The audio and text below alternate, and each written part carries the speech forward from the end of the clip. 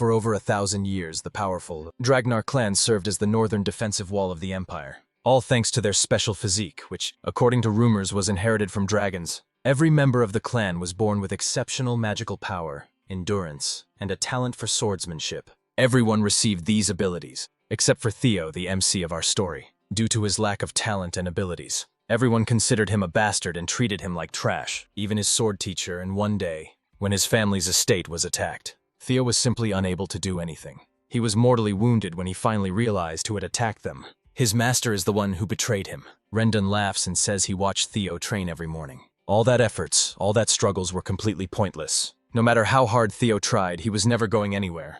Then he swings his sword and cuts off Theo's arm. Blood pours out and the video collapses screaming. Rendon grabs him by the head and lifts him, up saying everything happening right now is Theo's fault. He forces Theo to look at Rose Palace burning and tells him his family is dying because he's weak. Then someone drags over his mother's lifeless body and drops it in front of him. Rendon coldly says her death is also on him. Broken, Theo still tries to fight back. He grabs his sword again and charges before he can reach Rendon.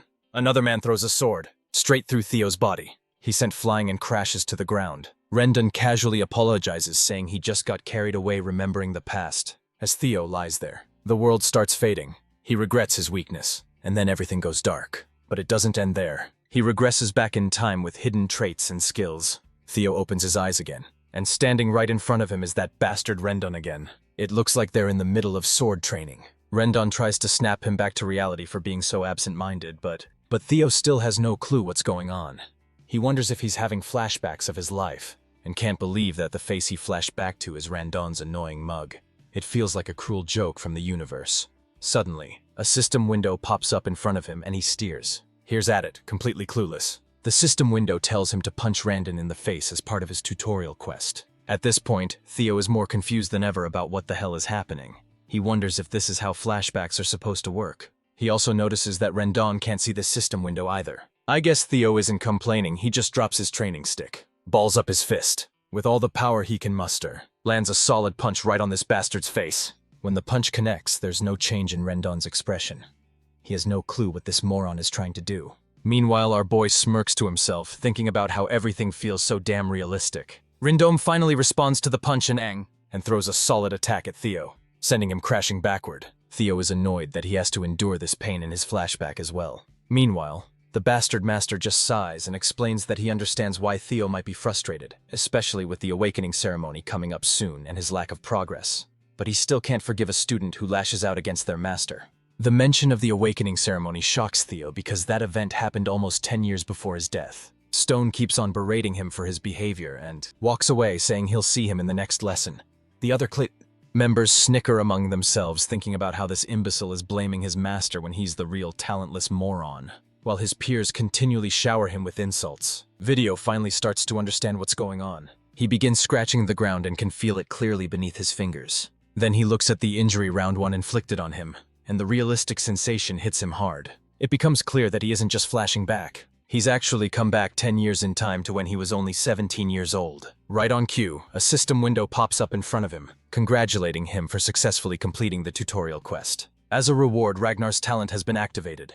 The system asks if he wants to receive the reward, and without hesitation, presses yes. Arcane energy shimmers in the middle of his chest, as the system confirms that he has received his reward, and that all his stats will now increase at an incredible speed. Back in the Rose Palace, we see that same filthy bastard is having tea with Theo's mother.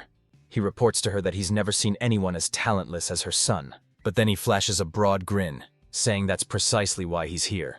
The true teacher, Rendon, will do his best to make Theo strong enough for the awakening ceremony in 5 months at least. The Lady of the Rose Palace, Cecilia Ragnar, says she'll happily leave him in Rendon's capable hands. She also hands over a bag full of gold coins, telling him to give Theo a bit more attention.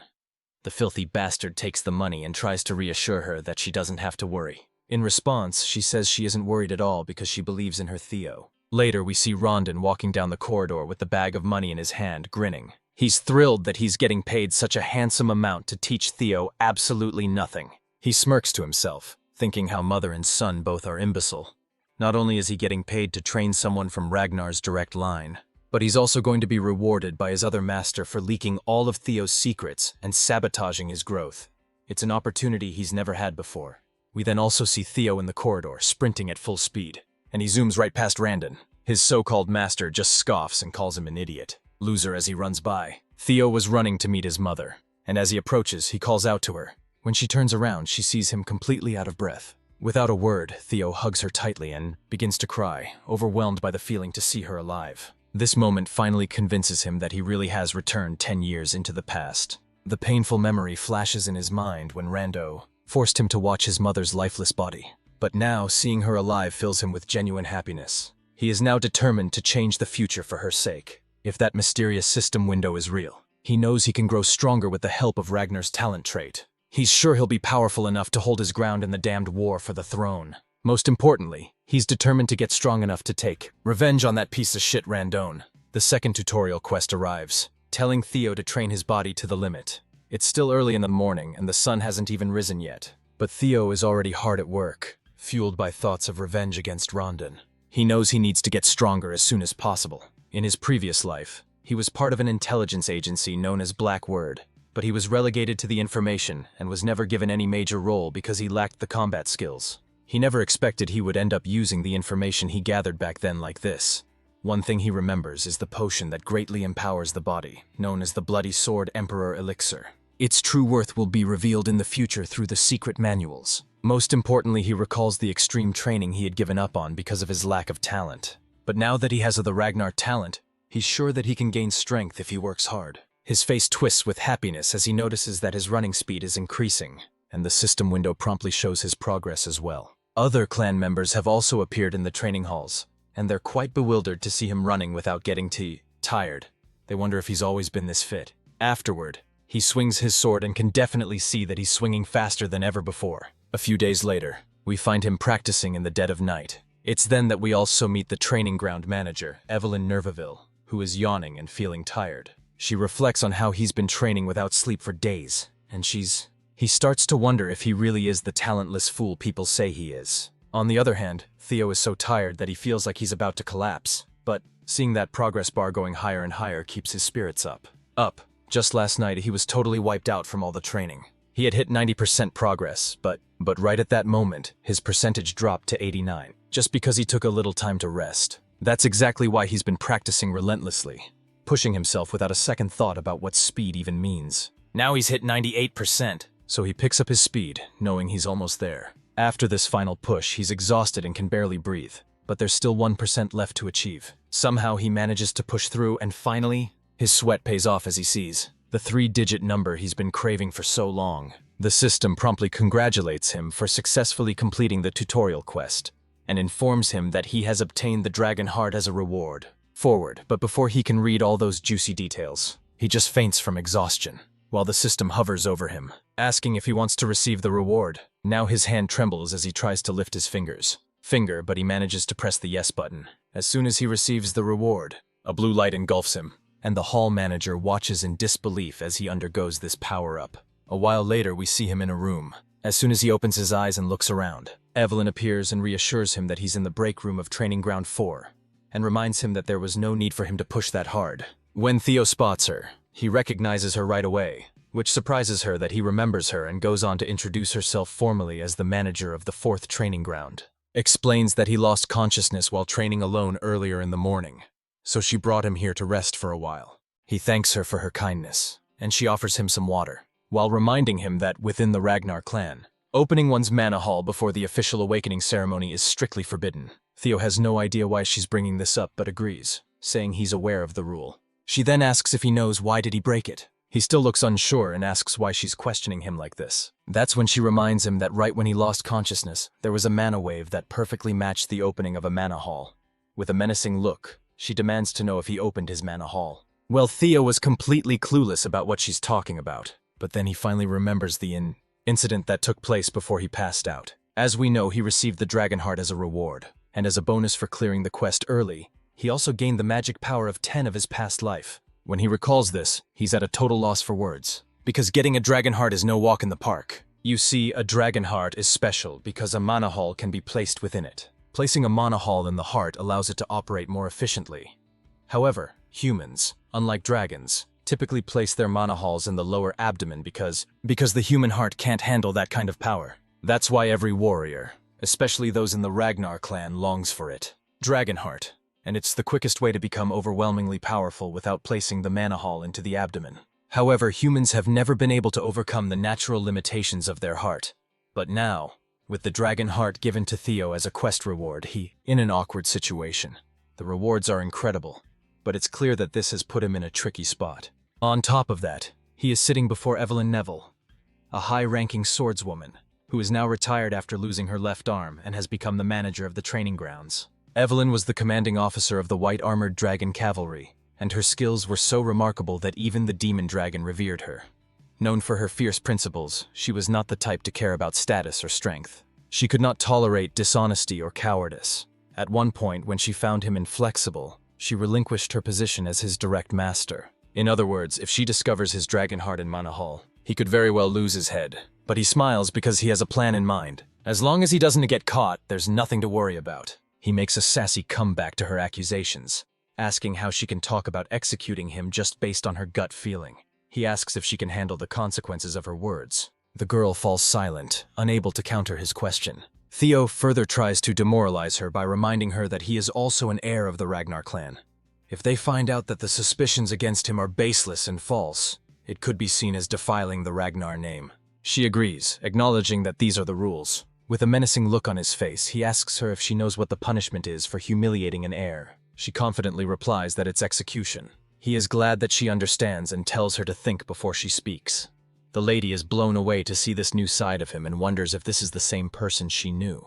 In any case, she's sure that what she saw was definitely a mana wave, so she decides to investigate further. Even if he is of Ragnar's bloodline, rules are rules, and she intends to hold him accountable. However, she soon realizes that he actually doesn't have a mana hall. The expression quickly falls as she understands she might have been wrong. Theo just feels cocky and asks her if she's satisfied now. According to the rules, she sits down at his feet and, without a shred of hesitation, tells him to just execute her, claiming she will pay for her sins with her lowly life as she bows her head lower and lower. He reveals to us that dragon hearts are different from ordinary mana halls. The existence of a dragon heart is essentially a mana hall that can be controlled freely by its user. In other words, he can hide his mana at will. Plus, the fact that humans can also possess a dragon heart will only be discovered a few years later. So Theo is confident that no one can accuse him of having one. Instead of executing her, he places a reassuring hand on her back and tells her there's no need for that. He walks away, saying she did her job, and that not many would risk their lives to demand the truth from an heir, which he appreciates about her righteousness. But the truth is, Theo just doesn't want to kill her because she is one of the strongest. Keeping her alive would benefit him in the long run. He then explains that the restriction on opening mana halls before the awakening ceremony is meant to prevent overflow. He's glad to see her concerned about someone like him, who is a bastard of Ragnar. He leaves her sitting there quietly. Theo walks confidently, feeling on top of this world as he recalls that not only does he have the dragon heart, but he also gained 10 years worth of magic power from his past life. A few days later, we run into this shithead once again, screaming telling him to swing a bit more to the right. It seems like Theo is pretending to be weak, and it's getting harder to listen to Randon insult him every chance he gets. Theo can't help but notice how this bastard is subtly but deliberately teaching him weird sword techniques. He's becoming more certain that there's a mastermind behind Randon's actions, and he's convinced that the person who gave him that final blow in his previous life must be the true mastermind. Theo decides it's time to find out who that mastermind is, and a smirk spreads across his face as he realizes what he should do next. Rando, meanwhile, keeps yelling at him, and that's when Theo snaps the stick he was holding in two. He lets this jerk know that he can't listen to his yapping anymore because his lessons are utter trash. He further asks this piece of work how he even became a mid-rank swordsman with the trash skills of his. To further provoke him, Theo reminds him that he'd probably struggle even against demonic beasts. Of course, Rendon takes the bait and is fuming at this point, but Theo isn't backing down either. He strides toward the old man and makes it clear once again that his skills are pathetic. We soon learn that Theo's plan is to provoke Rendon into resigning from his position. And if things go south with Rendon, Theo is certain this bastard will contact his mastermind. The scene then transitions to Camellia Palace, where we see a man bursting into a pub with a big grin on his face. He calls out to someone named Axion and announces to everyone that the bastard of Ragnar is going to duel his master next week. The man in question, Axion, just sits there silently, unable to even lift his glass from the table. Meanwhile, the excited guy keeps going on about how Theo was blaming his instructor for his lack of talent, and is confident that Theo will be left disabled after the do. Suddenly, the glass Axion was holding smashes into the loud guy's face, knocking him out cold with a single hit. The guy is seriously pissed off, and makes it clear that he doesn't care if some bastard ends up half disabled. Of course he doesn't care. After all, he's just another Ragnar. Specifically, the Four Hounds of the North, Dark Tiger, Axion Ragnar. The man standing next to him is Remington Narsho, one of the Four Hounds of the North, Silver Lion. Just then, another guy makes his entrance. And this pissed-off man is Ed Troven, the Nine-Dragon Sky Dragon. He looks particularly worried and says that things might go wrong if they let their guard down. But Axion reassures him that this is only true for people with talent, so they don't need to worry about Theo, who is essentially a muddle-headed nobody. However, Ed points out that with the Ragnar clan, unprecedented things can happen, even from the slightest possibility. Axion responds that it's actually a good thing that Theo is trying to mess with Rendon, which means that the instructor should be more than capable of handling our boy. A week later, people gather at Training Ground 4, and it's not just members of the clan. There are also other big shots in attendance. In the arena, we see Theo, who appears quite anxious standing under the gaze of hundreds of spectators. He curses himself, recalling how he just wanted to get this shithead fired after the humiliation. But things have spiraled out of control. However, he isn't too worried since this was supposed to happen, and he's fired up to get revenge on Rondon. The system notification confirms that his third tutorial quest is to fight Randon and win. We then flash back to a moment when Theo confronted Rondon about his pathetic skills, telling him that he's fired and can get lost. Rendon tries to protest, claiming there's still time left on the contract, but Theo counters that since he's fired by the employer himself, there's nothing left to discuss. Theo would have loved to punch this bastard in the face, but he isn't sure about his abilities. On the other hand, and Randon can't afford to get fired since he hasn't accomplished his main goal yet. As he walks toward our boy, trying to convince him otherwise, a system window flashes right before Theo's eyes, stating that he must fight and win against Rendon. This blindsides him, and at the same moment Evelyn Neville pops into the scene, encouraging Theo to resolve this matter the Ragnar way, which is the rule of the strong. A sword match will decide everything, eliminating the need for a tribunal. They should just follow the will of the victor. The old bastard finds his chance and quickly agrees that this is a brilliant idea to solve the dispute. This leaves Theo at a loss for what to do, while Evelyn keeps insisting that this is a great idea. However, Theo isn't so sure about it. He doesn't feel ready to beat this bastard yet. But eventually, Theo finds himself confronting Rondon. The people in the crowd smirk among themselves, sharing how pathetic Theo is. They whisper that he doesn't even know how to swing his sword, and are sure he's going to get crippled today, because there's no way he can beat a mid-rank swordsman. Rendon then cockily tells our hero that if he apologizes now, he'll pretend nothing happened as there's no need to risk his life over his pride. But Theo has sass for days and fires back, saying that Rendon should be the one apologizing. He warns the old bastard that if he doesn't want to become a one-armed swordsman, it would be best for him to accept that he's been fired and leave quiet. Randomly, Rendon simply smirks with a big grin on his face, thinking about how this fight is in his hands. He decides to take advantage of the opportunity to kill Theo while pretending it's just an accident. Once the battle starts, Rendon invites our boy to come at him first, offering the first strike as his teacher. Theo charges at him with his sword raised, and everyone's jaw drops when they see this imbecile charging recklessly. Even knowing how to swing his sword properly, Rendon delivers a few sword strikes, but Theo manages to safeguard himself. Meanwhile, the old bastard continues his barrage of swings. As he corners Theo, he thinks to himself that this is the obvious result. Theo isn't even a low-ranked swordsman, he's an apprentice swordsman. He strongly believes that while Theo's skills may have improved slightly, it's still not enough. He admits that if Theo were at least at the level of the Four Hounds of the North, it would be a different story. But in his mind, there's no way this imbecile from the Ragnar clan could ever beat him. The scene then transitions to a few days earlier, where Theo turns to Evelyn and asks her what she was thinking when she suggested the match. She simply replies that she was trying to help him.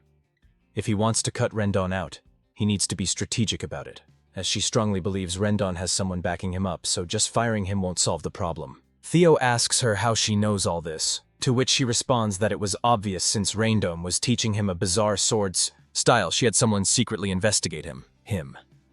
Theo is bewildered to hear this. Evelyn didn't bother to catch this person in his past life, but now she's making an effort to expose him just because he caught her interest due to the Mana Hall incident. She explains that her investigation revealed that all of Rondon's traces lead back to Camellia Palace. Well, this isn't surprising to Theo. He's more annoyed to realize that all of this is happening because of the miserable war for the throne. But then he quickly dispels his anger and annoyance, saying it's surprising she deduced this much. He explains that with his current skills, he's afraid he can't beat Rondon yet, so he asks her what she plans to do now. Now, to this, Evelyn tells him that he can beat Randon and advises him to stop underestimating his own potential too much. Back in the fight, Randon keeps throwing one blow after another, but Theo fends off all of these attacks as if they're no big deal. This is making Randon wonder what happened to this brat, as he's clearly not the Theo Ragnar he knew. The tables have completely turned, and now it's Rondon who's struggling. Everyone in the crowd can feel the constipation of defeat. We also see this hoodie guy, Remington, and he is also shitting his pants in some corner of the seating area, though I'm not entirely sure if he is Remington. Meanwhile, Evelyn is having the time of her life watching the fight. For some reason, she's really proud of him. Then, the scene shifts to the past, and we find out that in just 1 week, she's the one who personally trained him. She admits it is technically against the rules for her to do so. But since Randon is a jerk, he doesn't deserve to be a teacher anyway. This revelation puts a smirk on our boy's face. He's feeling a mix of excitement and arousal, convinced that having Evelyn in his debt was totally worth it after all. However, there's one thing he's concerned about. He wants to know what's her real reason for going so far to help him. He asks if it's because of what happened last time. She agrees that's true to some extent, but she also mentions there's someone she knows who would like him, because that guy is obsessed with collecting tea. Talent. Back in the present, the battle rages on, and Randon is getting more desperate by the minute. He starts to wonder if this brat has been acting like an idiot and pretending to be weak on purpose all this time. In the middle of the fight, our boy asks him who's backing him. Him. Which makes the old bastard lash out, questioning what he means by that. But Theo reminds him that he already knows he was teaching him trash lessons on purpose. He finally gets blunt and asks if he's working with Carmelia Palace. This revelation leaves the old coot stunned for a moment, and the old man's reaction confirms to Theo that it's true. With that cleared up, our guy swings his sword the very next moment, severing the old man's hand. The amputated hand flies through the air, leaving the crowd absolutely bald. The wannabe teacher out in pain and starts cursing under it. Breath. Theo strides confidently toward this shithead, head finally feeling like he's actually gotten strong. Anger. He reminds this old bastard of the words he had said in his past life. It was his fault things had come to this because he had been a weak, talentless fool. With a menacing swing of his sword, Theo throws those same words in the old man's face, reminding him that he's the weakest one here. He tells the old man that given Ragnar's belief in the rule of the strong, someone as weak as him shouldn't have come here. Then, with one final swing, the sword comes down, and this fucker's head rolls across the ground, leaving the blood splattering everywhere. The system window pops up promptly, congratulating him for successfully completing Tutorial Quest 3. Not only did he win the fight, but he also exceeded the objective, so he's earned a bonus reward. The system asks if he wants to receive the reward now, and of course we already know what his choice is. Everyone in the crowd has finally shorted their pants. It's mind-boggling to witness an apprentice swordsman just slaughter a mid-tier swordsman like that. Meanwhile, our guy is feeling like this old bastard was ridiculously weak. He's actually embarrassed that he ever suffered at the hands of someone like that in his past life. But hey, things are definitely different this time around. The system then reveals that the ability known as Observation has been activated as a reward and as an additional bonus. He's gained 1 year of magic power, and that's when a man comes crashing down from the sky, slamming into the ground like a goddamn meteor. Before our boy can even react, this man shouts Theo's name as he grins widely. The man in question is none other than Julius Ragnar, the demon dragon and commander of the white-armored dragon cavalry. Theo is absolutely stunned to see him. He can't believe it's really him and starts wondering how long he's been watching this whole time.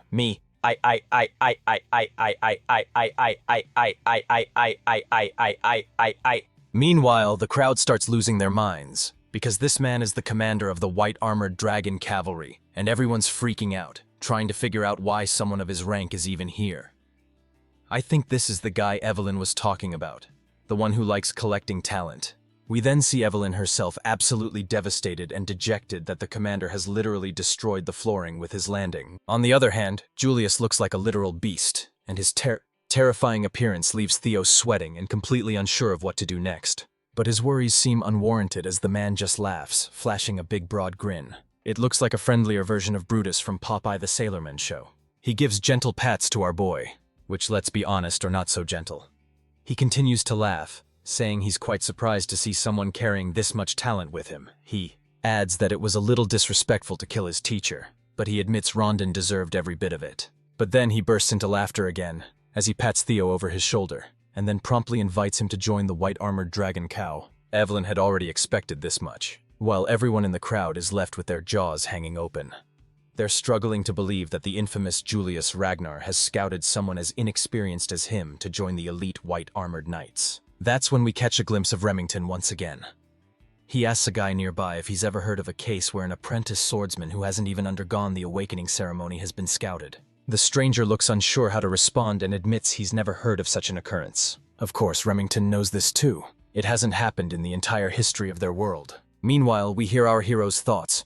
He thinks it's impossible to gauge someone's true potential while their mana hall is closed. Even if their swordsmanship is exceptional, their magical power could be lacking.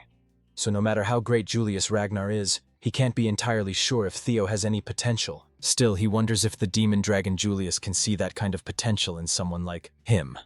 Theo quickly declines the offer to join, doing so flatly, without a shred of hesitation or doubt on his face. Julius is left looking like he just bit into a sour lemon. The crowd is in shock as well, their jaws hanging open at how coldly Theo turned down such a prestigious man. There's a moment of silence in the entire hall as everyone processes what just happened. As the day passes, news of the incident spreads throughout the clan. Everyone is talking about how this young master Theo, seen as an imbecile, destroyed his teacher. And when the demon dragon tried to scout him into the white-armored dragon cavalry, he turned down the opportunity. Opinions are divided on whether he's being humble or just arrogant. The scene transitions to Carmelia Palace, where we see a lady who looks pretty pissed off that Rendon has been killed and everything has gone off the rails. She is actually the lady of the Carmelia Palace, Amiel Ragnar. The man steps in to assure her not to worry, reminding her that Rendon was a noob, assigned only because of his terrible skill. She brushes it off, stating that his death isn't a major concern. The man speaking to her is her brother, Sky Dragon Ed Troven, whom we've seen before at the pub. She explains that the demon dragon personally reached out to Theo, and what's even more troubling is that people are saying Evelyn ordered it. This means they can't interfere by assigning Theo a new master anymore. If Theo starts to stand out, it'll become much harder to take control of the Rose Palace. At that moment, Axion enters the scene, casually asking why they're so worried. He reassures them that there's no way the clan head will take an interest in this situation, and their plan can proceed as usual. Amiel asks if he understands that the best way to take control of the Rose Palace without offending the clan leader is for Theo to remain powerless. Her son acknowledges this and says he knows it already, adding that he's certain Theo is still powerless. After all, how much could someone like him really have changed? He believes that Evelyn and the demon dragon have always been interested in underdogs, so there's no reason to make a big deal out of it.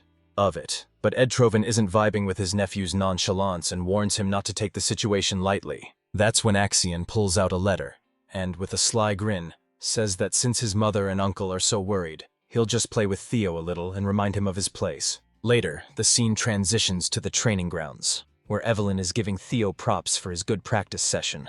He thanks her back, saying it's definitely different learning from a proper master like her. She then mentions that it would have been better if he had joined the white-armored dragon cavalry, and she is curious about why he declined the offer. Theo thinks to himself before responding.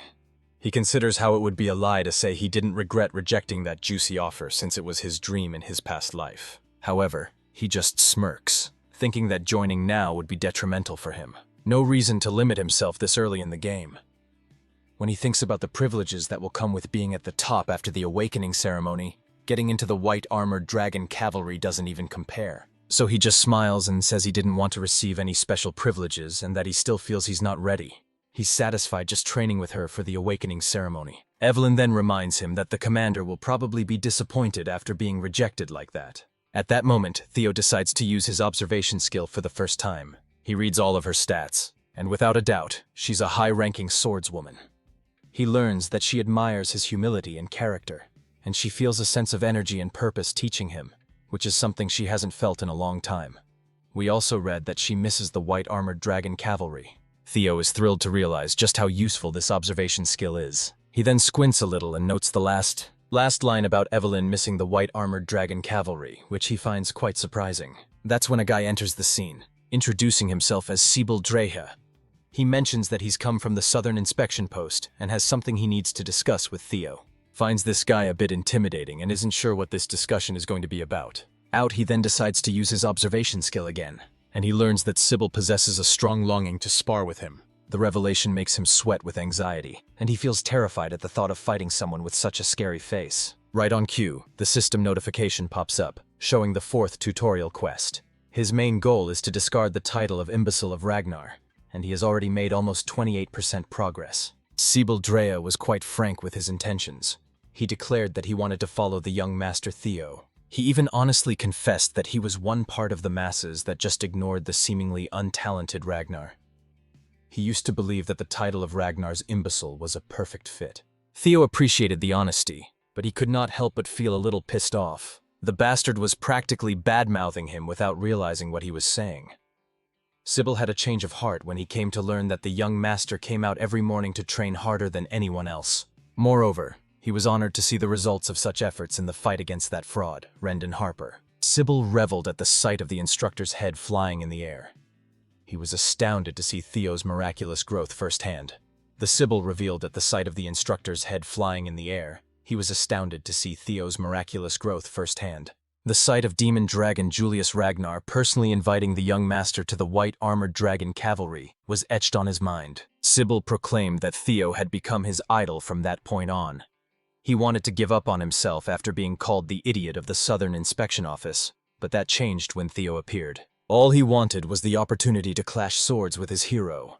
The young man's frankness was quite shocking. Usually Theo would doubt anyone's true intentions, but the observation skills showed the young man's true nature. Sibyl Drea held a strong respect for Theo, and all he really wanted was a spar. Everything points to him being genuine. It was a little unexpected, but Theo was pleased. After taking down Rendon, and as the rumor of him receiving Lord Julius's attention spread, Theo thought that people with their debilitating inferiority complex would swarm to test him. He never expected that there would be people who would admire and willingly follow him instead. That means some people still have Ragnar's pride in their vein. This could work out perfectly, as Theo would need people he could trust in his circle too. He will need competent subordinates if he wants to become the clan head of Ragnar after all. Furthermore, he could use this situation to progress the final tutorial quest to get rid of his imbecile title. It was a moniker that he had never been able to escape from in his past life. With the new opportunities that the system provides, he was determined to completely abandon the shameful title altogether. Theo turned to Evelyn to ask permission to spar, and his new master gladly obliged, urging him to show off his skills. With his blade in salute, he formally introduced himself as Theo Ragnar, the apprentice swordsman of the Rose Palace, awaiting the awakening ceremony under the guidance of Master Evelyn Narraville. The one-armed swordmaster smiled with approval. Sibyl Drea clumsily saluted back as he introduced himself as an apprentice swordsman of the Southern Inspection Post. He inherited the swordsmanship of the Karai clan and focused on the quicksword. Finally, the sparring session started and Sibyl blasted off the ground. He looked like a madman going for the kill right from the get-go. Theo blocked the first attack, causing their blades to spark in the collision. The idiot of the Southern Inspection Post was undeniably quick. His speed was the one thing that he was incredibly confident about. Just from their first exchange, Sibyl could already feel that the young master's skill was the real deal. Meanwhile, Theo was wondering why the kid was labeled an idiot in the first place. If he faced this guy in his previous life, he would have struggled to take even just a few hits. But of course he had come a long way from the previous him. Went on the offensive and swung his blade to send Sibyl flying like a rag doll, losing grip on his sword. For the current Theo, this was child's play. Poor Sibyl almost threw up his insides from the excessive force that hit his solar plexus. He eventually crashed against the training area's stand. Fortunately, he wasn't gravely injured. Sibyl tried his best to stand up and praise young Master Theo's mastery of the sword. He immediately conceded the loss with gratitude. Leo remained graceful in victory and saluted the young man, telling him that it was a good fight. While holding his sword in salute, he stared at his reflection from the dazzling blade. An idea struck his mind. Maybe he can also use the observation skill on himself. Upon activation, he discovered that it does work. His talents included observation, player, Ragnar, and a bunch more beyond his current access. He's a level 1 swordsman with balanced stats and an abnormally high 190 points in magic power. Now that he has finally perceived stat points, they will be notated with numbers from now on. Under talent, his abilities were on full display. Based on the currently locked slots, he can just keep doing quests to get at least 4 more. Being able to check his own stat values anytime he wanted was also a great discover. Theo attributed his abnormally high magic power stat to his past life's magic, and the dragon heart beating on his chest. What he did not like was his negative 49 points in luck. He wondered if he was cursed to have such an abysmal luck stat. Maybe all the misfortune he suffered in his previous life was all because of this rotten luck. He definitely needs to figure out a way to increase his luck as fast as he can. Theo was so focused on his spar and evaluating his status that he failed to notice the crowd of young men standing all around the arena. They have practically formed a circle surrounding him, their intentions unknown. He considered that no matter how weak and trashy his previous instructor was, that bastard was still a mid-ranked swordsman, since he beheaded Randon, the fraud, and received the approval of a respected commander. The emergence of these young swordsmen was natural. With its rule of the strong motto, there could only be two reactions from the people under Ragnar's rule. It's either they become envious of Theo, or he becomes the subject of their undying admiration. As for the ones gathered in the arena, In could plainly see their stance. They belonged to the latter. They were amazed to see that the rumors regarding the young master were true. So, respect and approval were evident in their eyes. Each of them imagined being in civil shoes for the spar, and each one of them wondered if they could even block Theo's sword. This thought only spurred their desire to clash blades with the young master further. One of these young swordsmen was Eod Nalin. Theo scanned the crowd and was pleased with their reaction. He singled out Eod Nalin, surprising the young man. The young master called him to come forward and have a spar. Eod Nalin stalwartly saluted and introduced himself as the third son of Viscount Nalin, specializing in the double ascension swordsmanship. Theo returned the salute and casually wished for a good fight. Without wasting any more breaths with formality, the fighters assumed positions and started going at it. With each clash of their blades, Theo's basic swordsmanship proficiency steadily increased. Eod was no pushover. He was fast and clever and enough to sneak a slash that seemingly had no immediate counter. At that moment, Theo felt like the world slowed down. He shifted the grip on his sword and met the attack with a perfectly angled block. It was enough to make Eod's blade fly away from his hand. The crucial block increased Theo's proficiency in the changing heart swordsmanship. Theod was stripped of his sword.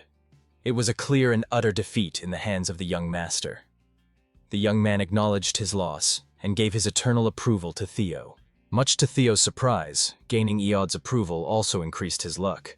Maybe luck is tied to his reputation. If that was the case, he just found a method to remedy his abysmal luck. Could just keep on fighting until he literally turns his luck around. Next on the chopping block was Bernat Ramiro.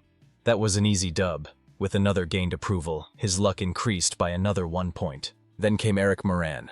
He put up a decent struggle, but it was a struggle nonetheless. Next was the approval of Manfred Nonbert. Without stopping his sparring onslaught, he wiped the floor with Manuel Noir. The thuggish-looking Vero Parenque did not even last a whole minute. After a while. Meanwhile, Theo was wholly immersed in battle as he continued his winning streak with Daniel Raymond. By the time he was done with most of the young swordsmen, he was itching for more.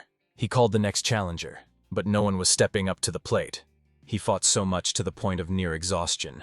But upon checking his quest progress to escape the imbecile title, it had only progressed by 1%. Maybe it's because these people have already approved of him.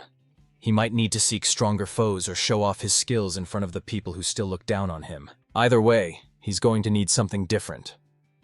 Suddenly a man parted the crowd, telling Theo that he looked exhausted.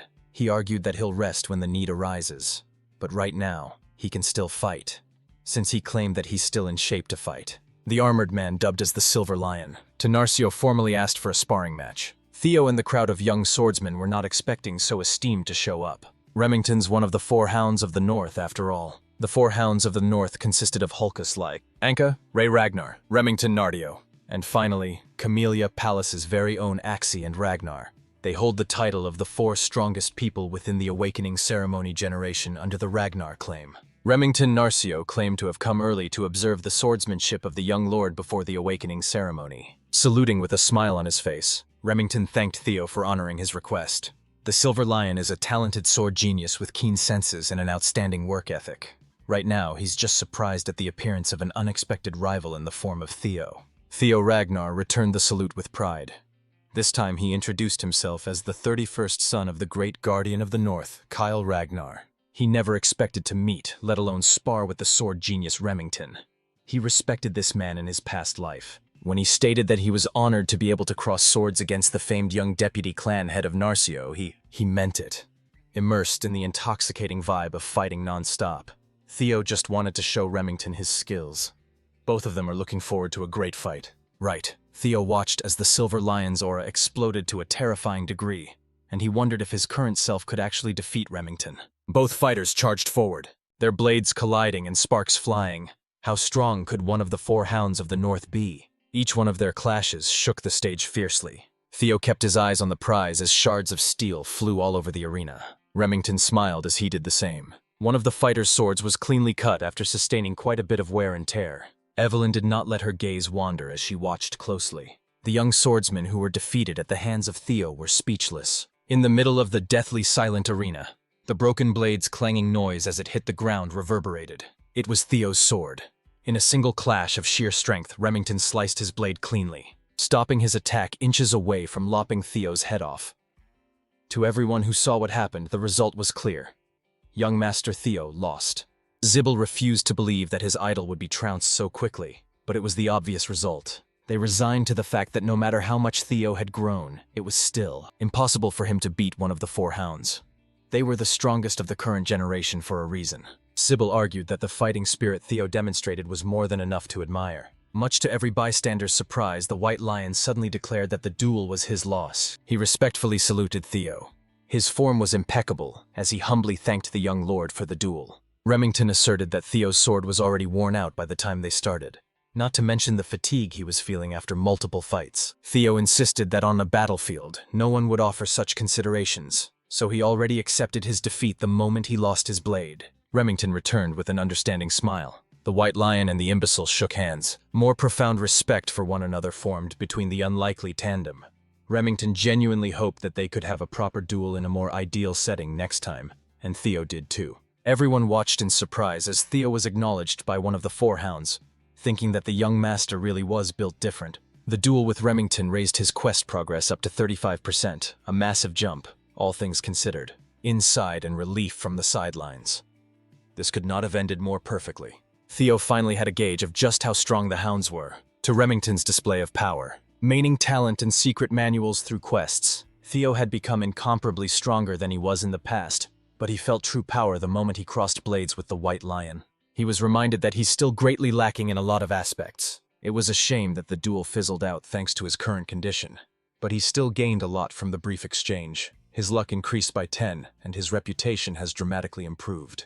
But as for the quest, he's still a long way from finishing it all at once, so he might have to actively look for other methods. He needs to set a stage to gain approval. Nixon confessed that he did not come to this place for a simple duel. He actually wanted to extend an important letter to Theo. It was a formal invitation to the so-called Scaled Dragon Society. Just hearing the name of the Scaled Dragon Society made all the young swordsmen's blood rush to their heads.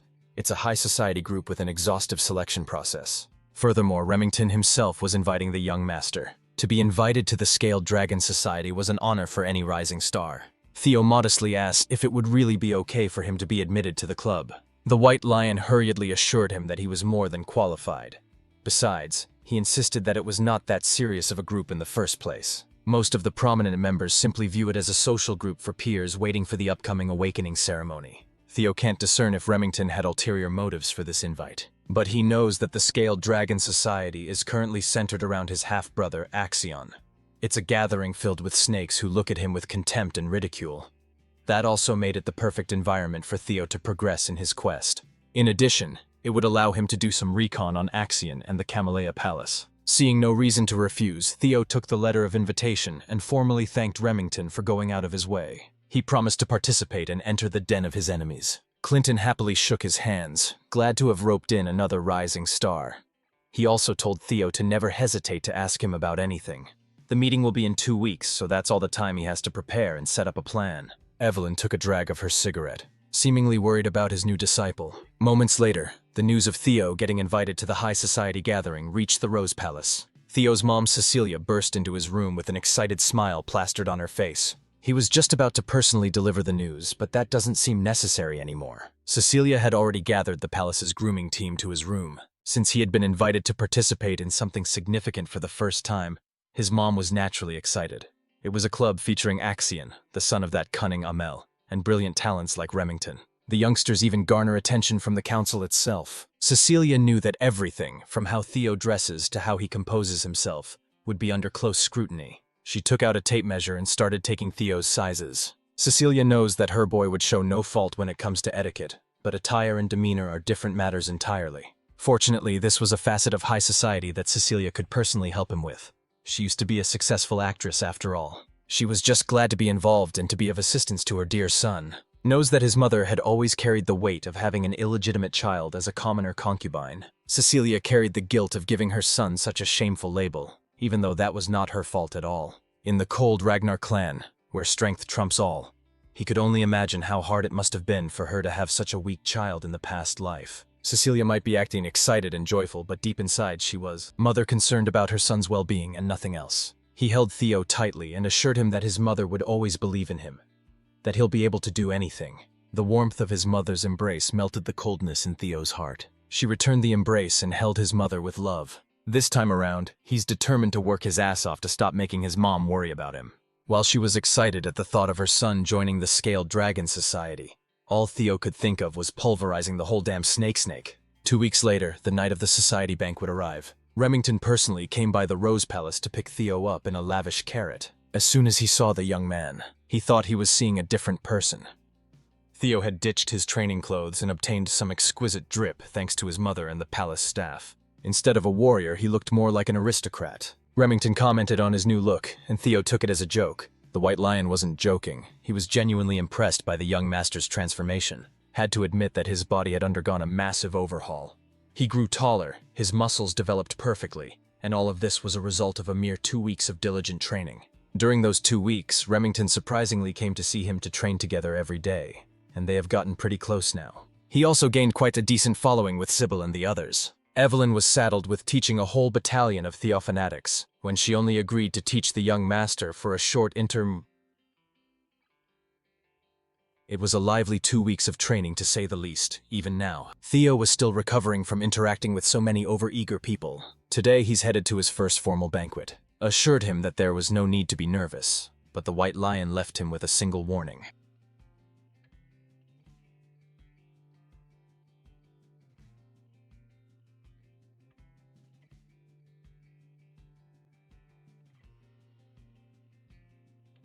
Like, getting all this information certainly changes things.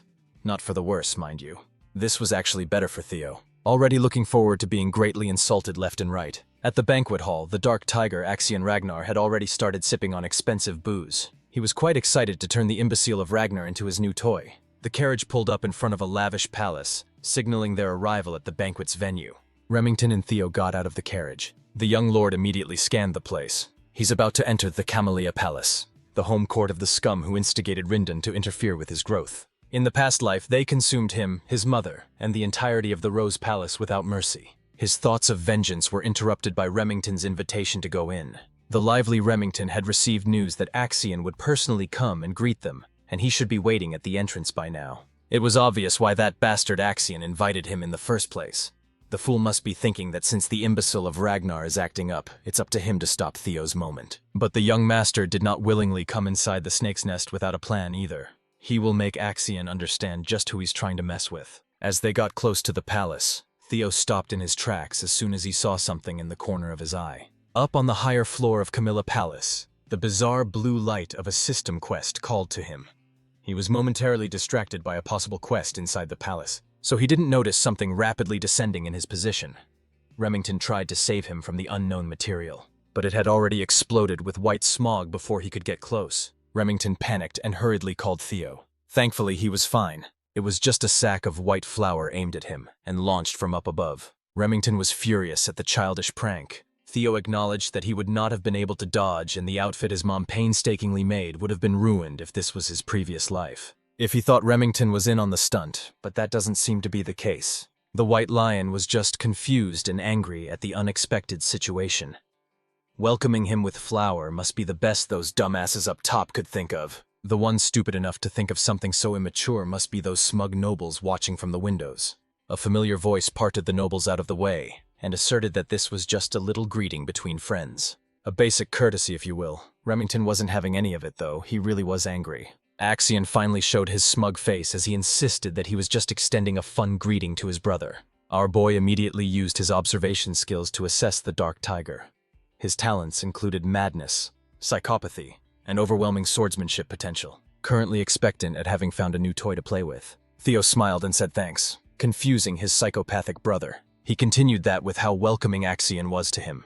He was naturally grateful, and he was very much looking forward to the party today. Axion's confusion quickly turned to elation. This brother of his had really become fun since the last time they'd seen each other. Finally, Remington and Theo entered the banquet hall, where every member of the promising noble society was gathered. It was an extremely private event, so only a select few were invited to wine, dine, and converse with their fellow talented peers. Everyone was focused on today's special invite. They can't understand why Axion would invite a bomb. Even if Theo is also from a direct line of the Ragnar blood, he's still widely known as the imbecile. Having such trash in the scaled dragon society was an unpleasant surprise for most. They had to admit that the drip was cold, though. Most nobles were privy to the fact that Axion was just playing with his new toy. Seeing as the trashy nobles didn't even bother lowering their voices, Remington apologized to Theo, insisting that these gatherings aren't usually this scandalous. Theo was just letting them talk trash about him as much as they wanted. In fact, the more people badmouth him, the better. That would make crushing them later much sweeter. Also, he noticed that the location of the blue quest light was nearby. He was pretty sure that it could be significant, but he doesn't have a natural way to approach it. Yet Axion, the host of the party, descended the stairs to ask his brother if he was enjoying the party. Theo forced himself to calm down and just proceed with his plan as he mapped it out. He smiled and thanked Axion for inviting him again. Axion sarcastically apologized for the flower incident a few minutes ago, playfully admitting that he went a little overboard. He closed the distance between himself and Theo in the blink of an eye, grabbing his brother's shoulders tightly as he pressed Theo to accept his apology in front of everyone. Remington wanted to intervene, but Theo interjected that Axion had nothing to apologize for. He insisted on using Axion's words that the prank was just a greeting between brothers. The psycho was at a loss for words. Theo was just too calm and composed to rap. Battle. He laughed and patted Theo on the back as if he was a proud brother. He never knew that the kid had spunk. He had changed a lot from how he used to be when they were little. Axion actually liked him more and more now. The nobles took in the sight of Theo smiling, going along with his brother's whim, calling him Axion's bitch. They even commented on Theo's illegitimate lineage compared to the noble blood of Troy Van. While it's true that they were half-brothers, the nobles believed that Theo and Axion were on an entirely different level, even if they were both Ragnars. Trovan clan is the swordsmanship powerhouse of the East, while Theo's mom is just a random woman who came from bumfuck nowhere. Theo smiled as he took in the blatant insults that the nobles were hurling at him, letting it fuel the flame inside. One thing the nobles were confused about was Remington's closeness with the imbecile. They started extending the insults to Remington, calling him an illegitimate son of the Narcio family. The White Lion had been on edge since they arrived at the bank. Onquit, hearing these nobles broach a forbidden topic, almost made him snap on the spot. Theo reckoned that in just a few seconds, Remington might just go and steal his spotlight. He was thinking of observing and listening to more insults for a little longer, but that won't do now. Before Axion could take him upstairs, he paused. Since he had just arrived, Theo asserted that he should greet his new friends as well, so he walked over to this banquet table where the snickering nobles were gathered, all of their eyes focused on the imbecile of Ragnar. Theo quietly took a bottle of wine from the table. He walked towards the noble who was running his mouth about Remington's lineage and motioned to fill his glass. The noble smugly smiled and asked if he said something wrong. Theo shifted his grip on the wine bottle and swiftly shattered that thing on Blondie's head without mercy. Remington and even the psychotic Axion were shocked by this sudden turn of events. Blondie grabbed his head in agony as blood stained his piss-colored hair. Theo stood on top of him, still holding the bloody broken bottle. The bastard dared to sit up and curse at Theo for humiliating him in front of everyone. Before he could run his mouth with a litany of the usual arrogant noble yapping, Theo sent a kick that broke the bastard's jaw. Theo's straightforward plan had finally started, as his eyes turned cold and crazy. He insisted that he was just giving Blondie a little greeting only to get a hurtful response back. The other nobles stopped in their tracks, scared and confused by what was happening. Meanwhile, Theo's quest progress was starting to go up, reaching 43% now. Remington had spent 2 weeks of training with the young lord, and he knew the guy to not be a hot-headed thug. He considered that Theo might be doing this for his sake. As Blondie continued bleeding on the palace floor, Theo asserted that this was his form of welcome greeting. He stepped over Blondie's arm and situated the noble's limp body on top of a platform while slowly applying pressure. Since he sent his hellos already, it's time to say goodbyes now.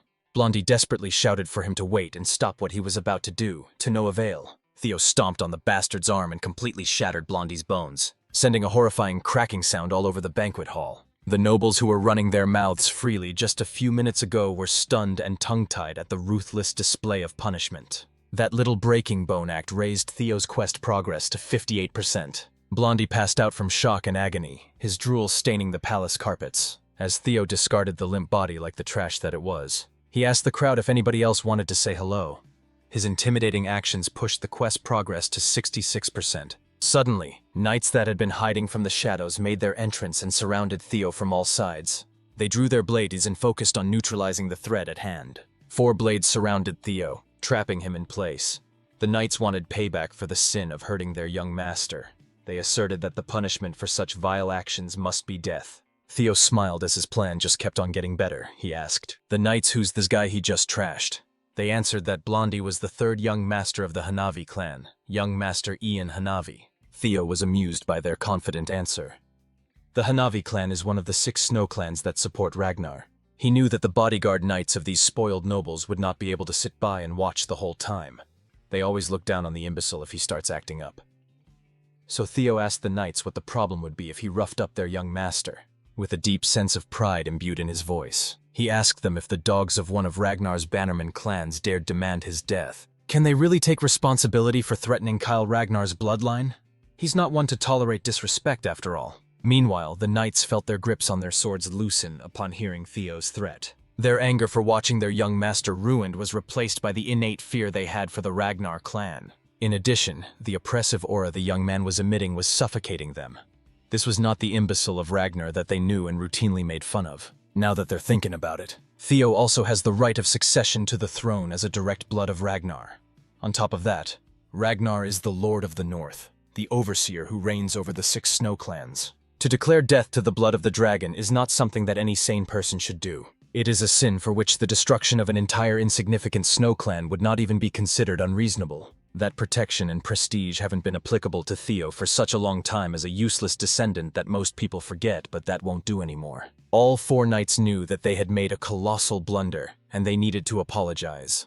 But Theo had already issued the kill order to a mysterious presence lurking nearby. The swift glint of a blade blinded everyone with its speed. The next thing you know, 4 severed heads were already flying in the air, night blood staining the palace floor. Theo was as calm as the eye of a storm as the blood of his enemies swirled around him. The mysterious presence he ordered to slaughter the knights steadily landed on the carpet full of grace. It was none other than his master, Evelyn Naraval herself, with more blood spilling all over the place. The arrogant nobles finally felt the threat looming over their heads. This is not a joke anymore. Theo's quest to escape the imbecile of Ragnar title had reached 70% completion. Axion had no choice but to watch as his banquet turned to Theo's show of force and dominance. Evelyn looked at his disciple and asked when he realized that she was tailing him. Well, it was a given, really. He doesn't exactly know why she followed him all the way to Camellia Palace.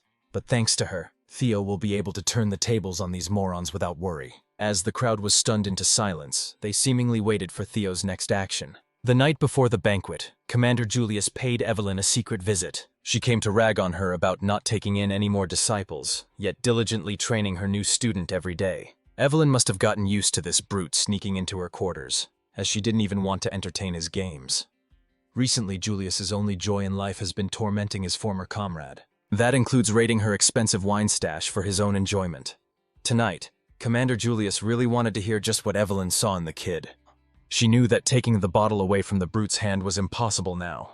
Evelyn answered that Theo was simply beyond expectations. Considering his attitude about honing his craft and talent, he's truly among the best ones she has ever taught. Considering that even Axion passed through her hands, that's a bold claim. Evelyn did not mince her words. Considering Theo's potential, she could confidently say that he was beyond that of even young Master Axion. She sincerely insisted that she was not just speaking empty words. Well, Julius always trusted her eyes for talent. She had 2, while he only had 1 after all. Julius reckoned that a person cannot change so drastically overnight. So the most reasonable explanation for Theo's case was that the kid hid his strength all this time for some reason. Admittedly, it was odd to believe that someone would do that for such a long time, only to start suddenly showing it off now. As a trainer, Evelyn believes that being hasty in one's steps makes one bound to trip and fall. But what she saw in Theo was different. It seemed like he was being chased by something intangible, like he was pushing himself out of fear. That's also why she's worried about his attendance at this scale dragon society. Julius finished the bottle of wine and ascertained that the Axion brat really was worthy of worry. He was also the one who suggested that Evelyn should just follow the kid to be safe. Commander Julius feels like something will happen at the banquet. It might be different from what Evelyn's worried about, but something will definitely happen. Being a Ragnar himself, he knew from first-hand experience that when wolf cubs who are hungry for blood gather, they start to establish a hierarchy. The commander laid out a uniform on the table and urged Evelyn to try to tempt Theo to join his unit once more. Not only the kid, but Julius also wanted Evelyn back in the white-armored dragon cavalry. He refused to give up on Evelyn. He doesn't want her to retire just because she can't ride a dragon anymore. She has to come back and take responsibility for what she started. Julius exited Evelyn's quarters, thanking her for the delicious wine. She lost an expensive bottle, but she might have just regained her purpose. Back to the present. Inside the Camellia Palace, Evelyn started piecing the events together. She reckoned that Theo must have noticed her following from behind and orchestrated this situation on purpose.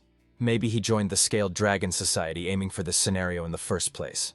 Her worries didn't need to begin with. She wondered at what point did he notice her presence on the way to the palace. Theo actually sensed his master discreetly tailing him the moment he got in the carriage. With his dragon heart, he can unleash his energy perception of his surroundings, effectively acting as a sixth sense.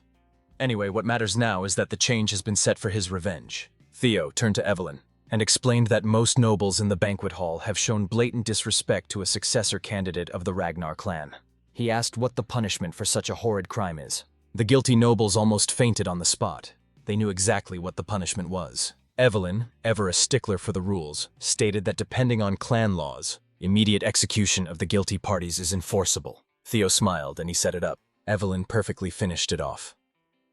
Acting like a magnanimous man, Theo asserted that the offenders are just children who haven't even been through their awakening ceremony yet. He would be satisfied with just taking one arm from each criminal to consider the sin forgiven. Evelyn acted quickly. She was an unstoppable slicing machine aimed at the bratty, panicking nobles of the Scaled Dragon Society. The second son of the Byron clan tried to move out of the way, only to get his right arm severed. The first son of the Red and White Mercenary Corps screamed in agony as his blood spurted from his stump. The dainty arm of the fourth daughter of the Ceres Merchant Guild was not spared. The third son of the Clark clan tried to run, but outrunning Evelyn was practically impossible. When the first daughter of the Howard clan got turned into a one-armed Stumpy, Theo's quest had reached 79% completion. One of the pathetic nobles crawled towards Axion or Axe for those close to him to beg for help. Axe just repeated his brother's words. He can't intervene as this was just another form of greeting. The crawling noble saw a glint of blade in his periphery, and then his arm was sliced cleanly, his blood almost staining Axion's clothes. As the first son of the parent family twisted and turned in anguished, Axe looked at his former teacher. Evelyn nonchalantly met his gaze and nodded. Axe never expected to meet his former trainer in the middle of such a grisly sight. Evelyn saluted with her blade. Axiom observed the bloodied banquet hall and ascertained that Evelyn only aimed for the ones who made outright comments about the bloodline. Theo made it so that even as a fellow successor candidate, Axiom would not have the authority to stop the slaughter. It only took Evelyn a few minutes to cut the right arms of 14 people under Theo's orders. As for their staff, notice, they can still take their arm to a priest right away and get them reattached. But their lives as swordsmen will be a different matter. Everything went just as planned. Axion was more interested in how Theo got both Remington and Evelyn to his side. Theo Ragnar, the imbecile of the Rose Palace, had evolved into something terrifying. The psycho in Axion rejoiced. He really wanted to crush this brother under his foot. Since he had finished what he set out to do, Theo called Evelyn and Remington to leave the premises. They slowly made their way out of the palace with the frightened stares of the remaining nobles fixed on Theo. The brothers stared at one another's eyes. They didn't need to say a word. But before they departed, Theo grabbed Axion's arm. He gripped tightly, tight enough to wrinkle his brother's suit. After a quick second, Theo let go and waved goodbye, telling Axion that he had a ton of fun in this bloody bank. The final tutorial quest to escape the imbecile of Ragnar title was finally completed. Axion was fuming. He wanted to make a move right then and there, but he knew it wouldn't be wise. The psycho vented his anger by crashing out of his own home and screaming Theo's name at the top of his lungs. With all the tutorial quests finished, no one would dare to call Theo the imbecile of the family. The tutorial is finished, but his true revenge is only getting started. His reward for literally changing his public perception was an experience elixir, a tonic that instantly raises one's level by 5 if the user is below level. News of the bloodshed quickly reached the ears of other palaces. Anyone would be shocked to hear that Axion's prestigious Scale Dragon Society was torn limb from limb, literally and figuratively. As for Theo, he was on a very celebratory move after flexing on those nobles. His subordinates took him to a pub in celebration of his flashy and gory high society debut. Every one of his followers was there. Even Evelyn stopped by to get some drinks. He wondered how the Scaled Dragon Society was feeling after being done in by a man they loved to call an imbecile. Inside the Camellia Palace, Emil Ragnar is in disbelief after learning that not only did they give the MC justification for his actions, but he also chopped off everyone's arms in front of Axe's. Axion answers positive, relatively, which makes her feel frustrated since it makes no sense to her, and she remembers warning Axion beforehand not to take things so lightly. She is disappointed to hear that they didn't just try pressuring him into submission, but have given our boy complete authority to go wild.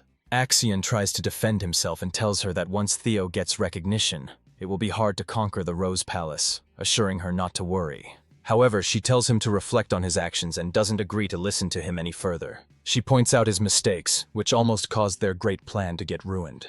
Axion decides to listen to her and leaves. Emil wonders who Axion takes after to be so obnoxious. Ed Trovan replies that Axion resembles her when she was young. She's not in the mood to joke around, so he apologizes and assures her that the incident might not be worth worrying about so much. He explains that the Rose Palace has been a part of the clan head's harem, so it's very difficult to get its ownership. Even though it has been outside of the clan leader's interest, since it's a place where riffraff gathers, it still has the support of the clan leader himself. He shares his plan that all they needed was justification and Thankfully, since our boy Theo has created chaos at the scale of the Dragon Society meeting, he is slowly becoming the representative of the Rose Palace. By using the incident as justification, they can suppress the MC through legal procedures. Amel is left speechless after hearing this and contemplates that the reason she was afraid of Theo becoming stronger was that she feared his power and influence would expand over time if the clan leader focused more on the Rose Palace. However, by using Theo, who is slowly becoming stronger, she realizes the Camellia Palace can suppress him through legal procedures, and the Rose Palace will have no other choice but to bow down in front of the Troivans. She believes the plan might actually work, and asks Ed how long it's going to take to prepare. The guy assures her that all preparations are already finished, and tomorrow morning when she wakes up, she will hear some great news. He comforts her, and tells Emil that she can enjoy a bath and sleep well for the night, while sharing that he has prepared an aromatic candle for her from the South Akhran volcanic reach. Amel decides to depend on her elder brother and shows her gratitude. Meanwhile, inside a tavern, Remington expresses how shocked he was, and says he didn't know Theo cared so much for him. Our boy doesn't understand what he's saying, and finds it funny to see him act drunk after drinking just orange juice. Remington says that despite enduring insults directed at himself, Theo didn't hesitate for even a second and stepped up for his friend as soon as Remington started getting insulted. He feels embarrassed and regrets not doing anything. Remington looks at the MC and feels surprised that Theo has been enduring the times when everyone looked down on him, and saw him as an untalented, useless child, but he still ended up not giving up and becoming stronger. Even against opponents whom he doesn't have a slight chance of winning against, he showed strong willpower to win his battle against the Camellia Palace, which no one defies. Remington recognizes that Theo has the courage to wield his sword without any hesitation. And Theo did all that just for him. Theo's friend starts to get teary, and he realizes Remington has greatly misunderstood the situation. The guy gets up and tells our MC that despite the orders of his clan, he wants to follow a different idea and shares that he wishes to follow Theo. The people observing both of them start cheering and call the MC and his friend amazing. Theo tries to clear the misunderstanding, but Evelyn telepathically tells him to just let his friend be. He notices her, and she shares that it's not a bad misunderstanding, that everyone probably intends to get along with our boy. After hearing this, he starts to smile but understands that he is nothing special. Since all of his powers are thanks to the status window, he looks at his own stats and realizes that whatever he has gained is thanks to the status window while recalling that at first, he assumed it was a fragment of his own regrets. However, seeing how detailed this is, he realizes the status window is something else. He gets a vague sense of déjà vu but decides not to care about it since it's helping him improve. After the Scaled Dragon Society incident finished, the MC notices that his level has increased. Whenever a level up occurs, the system gives him points that can be used to raise his stats. Theo understands he can increase his abilities however he wants, and feels scared of the shining future that someone like him, who has so much potential, will bring. Evelyn sees his evil smile and gets concerned. Theo decides to prepare for the counterattack of the Camellia Palace first, and asks Remington if he is willing to help our boy with something. His friend assures him he can ask anything. A bit surprised to be called Remy in such a friendly manner. Theo pulls something out, and while giving it to Remy, He shares that the war for the throne between our boy and ActionToon is going to begin soon, so he needs help in the preparation for when the time comes. Remy becomes silent, recalling that in his past life, Remington became the clan head of Narcio, and the clan's forces became powerful enough to confront the Ragnars. The MC realizes how valuable this opportunity is for him to pull Remy to his side, and he gives Remington a piece of paper. The guy assures him that since he has already pledged loyalty to our boy, he will do everything in his power to help. Theo shows his gratitude, and suddenly someone barges into the tavern while screaming Theo's name. Name! Everyone becomes a pfnt! Surprised as some knights barge, and announce that under the sword of law, Theo is under arrest for assault, threat, and intimidation. Evelyn calls it complete bullshit, but our boy tells her to calm down, and moves forward to see the arrest warrant. He notices that it's real, and that the ink hasn't even dried, which shows his enemies were in a rough. He decides to go without a fight, and they quickly handcuff our boy. As he is being taken away, he smiles at his friends since he trusts them to handle everything in his absence. Remington and Evelyn are in complete shock. Remy directs his focus towards the paper. Him. The news of Theo getting arrested reaches the Rose Palace, and Theo's mother Cecilia becomes stunned to hear that her son is being taken to the tribunal, and falls down on her knees in shock. Her servant becomes concerned, but she assures him that she's fine and questions why her son was taken away. He reveals that it's because of the Scaled Dragon Society and her son is being accused of inciting a rebellion. She becomes surprised and questions if her son will be taken to trial. Her servant believes Theo won't easily get out of such a situation since he destroyed the Scaled Dragon Society. Cecilia was not expecting that her son being invited would lead to such a mess, but believes that her son will definitely be able to get through this, because that's the kind of kid he is. Cecilia wishes he comes back safely.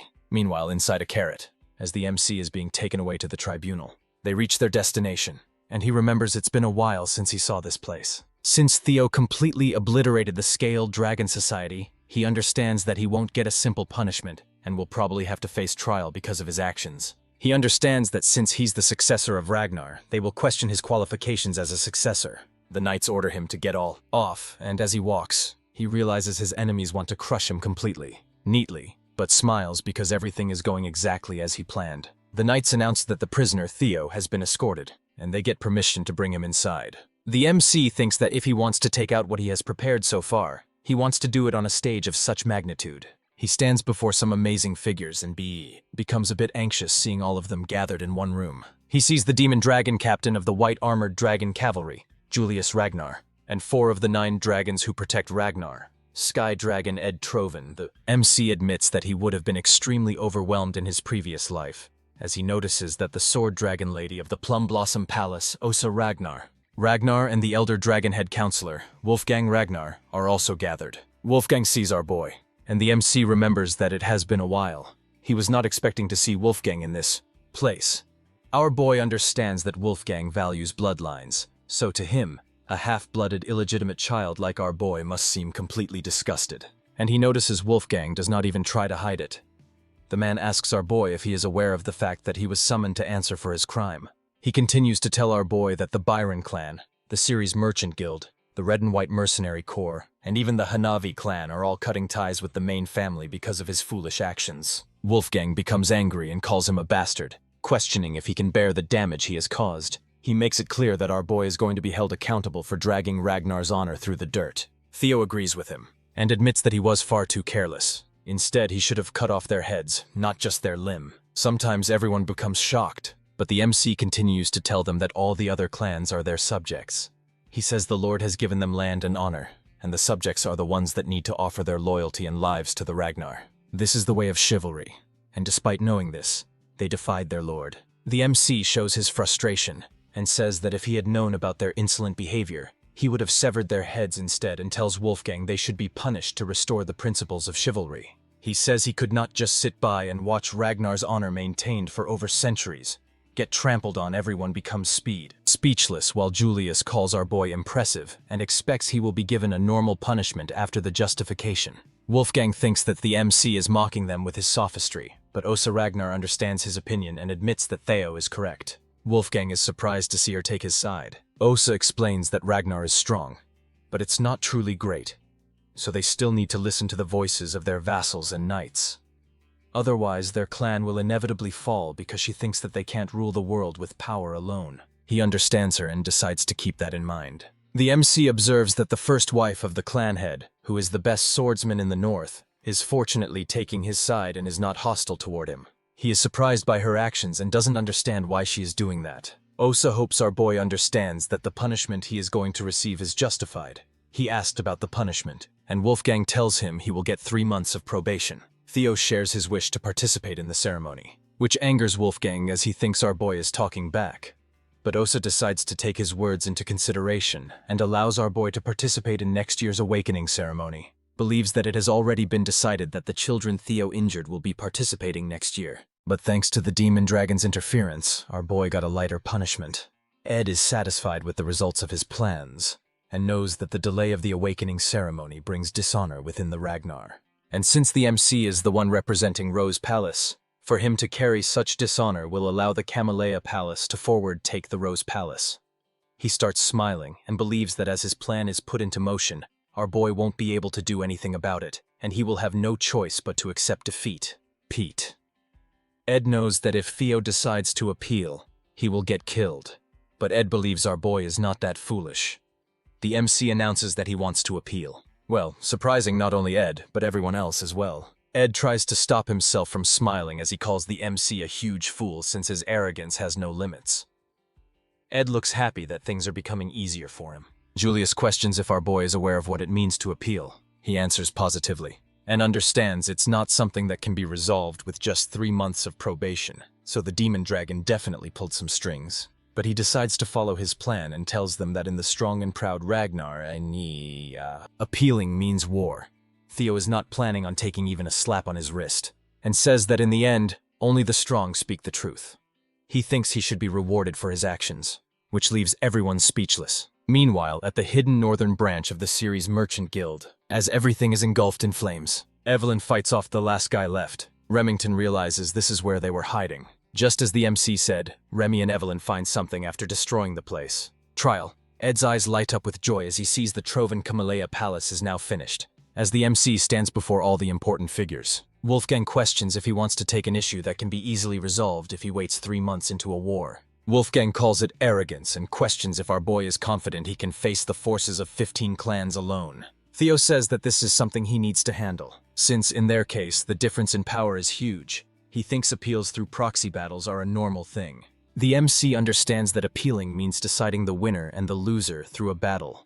However, if the war is completely impossible to win because of the sheer difference in power, each force is allowed to send a representative, and the winner gets decided after a 1 versus 1 sword battle. This is how a proxy battle goes, which means our boy will represent himself. While there is a high chance that the representative of the plaintiff is going to be Axion, Julius understands that if this goes on, it is guaranteed that the MC will lose.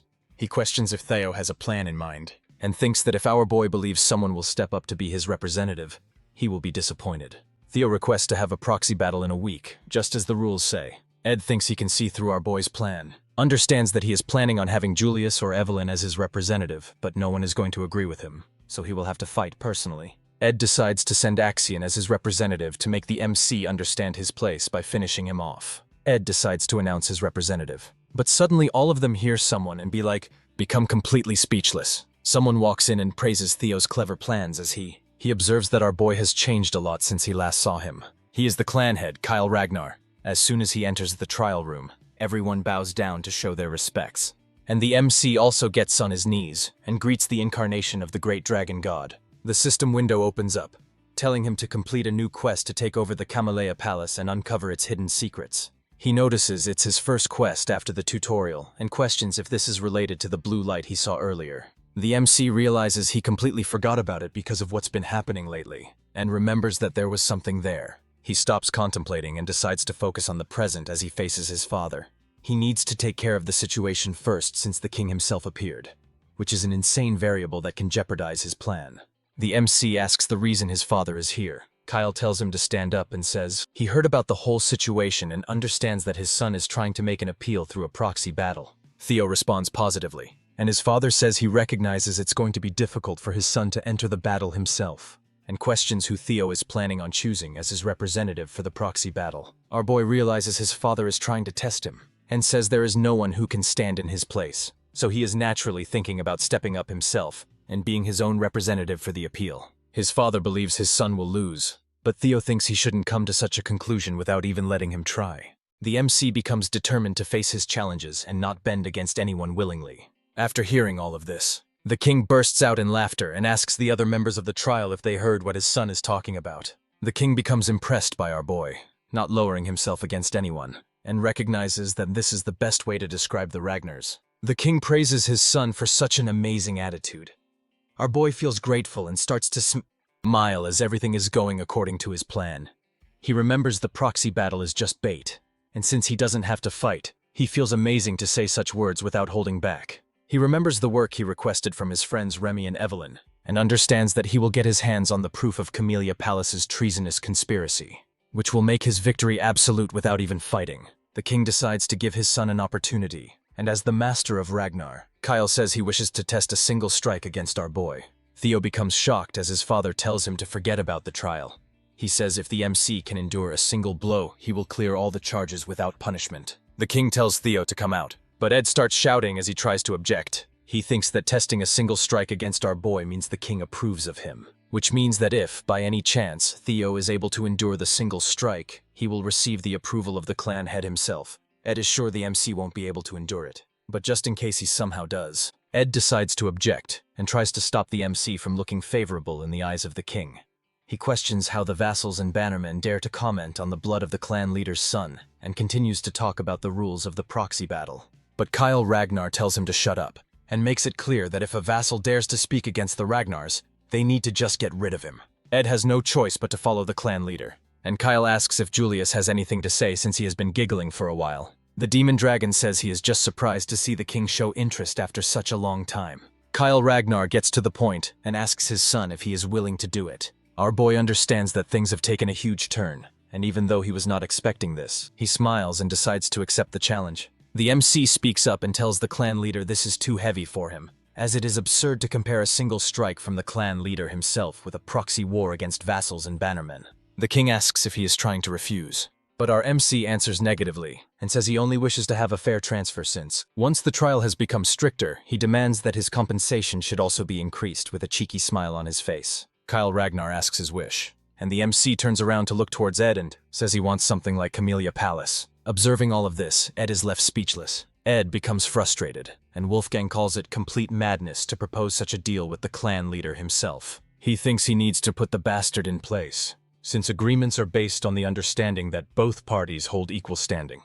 Wolfgang assumes the MC will fail because of his arrogance, but to his surprise, the clan leader agrees with our boy. Kyle thinks that if the MC aims to become the successor, he needs to be at least this courageous and bold. The clan leader asks if the Sky Dragon has any objections, but the man assures him everything belongs to his lord Kyle, so he can't dare to comment on his decision.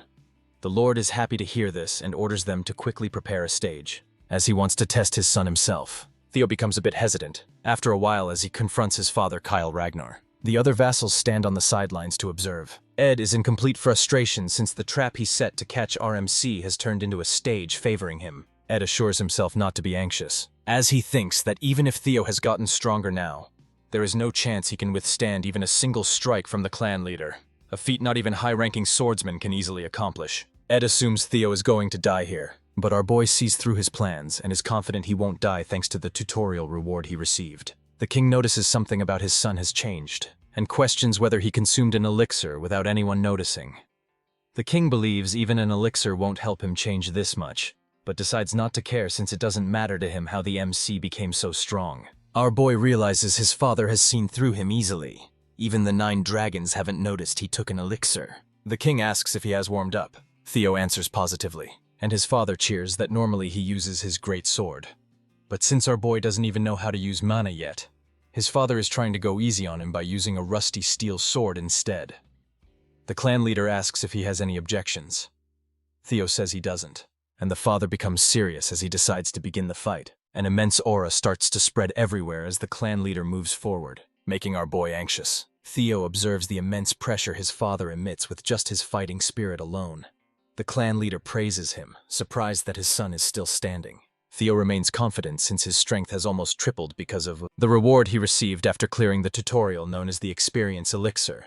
Using the elixir, he was able to gain 5 levels, and he put all the stats into his strength. With this much strength, he feels true freedom as he leaves the realm of the weak and enters the realm of the extraordinary. The MC is confident he can survive at least a single strike from his father. And as the clan leader throws his attack, everyone becomes speechless while Ed believes the MC will die. Our boy puts all his focus into defending himself and is able to see the attack coming. The huge red beam of light falls to the ground, destroying the whole stage, and after the smoke clears, the clan leader smiles to see that he was able to finally find a decent son, as our MC remains standing, leaving everyone shocked. Theo proves his innocence through his will and determination. After successfully surviving the strike, the trial concludes, and the system shows that the sudden quest, single strike from Kyle Ragnar, has been successfully finished. Theo receives an inventory and a mysterious blue key as a reward for his achievements. After some time, our boy wakes up while questioning where he is. His mother, Cecilia, becomes happy to see her son wake up and shares that he fainted while standing. She starts to cry while holding his hand as she expresses her feelings about when she found out the clan leader himself challenged our boy. Cecilia becomes concerned and asks if he has any more injuries, assuring him she will immediately call a physician if he has any fractures or dislocations. Theo tells her he is fine, but doesn't recognize where he is. Julius comes in and says that by the orders of the clan leader, the Lady of Camellia Palace Axion and the Director of Intelligence have all been vacated. Theo becomes happy as he realizes they are inside the Camellia Palace. The system updates him on the situation and shows that he just needs to uncover the secret now. Inside the Camellia Palace's garden, Emil starts creating a fuss as she doesn't understand why she is being forced to vacate her own property. The servants try to calm her down and start begging her not to create such a fuss. Meanwhile, observing all of this, Ed gives an order to Axion to kill Theo Ragnar. Axion shares his plan for the awakening ceremony, but Ed tells him to cut off Theo's head to finish him off for good. Axion observes Ed's eyes, which are burning with intense desire for revenge. After everything settles down at the Camellia Palace, our boy understands that despite everything going against his plan, he achieved far better results than what he was expecting. He managed to obtain the Camellia Palace without using his trump card, and on top of that, he has obtained another authority. He uses the inventory skill and pulls out an item from inside it. The MC munches on the apple and wonders how such things are possible, but recognizes it's very useful. Theo pulls out the blue key from his inventory, which he obtained recently, and believes that it is definitely related to something important. As he focuses on a door, the keyhole suddenly lights up. Theo decides to unlock the door, and as he opens it, he's surprised to see a deep tunnel. The system tells him he has discovered a dungeon for the first time, and the experience he gains inside the dungeon will double as a reward. Seeing a cave inside the Camellia Palace, he assumes it is another quest of some kind and decides to clear it since he doesn't want to miss out on any experience. Before he enters, he remembers he shouldn't go inside the dungeon and prepares. After a while, he comes back with his inventory filled with weapons and decides to check the dungeon as he walks forward. He notices a huge wolf staring at him and recognizes that it is big enough to be a demonic beast. The wolf monster pounces on him, but our boy is able to defend himself with a shield. He notices the wolf is very strong but quickly pushes it back, determined not to lose in a battle of strength. As he confronts the wolf, it charges toward him while screaming.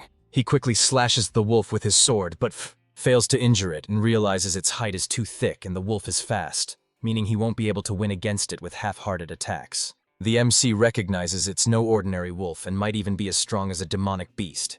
He admits it won't be easy to defeat the wolf. And suddenly the monster tries to use its claws as it charges toward him. He wishes he could replicate the ray of light he observed when facing his father's single strike. He calls it amazing and tries to use the pure white arc on the wolf, but fails to copy his father's move, accepting that it's not going to be this easy. A single strike is an easier way to label a strike that brings certain death. He finally understands that the key to mimicking his father's attack is to put all his strength into a single sword strike. He leaves his shield and thinks about improving his sword skills and the secret sword arts that rely on his speed taught by Evelyn. As he charges toward the wolf and stabs its eye, the monster starts screaming and takes a step back. Our boy realizes his plan is working, attacks the wolf once again, believing he'll win. 2 months later at the training ground, Eode observes that the number of people is increasing. Sybil agrees with him and thinks they need to change the training grounds. A rumor about the clan leader teaching the young master Theo a single strike has been spreading lately. So many people now want to spar with him. As Sybil is talking about our boy, someone comes from behind and addresses him as a lackey. It is Henry Morris from Plum Blossom Palace. He questions when the incredible young master of theirs is coming, as it has been 2 months already. Morris is disappointed and says he assumed the young master never missed a day of training. He calls the MC a coward and thinks he ran away after a fake story of his spread too far. Sybil becomes angry. But Henry doesn't stop and thinks the whole rumor might be a total lie since there were no witnesses. He assumes our boy exaggerated it. Henry assumes the scared dragon society being destroyed must also be fake news. But Sybil's patience runs out, and he punches Henry with all his might, completely destroying his face. Another guy from the Plum Palace becomes angry and insults Sybil, calling him a dropout. Everyone in the training ground starts glaring at him. Sybil calls him a shitface while making it clear that no one can compare to their young master.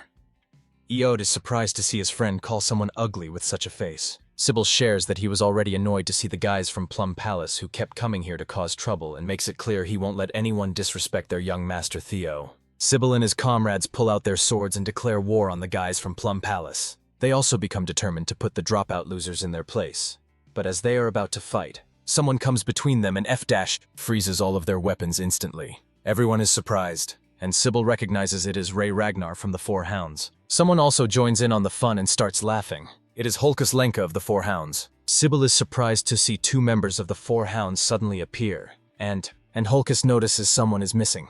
Holkus asks one of the Plum Palace guys where the Luster Tiger is, which confuses him. Holkus becomes fired up and questions if everyone is deaf, as he is asking for the master of the training ground. Holkus announces that he is here to challenge our MC, Theo Ragnar. Meanwhile, inside the dungeon, the MC reaches his limits and his sword shatters as well. The system notifies him that he is leveled up. Suddenly, multiple system windows start to pop up showing that his stats are increasing and he has hunted 170 demonic beasts. Our boy sits on the corpses of the monsters he has defeated. And the system shows that only one monster is now left. Theo drinks a healing potion to restore his strength. Remembers that he almost died multiple times, but the healing potion always saved him. At first it was difficult for him to defeat the monsters, but as he leveled up, things became easier. He's still surprised to see how fast time flew by. He has already spent 2 months inside the dungeon. This system shows him that only one demonic beast is left. He realizes that it's definitely a boss monster as he notices some stairs. The MC starts walking forward and enters the 5th floor. He looks at his broken sword and realizes it won't be usable. So he decides to enable his inventory and pull out another one. He finds only one sword and realizes it's his last one. Our boy remembers he received this sword from his mother as a birthday present. The MC recalls his past life. He had a lot of friction with his mother leading up to the awakening ceremony. So he decided to toss the sword away in his room and let it go to waste. He observes the ceremonial sword and realizes it's a good one forged from white snow steel. Theo becomes silent as he remembers his past life. His mother barged into his room wishing him a happy birthday and shared that she was waiting for midnight to shower him with gifts. But he became angry at her and told her he didn't want to waste his time on birthday presents as the ceremony was near. He was expecting better from his mother and made it clear that no good equipment would ever change his bloodline. He remembers asking his mother to leave him alone, but decides he won't repeat any mistakes from his previous life. Our boy finds the boss room, and the system warns him to be cautious as a strong demonic beast is going to appear soon. Inside the boss room, Theo finds a dragon taking a nap. He becomes relieved to see that it's just a lesser drake. Theo starts to question why the final boss of the quest is draconic. The Ragnars are said to be the descendants of dragons. Our boy wonders if it is merely a coincidence but decides to focus on defeating the boss monster as he can't get out of the dungeon without it. The system shows him the quest scenario and the number of monsters remaining. Any questions if he can actually win this battle since he is still facing a kind of dragon? The MC starts focusing and decides to use a single flash. He remembers practicing it a lot against the wolves he faced, even though it might not be on the same level as his father's dragon flash. He charges toward the dragon, believing that if he utilizes his dragon heart to the maximum, he should be able to land a serious hit. He pierces his sword through the monster's eye and successfully wounds it as the monster starts screaming in pain. Suddenly, it attacks our boy with its tail, but he is able to dodge easily and becomes disappointed that his weak attack was not able to pierce through its brain. The drake starts screaming and gets ready to kill our boy, but he is able to see possibilities and confident, currently charges toward the drake, believing he might be able to win. The MC lands a few hits and decides to distract the monster first with normal attacks, so he can look for its weak point. All of a sudden, the lesser drake starts screaming again, and fear begins to dominate the battlefield. Theo's body completely freezes because of fear, and despite being able to see an attack coming his way, unable to dodge but blocks it with his sword. He gets thrown away and hits the rock wall, realizing how strong the boss monster is. He admits he can't keep this up for too long and gets up to attack the huge monster coming his way, while hoping he can hit its weak points for a quick win. Our boy already knows a dragon's weak point is its reverse scales, and just jumps onto the lesser drake's body while dodging all attacks. He is able to pierce the reverse scales with his sword, and blood starts gushing out of the monster. He keeps hitting the spot as it starts screaming in pain. Our boy believes his plan worked, but the lesser drake doesn't fall down in support. Prizes Theo. At the training grounds, Holcus gets mad at Ray and makes it clear that he wants to fight the young master first. She calls him a loser and tells him to stay out of it. But he starts defending himself and says he lost 3 years ago. He has worked hard to improve his skills every day, so 3 years are more than enough to close the gap. Ray doesn't listen to any of his words and calls him a loser again, which makes Holcus angrier. He decides to have a duel with her and mentions that the winner will get a chance to fight Theo Ragnar. He hits her with a huge weapon, but she is easily able to stop his attack without being phased. Sibyl and Henry don't understand what's happening, but become scared seeing the 4 Hounds members fight. As they both move forward to attack, Remington appears between them and tells them to go elsewhere since this is the domain of the young Master Theo. He makes it clear that he won't allow anyone to cause trouble for the Master. Holcus becomes happy to see Remington and shares his desire to fight him as well, but Remington asks Holcus to understand his words. Suddenly, all of them start to feel an immense pressure, and Remington questions the source of this menacing killing intent. All of them look back to see the MC enter the training grounds. Remington is surprised to feel such overwhelming pressure and starts to wonder what happened during Theo's seclusion training. Ray and Holcus become excited to see that the young master, after Theo has finally arrived. Our MC dominates the whole training ground with the skill Lesser Drake's Fear. Earlier inside the dungeon, after the MC pierced through its reverse scales, the Lesser Drake finally died. The system congratulated our boy on hunting it. As soon as he touched its reverse scales, the monster started going crazy. Our boy thought he would die, but the monster wore itself out after a few minutes, since the scales were definitely its weak point. System notified him that he had obtained the Lesser Drake's tooth and claw. The tooth was an enhancement material for weapons, while the claw could be used to increase a weapon's sharpness. He decided to use his rewards to fix the sword he had since he didn't want to lose a gift his mother gave him. The MC also received a skill called Lesser Drake's Fear, which surprised him. He read the stats and realized the skill could inflict fear on a target weaker than him. He was shocked to receive such a skill, as he believed only a few chosen ones could use it. He's happy to see he is getting a chance to try it, and while putting all his stuff back in inventory, he questions whether the skill will be useful for him and Ragnar, since the place is already swarming with powerful people. The Camellia Palace dungeon gets cleared, and our boy finally gets out after finishing the quest of uncovering the palace's secrets. For successfully clearing Scenario Quest 1, he receives a nest compass as his reward. He doesn't understand what it is and questions whether it's going to be useful in the next quest. Theo puts it in his inventory and decides to go rest in his room first since he's completely exhausted. But suddenly a maid rushes towards our boy and informs him that he needs to take care of an urgent matter. She notices the wounds on his body, but he brushes it off and asks about the issue. The maid informs him that there's a brawl happening in Training Ground 4. Our boy enters the training ground after hearing this, dominating everyone with his new skill, Lesser Drake's Fear. He angrily tells everyone to get lost since he needs rest. The immense aura knocks people unconscious, but Holcus becomes excited. To see such overwhelming killing intent, charges toward our boy without a second thought, to see who is stronger. Holcus attacks with his sword, but the MC easily overpowers him with just one swing, leaving everyone shocked. Holcus gets knocked back and cannot believe his strike was deflected so easily. The MC is surprised by his progress after dungeon training, but Holcus doesn't back down. He has always been considered the weakest member of the 4 Hounds of the North because he is very dumb, and never rounds out his arsenal either. Holcus attacks Theo again, challenging him to block it. Despite being the weakest, Holcus has never once been outmatched in terms of raw strength, but now the MC is surprised to see that he is able to keep up with Holcus. And with a single slash, he counts. Hunter's Holcus, and he feels amazing after leveling up so much. And Hulky starts coughing up blood, loses consciousness and falls down. Theo realizes he was too careless and should have held back, but feels glad he was facing Holcus, who is known for his toughness and can tank such attacks. The MC notices Holcus only fainted. Sybil becomes surprised, and everyone in the training ground starts cheering for the young master who easily defeated the Black Bear, one of the 4 Hounds, with a single strike. Theo assures them Holcus is still alive. Suddenly, his sword breaks as well, which disappoints our boy since it was a gift from his mother. Everyone keeps cheering for the MC, and they all praise him for breaking his sword with a single strike. He doesn't understand why they are so happy. Meanwhile, observing all of this, Ray remembers one of her past memories. When she was a little kid one day, the MC found her and questioned why she was walking around in such cold weather while wearing barely anything. Theo gave Ray his own scarf and thought she still looked really cold. So he decided to take her to his house and told her he would take her home once the snow finally stopped. After recalling all of this, she starts smiling. leaves the battleground. Remington is surprised to see her smile. After a while at the Camellia Palace, our boy looks embarrassed as the maids congratulate him on getting a new title, Luster Tiger. One of the maids is happy to see his hard work finally paying off, and advises him to keep it up and maintain the momentum until the awakening ceremony. She believes he can do it, and suddenly his mother appears and starts feeding him the new abalone dish forcefully. He tries to stop her, but she doesn't stop. She starts stuffing his face with more food as he begs her to stop while eating. He remembers his past life and starts to feel grateful. He tells his mother the food is very delicious, and she notices the broken sword. She becomes shocked, and the MC starts sweating anxiously. He tells her it broke it during his training and starts apologizing since it is a precious gift she gave him on his birthday. Theo's mother becomes angry at the person who swore it wouldn't break, as it was made with white snow steel and ebony steel wood. He asks if she is talking about the steel wood from the southern jungle.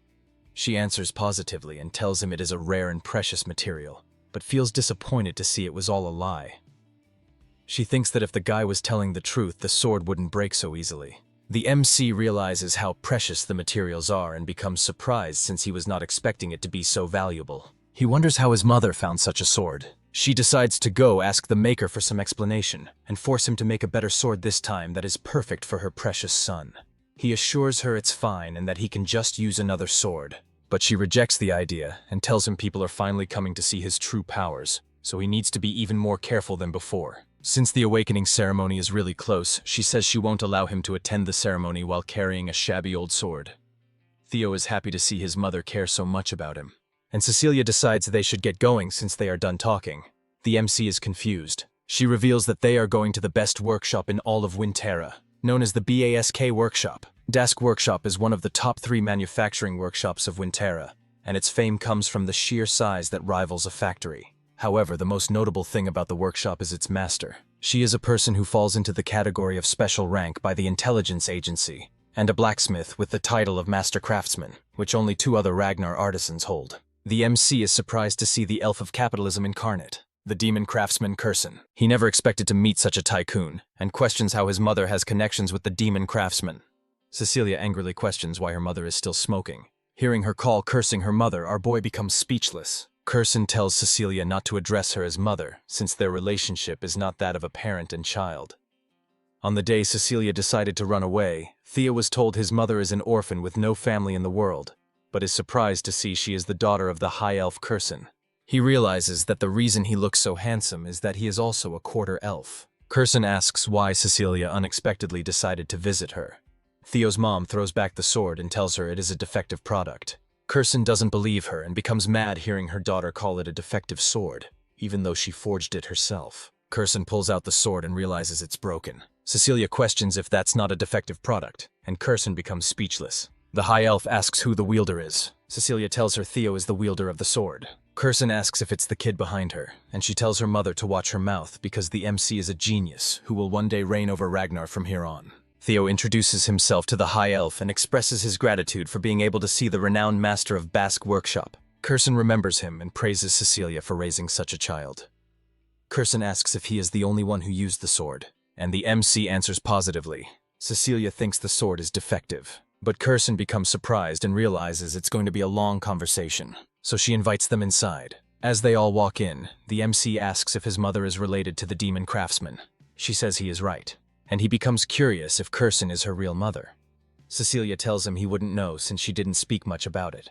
But even though it was for a short period, Curson took her in as a foster mother. Cecilia shares that her mother loves anything she finds beautiful, whether it is music, jewels, theater, or even people. She says that is the reason Curson took her in as a foster child. Curson tells them to stop talking about the past, calling it pointless. Cecilia thinks she is lying. Her son asks how she ended up getting out of this place. Curson reveals that Cecilia left because of her desire to marry the Ragnar clan's leader. Curson never expected her daughter to willingly go to such a miserable place and is surprised she has survived for so long. Cecilia says she couldn't resist the manliness and handsomeness of the clan leader who loved her dearly. Curson is disappointed that despite running away from home, she came back last year and started begging Curson to forge a sword to gift Theo. Curson calls her shameless. But Cecilia becomes annoyed to hear her say such things in front of her son. They both start arguing, and the MC smiles as he has never seen his mother talk like this. He remembers that in his past life, he never tried to learn anything about his mother and was an extremely ungrateful son. He questions if he was just too obsessed with the clan, and notices that Kurson cares a lot about his mother as well. He wonders why she didn't do anything in his past life. They finally reach their destination, and Kurson shares that this is the room she lives in. Cecilia asks why her mother brought them so far inside, and demands her to make the best sword for Theo to make up for it. Kurson suddenly tells Cecilia to wait outside as she grabs Theo and closes the door, leaving Cecilia outside. Inside her room, Kurson completely ignores Cecilia calling her and decides to get straight to the point. She asks if the MC has the relic of the primordial dragon. Our boy becomes confused and questions if she is talking about the ancestor of the guardian dragon that protects the clan. He shares that he has heard about the legend that treasure has been distributed across Winterra for the descendants of the Ragnar clan. She makes it clear that it's not a legend and questions if he really doesn't have any relic. Kurson starts to tear up and becomes frustrated, wondering how he was able to destroy her sword, even though she poured her heart and soul into forging it.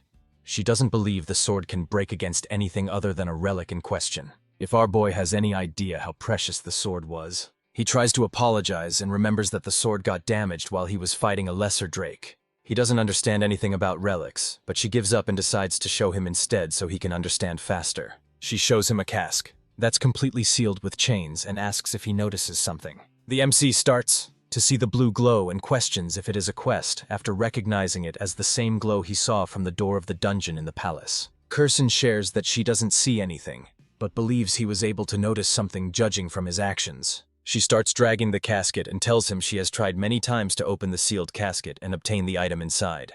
But she always fails. She puts down the shield casket and mentions the primordial dragon's relic. Kurson shares a story of the primordial dragon that removed one of its fangs and forged a blade from it known as the monster sword White Moonlight Blade. She tells him that if he tries to break the seal on the casket and is successful, she will hand him the sword known as the White Moonlight Blade. The MC looks a bit confused, and she reveals that if he fails to open it, he might lose his life in the process. She questions if he still wants to try it, and the MC starts smiling out of excitement. He makes it clear that the sword is now his. The system shows that the next scenario for the quest is to be chosen by the primordial dragon's relic, the White Moonlight Blade. The White Moonlight Blade is a sword of the leader of Black Snow, who is one of the 9 dragons known as the Black Dragon. Very few people know about the sword because everyone who has ever seen or talked about it has either died or gone missing. Our boy remembers a mysterious man who noticed him and was surprised he was visible to Theo. The MC ended up seeing the true form of the sword through sheer coincidence and doesn't understand why the Black Dragon let him live. He is surprised to find out that the Black Dragon's White Moonlight sword is here, and it is an actual relic of the primordial dragon. He remembers running into the Black Dragon 4 years ago, and realizes Kurson was in possession of the sword during that time. She asks if he wants to open it, and the MC starts smiling, becoming determined to obtain the sword no matter what.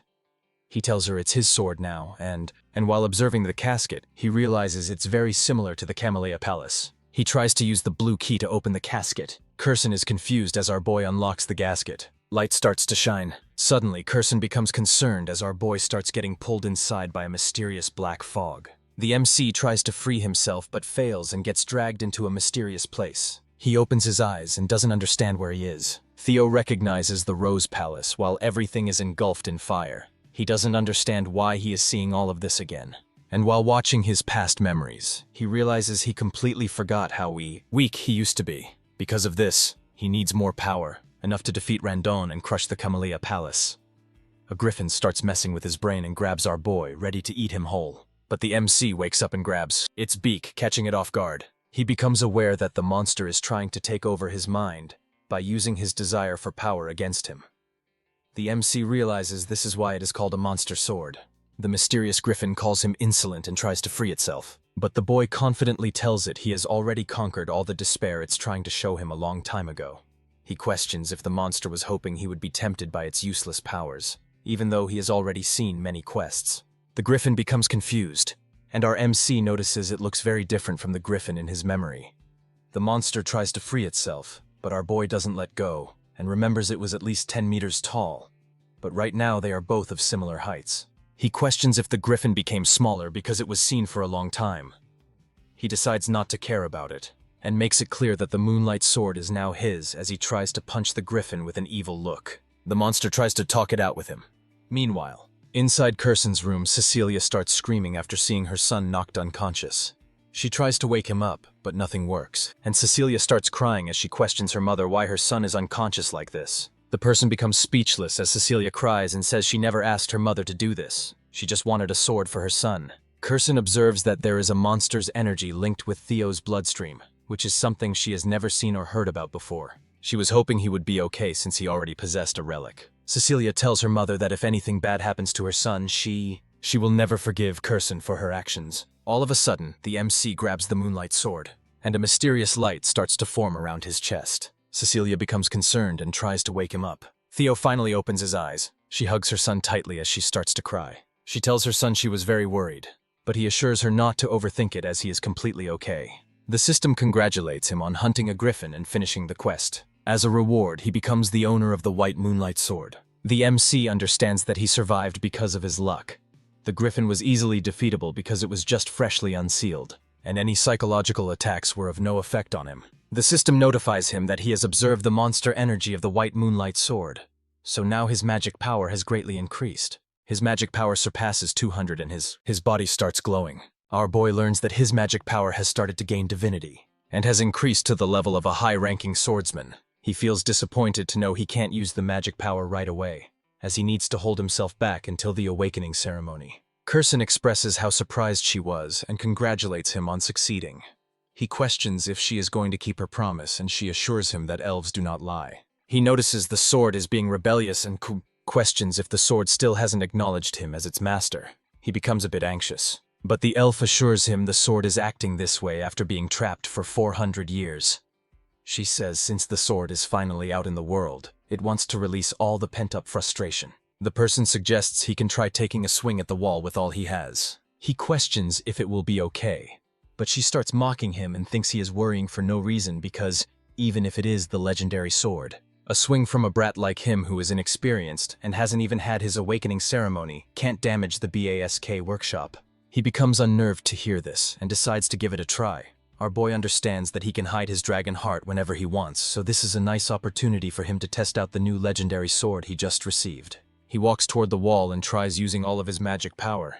The MC excuses himself and removes the cover of the legendary moonlight sword as he gets ready to take a swing. Kirsten observes him and becomes concerned. She tries to stop our boy, but he ends up using an attack known as Single Flash, completely destroying the workshop's wall. Cecilia becomes astonished while Kirsten's eyes fill with anxious tears at the sight of the destruction. Contrary to what Kirsten thought, my guy literally split the building wall in half with just one swing of his sword, and he was not even aiming to destroy the wall. Kirsten couldn't help but sink into despair at yet another costly loss from our boy, especially after the sword he had just broken. Even Theo thinks this is seriously overkill, and he's already running on empty because that sword drained all his magic to pull off that devastating slash. Right at that moment, Kirsten starts giving him some mana, and she dashed towards him so quickly that he didn't even notice when she reached him. She's startled to see he really has no control over his magic at all. Whatever the case, after looking at this massive crack in the 10-foot thick wall, she's sure this lad is an absolute genius. She starts to feel kind of proud to have a grandson like him. And I can see those dollar signs in her eyes, which clearly show that her greedy mind is cooking up something juicy to profit off our boy. She puts her hand on him and tells him she'll be his patron from now on, and all he has to do is spread his wings and show the world his skills. Well, there you go. She's literally using him as a walking, talking billboard for her workshop, and Theo can clearly see the glint in her eyes. He bluntly tells her he can see those dollar signs shining right back at him. As the night deepens, Theo and his mother prepare to leave Bask's workshop after exchanging their last goodbyes. They part ways. We see the fangs she's holding, and it turns out Theo gave them to her as wall repair funds. She's thrilled to have this loot from a drake, and is sure he must have snagged it while obtaining the relic. She's also feeling proud of her daughter, thinking about how she raised such an incredible son. Right at that moment, someone drops by and greets her with her title of Demon Craftsman. Kirsten freezes for a moment at the sound of this familiar voice. She turns around and asks why he's here. But this mysterious crow of Roboranar just simmers with a red glint in his eyes and doesn't say a word, leaving us hanging in suspense. 5 days pass, and the day of the awakening ceremony has finally arrived. As usual, Evelyn and Theo are in the middle of a sparring session. After exchanging blows with him, she can tell that his swordplay has gotten stronger and faster overall. My guy just flashes a grin, saying he's really glad to hear this because he never thought someone like Evelyn would ever praise him. The onlookers, as usual, are sweating their balls because they feel like weak sauce compared to Theo. You see, it's been half a year since Theo began to change. and Evelyn is amazed that he's already grown strong enough to push her back. If he awakens his magic today, it'll be the birth of a monster.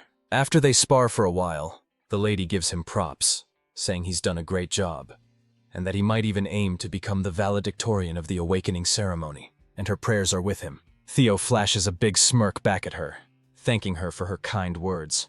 He says that if he becomes valedictorian, he'll mention her name during his speech in front of everyone. Of course, Evelyn gives him this worn-out look, wondering if that's even necessary, while his fellows come over, excitedly telling him to mention their names too. Theo couldn't help but feel a bit proud, thinking that being popular is such a drag, while Evelyn just gave him this creeped-out look, clearly thinking how he is getting way too full of himself. The scene then transitions to the central headquarters, where Theo makes his grand entrance, introducing himself to the guards as Theo Ragnar of Camellia Palace. Once inside, he notices the large crowd in attendance, as the awakening ceremony is the most important annual event for the Ragnar clan. Every participant is hoping to get good results, and as swordsmen of Ragnar, this is their first chance to be acknowledged and honored. With everyone from the Ragnar clan watching, including the clan head Kyle Ragnar, the pressure is high. Even some big shots are present, like the 9 dragons and the former clan head from 2 generations ago, Hilda Ragnar. Before Theo looks at Hilda, the less she seems like someone who's 150 years old. Either way, he is relieved to see her attending again. The conductor then bangs a drum to grab everyone's attention. This guy is Vanna Ragnar, the judge of the ceremony, and a Dragon Gate swordsman. He snaps everyone to attention and tells them it's time to begin the preliminary examination. The prelim involves grabbing a sword placed on the ground and leaving a mark on the steel wall on the platform. He reveals that the wall is forged with a mix of white snow steel, so ordinary steel blades won't even scratch it. But that changes if they channel their magic power into their attacks. To help with that, he decides to hand out Soma to everyone. This single Soma pill will provide the power of 10 years worth of magic, an elixir designed to help open their mana halls. He tells them to swallow the Soma and focus on opening their mana hall in the Dantian, and only then will they be able to cut through the white snow steel wall with their swords. The depth of their cut will determine their results. Vahana screams out that from now on the participants whose names he calls will have to step forward, grab a Soma, and get on the platform. The first participant is Theo Ragnar, and they tell him to come forth. Of course, my guy steps forward promptly, and as he's taking that pill, he reflects on how, in his past life, Axion was the valedictorian. He then grabs a sword and walks toward the white wall, determined that this time won't be like the past. As he does, a system window pops up with Scenario Quest 3, become the valedictorian of the awakening ceremony to clear the quest. We then cut to the 150-year-old Hilda, asking Kyle if this boy is the one he mentioned before. Kyle responds positively and asks if he has caught her attention too. Hilda replies that she's definitely curious after hearing so much about this boy, and wants to see for herself just how competent his descendant really is. My guy stretches his shoulder muscles while he can't help but to feel nervous. The judge, Vanna, promptly appears and reminds him to swallow the Soma. Theo promptly pops the pill into his mouth, reflecting on how in his past life he had swallowed the Soma but was unable to control the mana, seriously injuring his Dantean. But this time, something like that won't happen. As soon as he swallows the pill, he feels a surge of power, and the mana begins to scatter around the area. Vanna finds himself bewildered to see this brat causing a mana wave of this size. He's worried Theo might not be able to properly control it. You see, when someone swallows Soma, they need to handle it with care. In order for the mana hall to settle in the Dantian, the more talented Ragnars, who have loads of mana, need to be extra cautious. If not, they can end up disabled. And Vanna is certain this brat is done for. But as surprising as it is, my guy quickly stabilizes. Theo couldn't help but feel a rush of happiness, realizing he has both a dragon heart and a mana hall. It's almost a bit disheartening how easy it feels this time, unlike in his past life. But anyway, from now on, he's officially allowed to use mana, and he won't have to hold back the vast amounts stored in his dragon heart. He prepares himself, leaps into the air, and just unleashes everything. A dragon manifests from his mana, soaring straight toward the wall. In a single flash, it hits the wall, creating a giant crack. Vanna is left absolutely boggled, and he announces without a doubt that Theo Ragnar has passed. The spectators are equally bamboozled by such a display of power. A system window promptly pops up before Theo, announcing that the curse of bad luck that's been in effect has ended, and his fame is beginning to spread throughout the world. A genuine joy spreads across our boy's face because he's finally reached the same starting point as the others. The system further reveals that many people have taken an interest in his impressive performance. Osa Ragnar Plunus wishes to take him in as a disciple, while Julius Ragnar is discontent with the amount of attention focused on him. Meanwhile, Robert Ragnar remains cautious about him.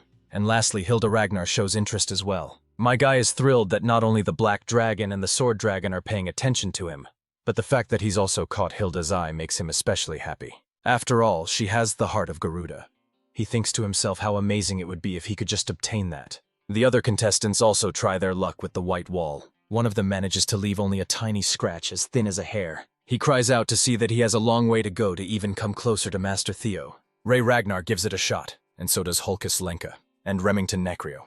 They all do their best, but none come anywhere close to the massive cut my guy left in the wall. This poor guy is absolutely devastated that all 4 Hounds of the North had monstrous results. Yet not a single one of them made a mark as great as the young Master Theo. It's finally Axion Ragnar's turn, and as he walks forward, people start murmuring among themselves.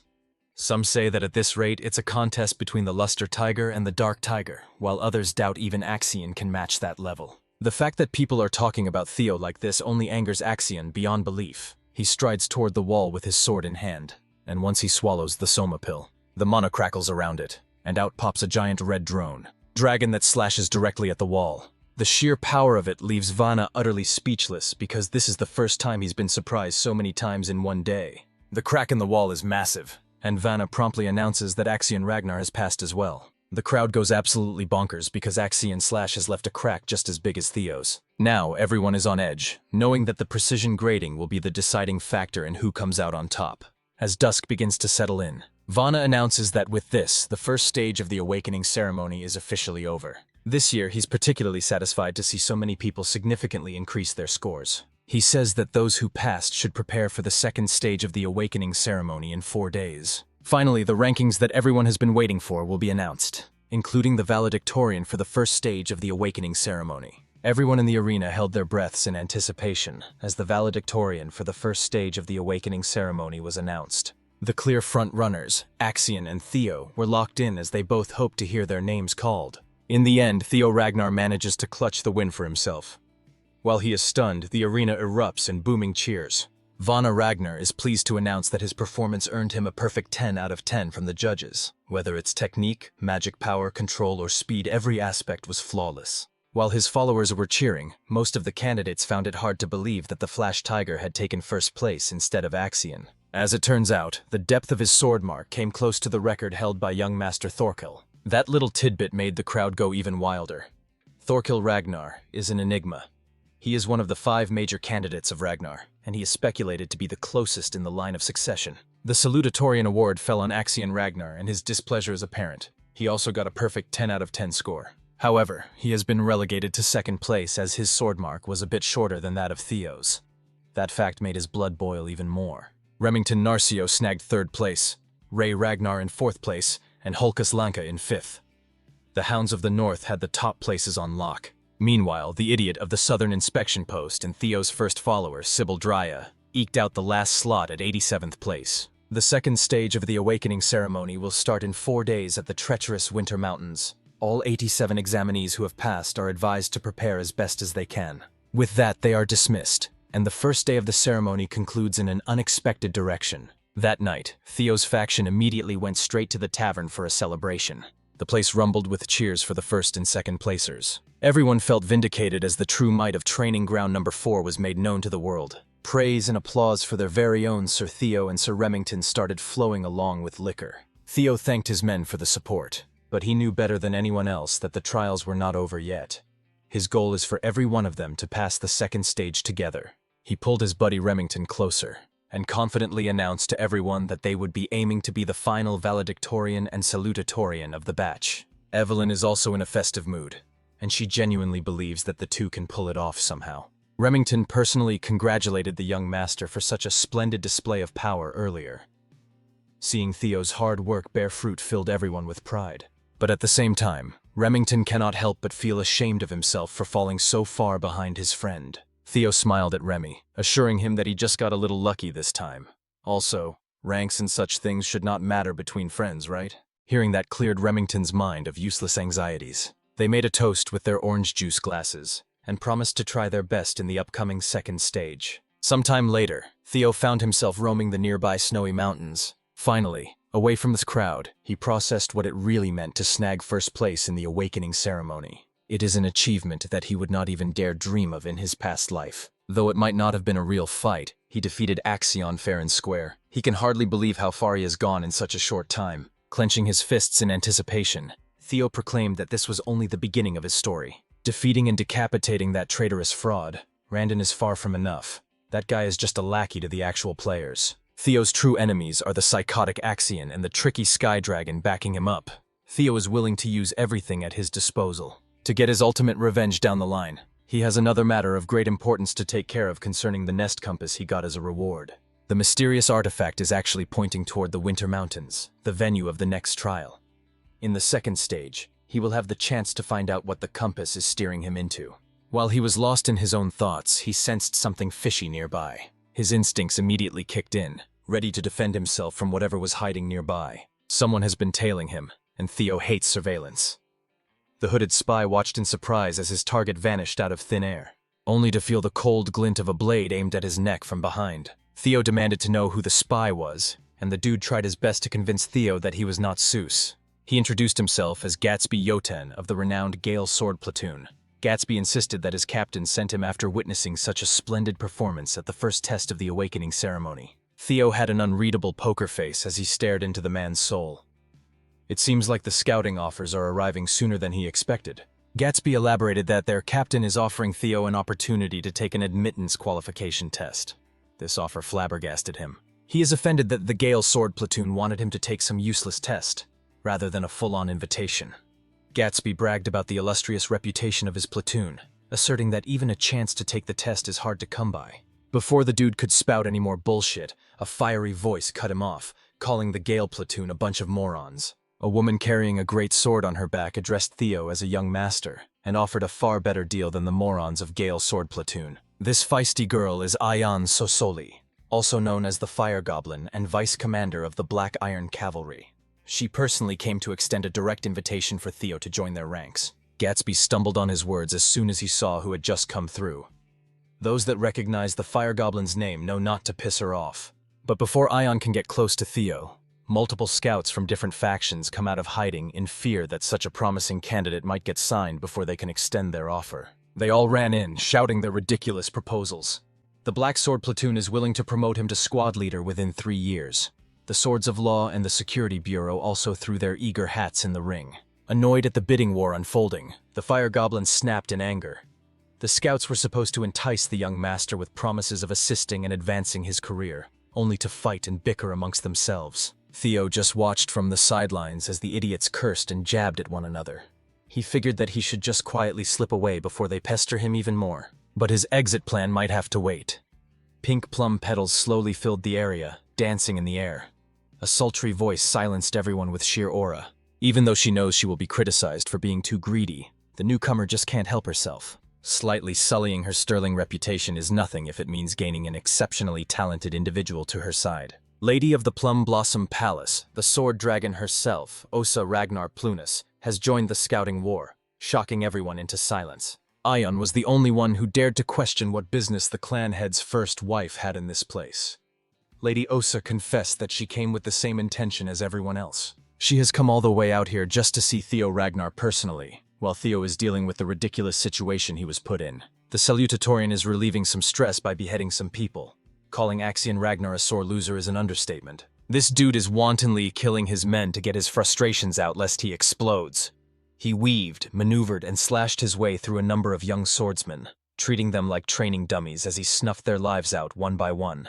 Axion Ragnar is hungry for blood, and blood he shall get. With every dash and slash, he remembers Theo's smug face after leaving a bloody, armless mess back in the Scaled Dragon Society banquet. The image of Theo unleashing so much draconic aura when he took the first slash in the trial has been etched deep into Axion's disturbed mind. Losing by a few inches made the defeat even more infuriating. The only thing running in his mind is the thought of killing and gutting Theo Ragnar. For now, killing his own men will do. By the end of his rampage, he had completely abandoned his blade in favor of using a much more hands-on and brutal approach to venting his anger. By the time he calmed down, the training ground was already filled with lifeless young swordsmen who thought they were just getting a spar with their young master. When another person stepped into the arena, Axion's eyes darted around. Without even looking at who just arrived, he picked his sword back up and motioned to attack. He threw the whole blade with pinpoint accuracy, aiming for the intruder's head. But for someone like the Sky Dragon, stopping such an elementary outburst is simple. He just grabbed the sword's tip out of the air. Ed Trovan cursed his nephew out for being so pathetic when releasing his rage on random people won't change a thing. When Axion got a good look at his uncle, he calmed down a little. The Sky Dragon advised that at times like this, Axion needs to cool his head and come up with a proper plan.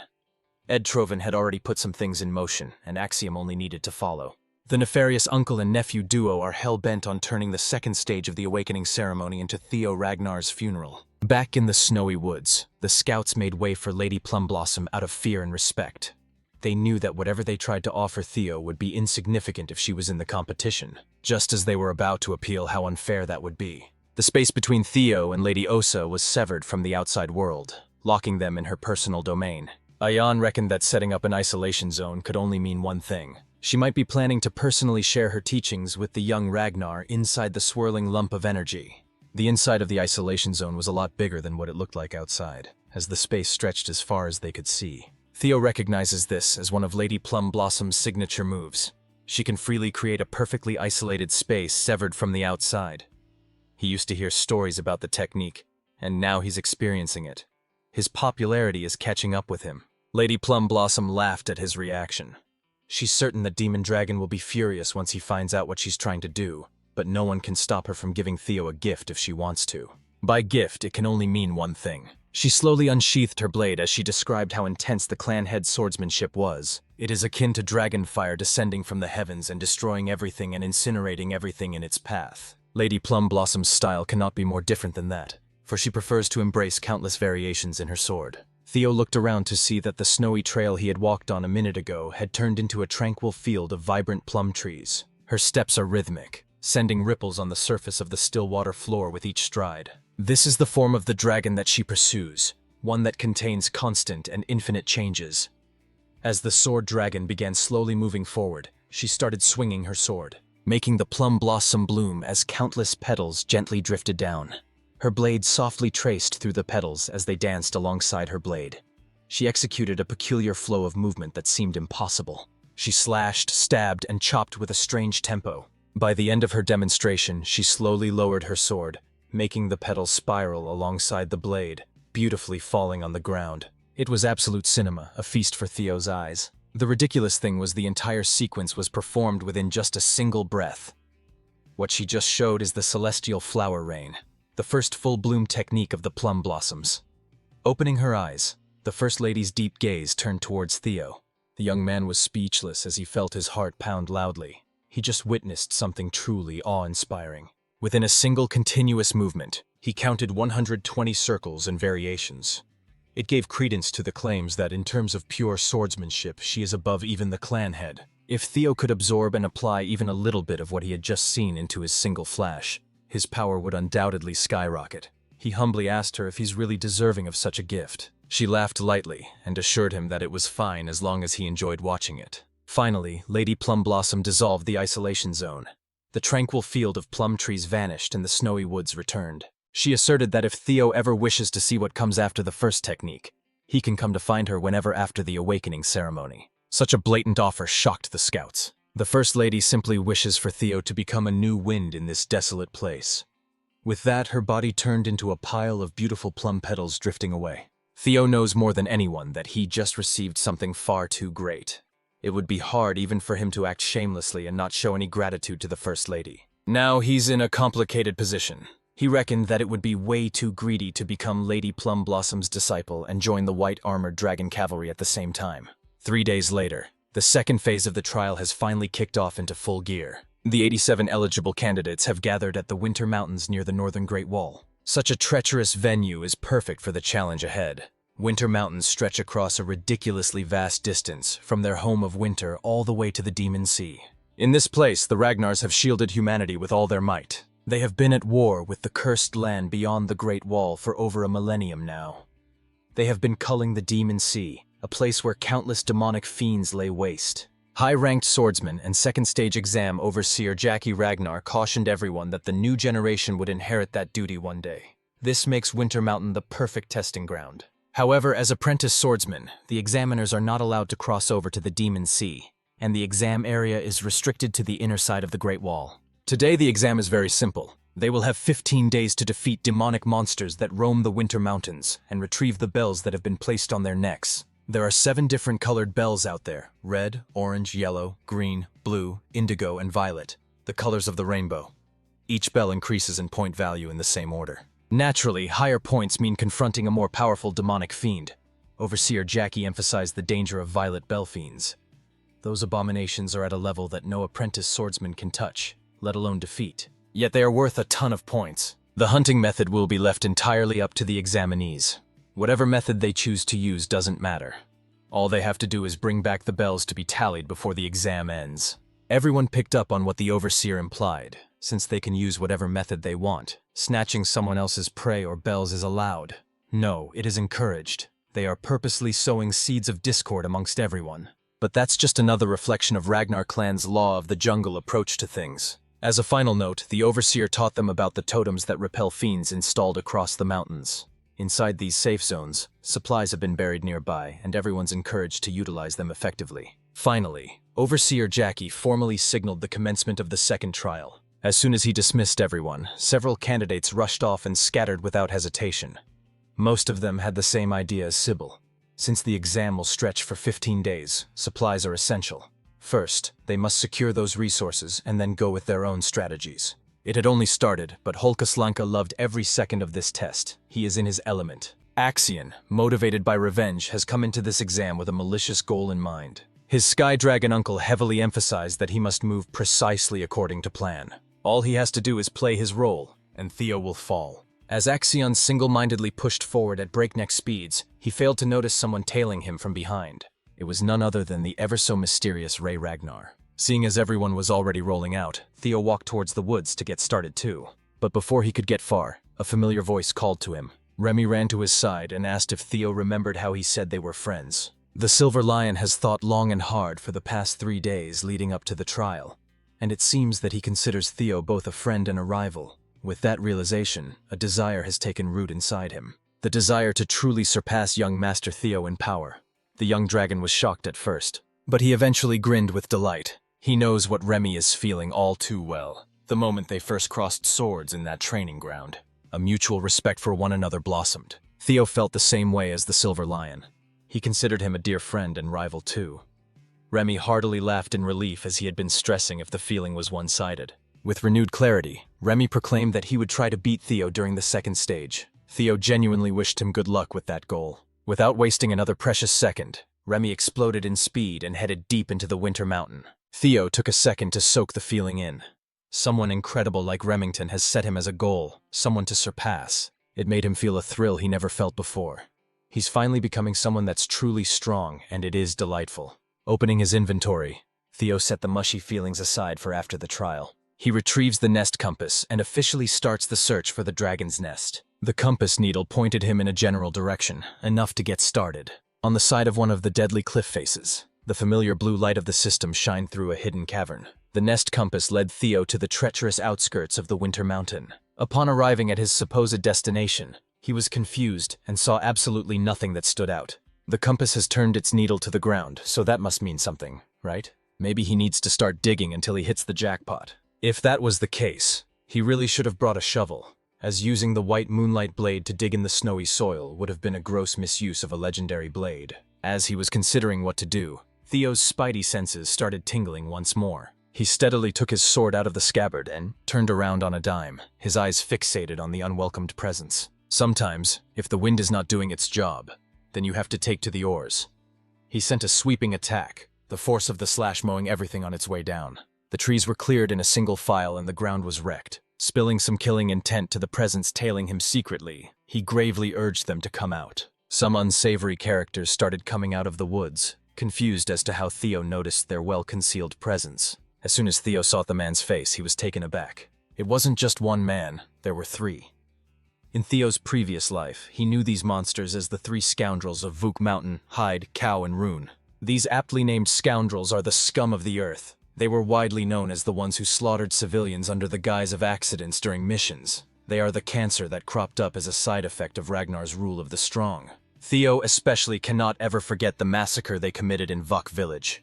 While he was working in Black Snow, he was assigned to personally pick up after the bastards. He knows the horror that these three will inflict upon the world better than anyone else.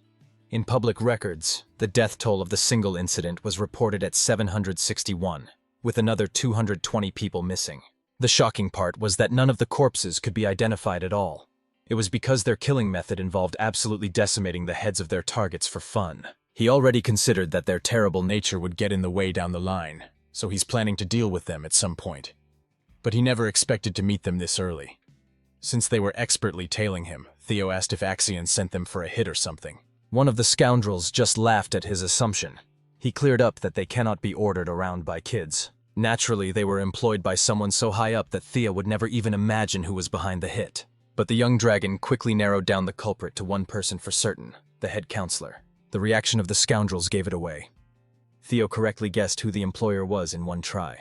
It wasn't too hard to guess, given how much they were talking about blood and heritage. An exam proctor is nowhere to be found nearby, so they must have been included in the conspiracy too. Theo's sharpness was a big problem, but the scoundrels were confident that they would get this job in the bag no matter what. The leader of the scoundrels asserted that he feels the best when he crushes a good-looking face like Theo's. Bro is just glazing at this point. The Flash Tiger remained unfazed as he refused to let the three out of his sight. He did not even let the mouthy scoundrel continue with the childish trash talk. Theo immediately slashed away, summoning an avatar of an ancient dragon with his force. They hadn't even gotten the chance to close the distance yet, and the scoundrels were already at death's door. Theo chopped his sword thrice in quick succession with perfect precision, and executed his newly formulated technique, Triple Dragon's Claw, each one targeting a scoundrel. The young master never shies away from violence, but he does not want to become like these pieces of trash, so they do it as revenge for a crime that they won't commit until a few years down the line. He will do the opposite of what the scumbags did. Only their heads will remain. The destructive power of the dragon's claw was so potent that it could decimate a human body into a pulp while leaving the head intact. He simply flexed on these criminals, giving them the comeuppance they deserved. Theo was actually surprised at how fast these troublemakers fell by his blade. Maybe that's because they were still young at this point in time. He owed this new skill to the celestial flower rain that Lady Plum Blossom imparted upon him briefly. He dissected and reconstructed the style for the past 3 days, and came out finding a way to use 3 single flashes in a row. Using circles and arcs to draw curved lines of slashes was hard. A whole new world of different transformations and applications has opened. Of course, completing those transformations 120 times in a row like the First Lady is still out of reach. Theo quickly grabbed the severed heads with the scoundrels' pained and surprised expressions have been preserved. He simply threw the evidence down the cliff for beasts to feast on, while he went back to thinking about how to get underground. Much to his surprise, he heard a dull thud as soon as the heads reached a couple meters down. Upon further inspection, he ascertained that there was an invisible staircase winding down the cliff. It's now stained with scoundrel blood. The hidden quest to find the unseen stairs and explore the blue cave has officially started. Theo excitedly jumped down from the cliff to head for his treasure. Unbeknownst to him, a strange bird has been keeping an eye from afar. Back in the palace, the officials posted that they were receiving the test's initial results for the first few hours. Currently, Axion Ragnar holds the first position with 41 demon bells collected as he tears through the exam with 20 of his men. Second place is Ray Ragnar, but everyone has been wondering about one thing. How is Theo Ragnar faring? The messenger had to scroll all the way down to the last page of his report for Theo's recorded progress. Currently, the young man has collected 0 demon bells, and he is off on his own without a team. It's safe to assume that he is moving quietly or lying in ambush somewhere. Those assumptions can easily be verified if there are proctors to confirm. Everyone at the table heard Lady Plum Blossoms is impatient. The head counselor argued that there are no rules that exceptional performance in the first stage would lead to the same caliber in the second. He even proposed that the kid's heart might not be prepared for real battles, especially considering that he is a so-called natural child and not a pure Ragnar.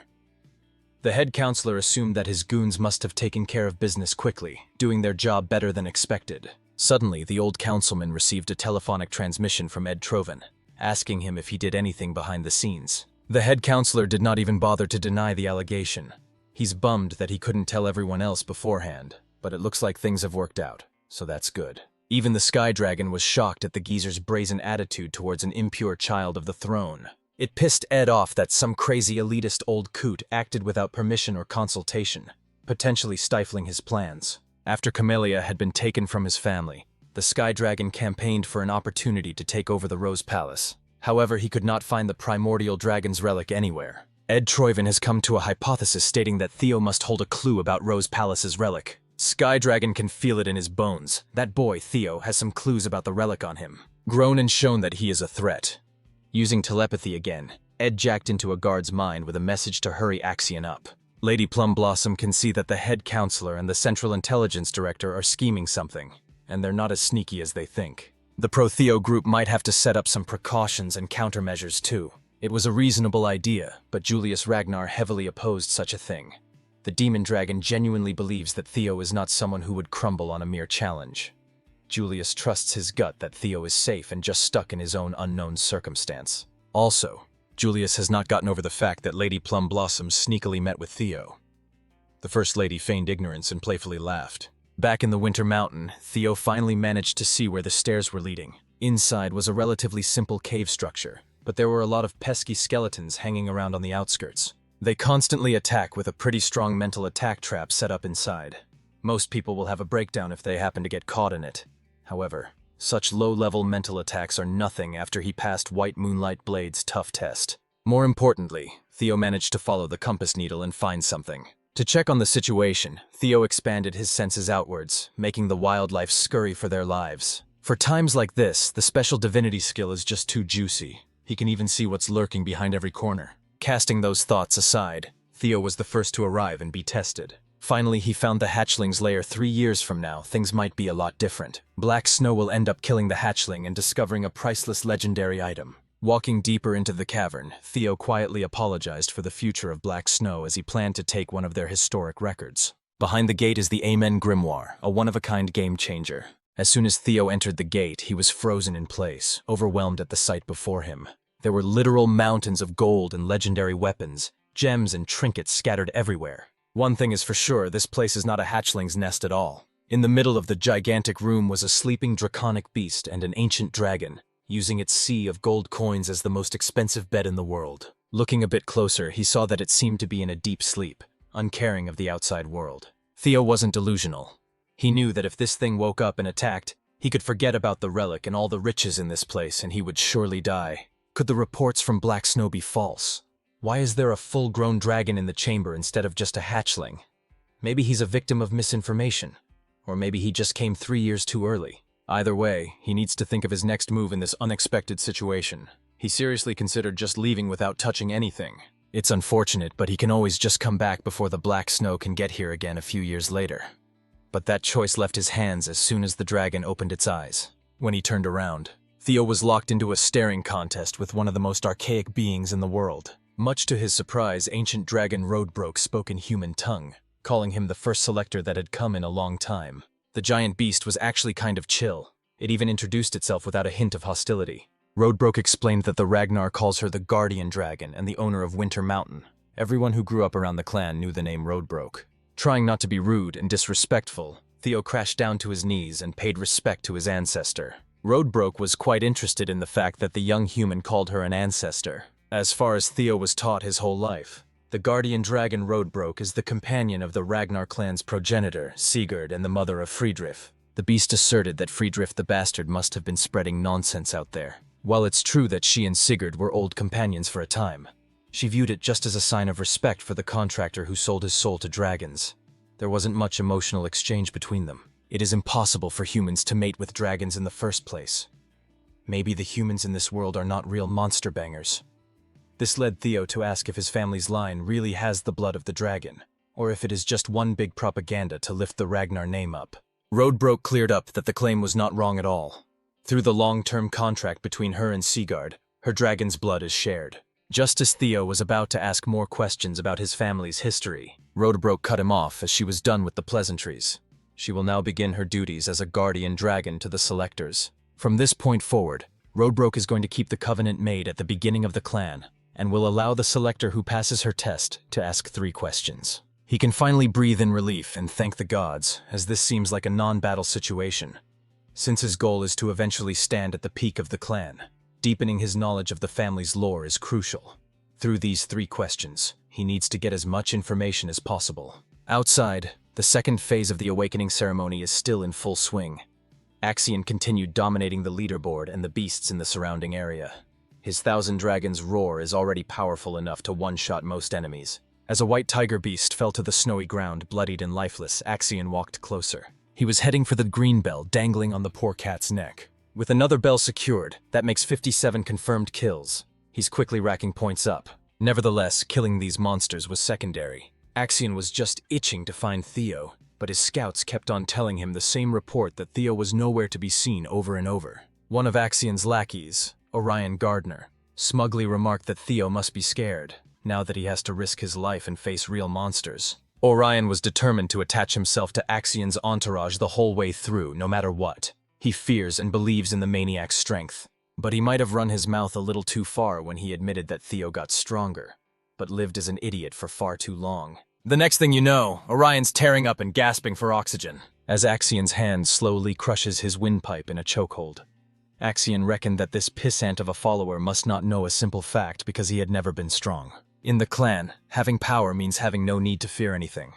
The Dark Leopard is on the brink of mentally breaking at this point, and he's still as cruel and paranoid as ever. Orion tried to eke out an apology between his desperate gasps for air. This little outburst would have continued if not for another messenger coming in with a message from the director of the Central Intelligence Bureau, Ed Troyven. The message was simply a reminder to hurry up and carry the plan out. Axion threw the pissant away like garbage and asked the messenger to send a reply to his uncle to stop pestering him. He doesn't need to be reminded of the goal because no one in this world wants to kill that punk Theo, more than this psychotic half-brother of his. Meanwhile, Theo is just chilling down in the dragon's den, still trying to think of a fitting question that would give him as much information as possible. After a while, he finally came up with his first question. Roadbroke yawned. She was just glad that the young man finally made up his mind as the boredom nearly knocked her back into a deep sleep. So the first question was why the guardian dragon is still here. He kept it short and sweet. Roadbroke instantly clocked his strategy of asking basic questions to figure out some hidden background knowledge and praise the kid. The reason why she's still hanging around is quite simple. There exists a monster situated at the very edge of the world. Its body is spread across the seas. They call this entity the Nameless Monarch. For the past 1,000 years or so, Roadbroke has been lying in wait and staying in her lair, because she was tasked with the mission to protect the world. The Winter Mountain and this dragon's den are just an outpost. Theo fell silent, digesting the bombshell that his ancestor had just revealed. He was certain that he did not feel it wrongly. For a brief moment, he felt what seemed like fear in Roadbroke's eyes. Who would have thought that an almost godlike figure who's as powerful as an ancient dragon is still capable of feeling terror? There is an existence out there that brings fear to a deity who has reigned for over 1,000 years. The Nameless Monarch must be one freaky bastard. Theo desperately wants to ask more questions and dig deeper into the lore, but there are more important things he has to find out first. So, for the second question, he asked what exactly these ancient dragon's relics he kept on hearing about. Roadbroke answered that there are about 3 relics out in the world, though she doesn't know much about them. She can sense that the young selector has been quite lucky. The 3 that Roadbroke knows of are the dungeon in Camellia Palace and the White Moonlight Blade. As for the last one, it's a bit more complicated. Roadbroke called it the ancient dragon Papnir's relic. It is a result of a great ancient dragon's soul fragmenting into 31 different pieces. These pieces were then bestowed upon humans in hopes of protecting humanity and resisting the Nameless Monarch. The form of these ancient dragon relics is not limited. Some could be an item, some could take the form of an experience, and a rare few even turned into intangible yet strange phenomena. Hearing that last part made the gears in Theo's head turn. He can finally see that he always had the last relic in him. Everything he experienced after regressing in time flashed before his eyes. Going through 20 years of life and being brought back in time to the brink of death is the strangest phenomenon one can ever go through. His regression must have been just another form of the ancient dragon's relic, which means Theo himself contains the relic. He must have been given a fragment of Papnir's soul. But something's not adding up. There's always a dragon protecting the relics, but there was no such thing in his regression. Realizing something, Theo came up with the third and final question. He looked at Roadbroke right into her piercing eyes and asked why he was chosen. Why would the hand of fate choose someone as talentless as Ragnar's imbecile to fight something as powerful as the Nameless Monarch? Roadbroke stared back fiercely and decided to answer his final question with a question of her own. She asked why Theo would think that he was the only one chosen out there. The simple reply made Theo realize that he had not been looking at the bigger picture. He might not be the only one chosen by these powerful relics. Sky Dragon Ed Troven, Demon Craftsman Curson, and even the Black Dragon all knew about the existence of relics. They even actively go out of their way to find and collect said relics. Chances are they were also chosen by some form of Papnir's soul fragment. If that's the case, are they also seeing the same messages he has been seeing? Did they also regress back in time? While these series of questions led Theo one step closer to uncovering the world's truth, it also made things a lot more complicated. To summarize, there is a nameless monarch lurking at the fringes of the planet that even the ancient dragon fears. And it is entirely possible that there are more regressors apart from Theo. Now that Roadbroke has answered his 3 questions, the quest is complete, and Theo will be given his reward. The young man was so engrossed in all the implications of what he just found out that he almost forgot that he came to obtain Amon's grimoire. But now that his horizons have expanded, he had changed his mind. He needs something bigger, a lot bigger. He wanted something that cannot be compared to any item in this treasure trove. As a reward for the quest, he has given the chance to pick and take anything from the ancient dragon's treasures. Roadbroke proudly boasted about the variety and sheer quantity of her treasures collected from all around the world. There were gems, relics, elixirs, skill books, armaments, anything you could think of. She had them in stock. Whatever Theo chooses will be a priceless fortune worth beyond his wildest imagination. Roadbroke urged him to pick wisely, and she said she would deliver. Theo's lips slowly twisted into a sly smile. When prompted by the ancient dragon to state his desire, Theo Ragnar proudly proclaimed that he wanted to have Roadbroke herself. That answer was definitely out of her expectations. Theo's remark comes across as a joke to the ancient dragon queen, who responds accordingly. However, she's done with kidding around and wants the Ragnar descendant to speak his real choice. Standing resolute on his words, Theo declares that he just told her what he wanted. First, the dragon pauses and then asks to confirm if he's really serious. After receiving confirmation, the dragon exerts its menacing aura that makes the ground rumble beneath Theo's feet. Using the tantalizing dragon fear attack, the ancient dragon deems his words disrespectful and lashes at him for overstepping his boundaries. Feeling the sheer weight of the dragon fear attack, Theo does his best to stand his ground. That mere roar of the dragon is powerful enough to make blood come out of every crevice of his face. In response, he counters the roar with a lesser drake's fear of his own. Of course, it's a pointless attack in every sense of the word. Even Lodbrok thinks he's an idiot for challenging an ancient dragon's roar with an incompetent one. Determined on his feet, Theo shouts his request, reminding the guardian dragon that he was told to select any treasure from its nest. According to his own words, there wasn't a condition preventing him from selecting the guardian dragon Lodbrok as his desired treasure. He may be speaking confidently, but even Theo thinks this is a huge risk he's taking, one that he's willing to put his life on the line for. This beast, the guardian dragon Lodbrok, has firmly established the Ragnar clan with the help of the progenitor, Sigurd. Becoming her partner will mean for Theo to have proven himself as a legitimate warrior of the Ragnar clan. In order to prevent the atrocities of the dark past, he's willing to cast his life away for this opportunity. Theo demands the guardian dragon to surrender herself as she promised with her own words. The warrior begs for her aid with his aching voice. Just then, the guardian dragon sees a shadow of the legend of Sigurd. Seeing his image trailing Theo, Lodbrok releases her roar and accepts his request, much to Theo's shock. Seconds later, the dragon materializes into a smaller and more human-like state, her sharp golden eyes peering him down. Lodbrok has been impressed, so she's willing to give him a shot. She stands before him in her majestic beauty, causing him to go speechless for a few seconds. Lodbrok reminds him that she's over 2 millennia old, so there's no point thinking about those thoughts. Addressing the guardian dragon, Leo points to her chest, and he's not talking about the pair of personalities that you horned dogs are probably thinking about. He's referring to the hole which was a result of a battle 50 years ago. Lodbrok lost her heart, and ever since then, awaited her death. She's only got 3 more years in her before she dies. That's why she also can't leave her nest, which means she won't be of his aid in a direct manner. That's why extending her offer again. She wants to know if he's really in it to select her as the desired treasure. This simpleton smiles and confirms that he hasn't changed his mind, and that he would like to select her as his desired reward. You know, guys, under different circumstances, this would sound horrible. The system confirms the selection of the guardian dragon as his reward. Lodbrok deems it a foolish choice, but thinks it's just one of his qualities as the chosen one. The system has granted him the title of the guardian dragon's significant other, as well as the descendant of the progenitor of the clan, promising to become even stronger and reach greater heights. Theo confesses that he will obtain the rest of the relics of the primordial dragon Fafnir. A soul link between the guardian dragon and the warrior is established as Theo promises to find something that could very well substitute Lodbrok's heart.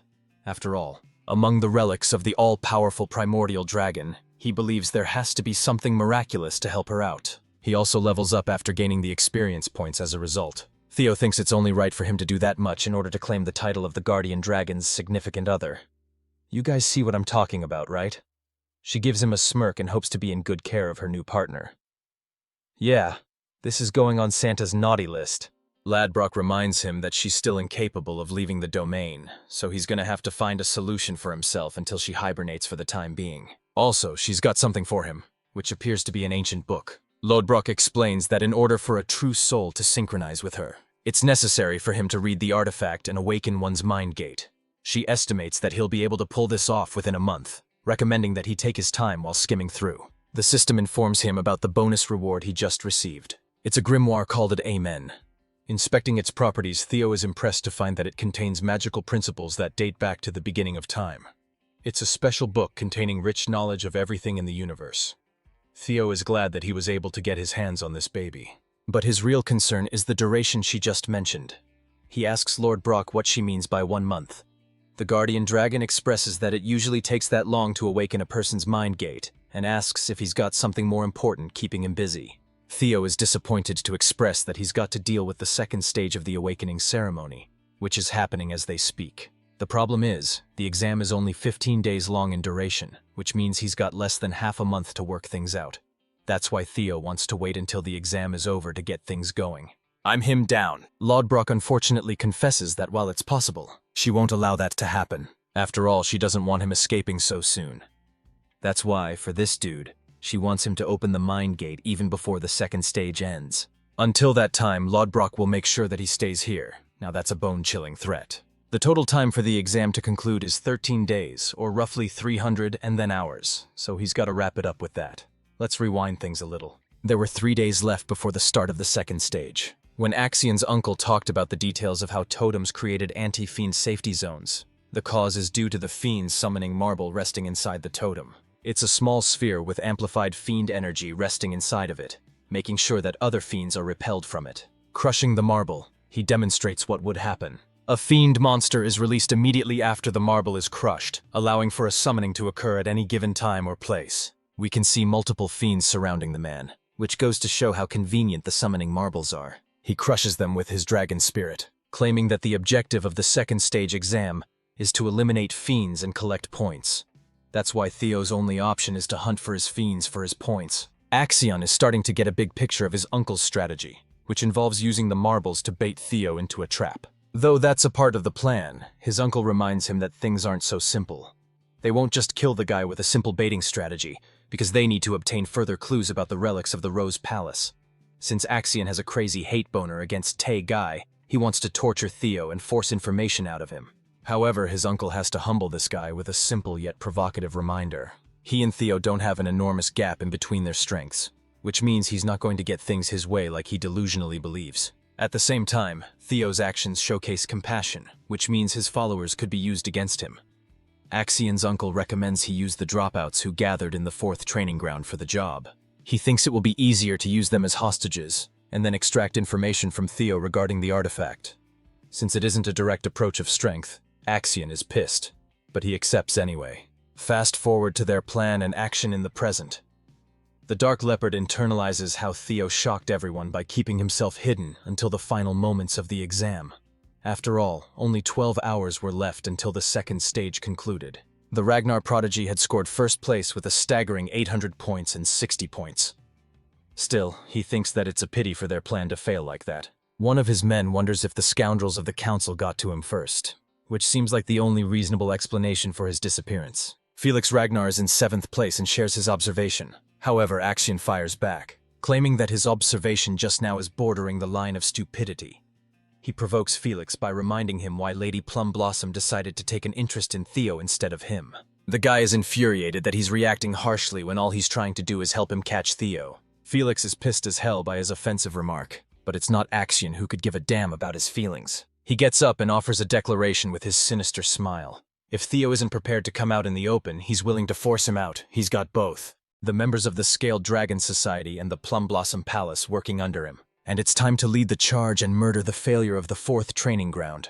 This psychopath intends to maintain his killing spree until Theo is forced to come out. Eavesdropping on this conversation from her hiding spot is Ray Ragnar, who was in third place on the exam. The scene transitions to a frost lizard fiend getting slayed by the warriors. They celebrate having defeated a yellow bell creature, thinking that it's a monumental achievement. These poor guys barely have any points for themselves, and there's only 12 hours until the exam concludes. They're worried for Theo, especially since they prepared a whole bunch of supplies. Maybe he's out to do something more important.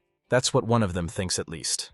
After all, survival is just the bare minimum requirement of the exam, since rankings don't matter at all. Still, they wanted to see him top the charts and become the valedictorian once more. As they're carelessly chatting, one bastard impales them with his thrust. Orion Gardner has just killed Sybil in cold blood, while the rest of his friends question the actions of the Scaled Dragon Society. They're scared to learn that they've become the targets for the day in order to bring out Theo. These poor guys are going to eat shit for literally just existing. During the same time, we revisit Lodbrok's nest of gold and treasures. The Guardian Dragon is fervently impressed by Theo's remarkable ability to open his mind's gate in less than half a month. The system confirms his initial grasp on the magical principles.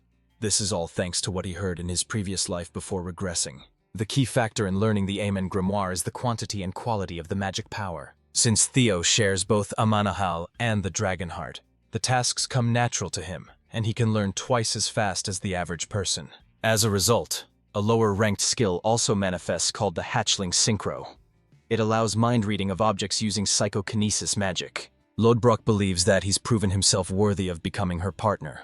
With that, he's got the fundamentals down and the rest can be finished with training. She also tells him that when the time is right, at the higher level, he will start hearing her voice. Finally, she'll receive the greatest buff by being able to cast Lodbrok's power, gaining him the same ability as the progenitor of the clan. But before that happens, the Guardian Dragon requires her recovery, since she's only got 3 years left. However, an optimistic Theo is prepared to impress her with his accomplishments. She declares the completion of the Primordial Covenant. Lodbrok dearly offers him a farewell and hopes to meet him again soon. At last, we saw this guy finally stepping foot outside. It's a good thing he got the pack down, but still, he has no points right now and only 12 hours to go. Even he thinks he's playing life on extra hard difficulty. Theo assesses his options, because if he hunts fiends in the typical manner, it's just going to be an impossible task to score first place in 12 hours. So the only reasonable strategy is to steal bells from other candidates. Remembering how Axion got first place in his past life, he thinks the same would be the case now. So all he has to do is take care of his Ragnar rival and claim the top spot. Of course, that's only easy to say. Behind him, a figure emerges from the woods. They barely made it here with their injuries and immediately caught the hero's attention. This is Ray Ragnar, and she's in really bad shape, which makes our boy wonder if she was attacked by a powerful fiend.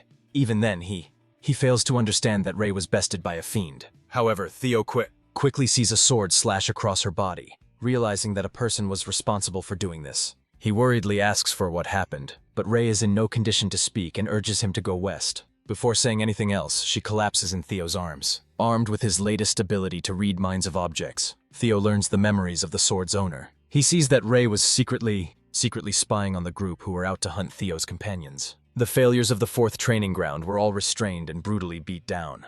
The final decision was left whether to kill them or not. Orion was asked why he ended up bringing 9 of these clowns when only 2 or 3 would have been sufficient in a hostage situation.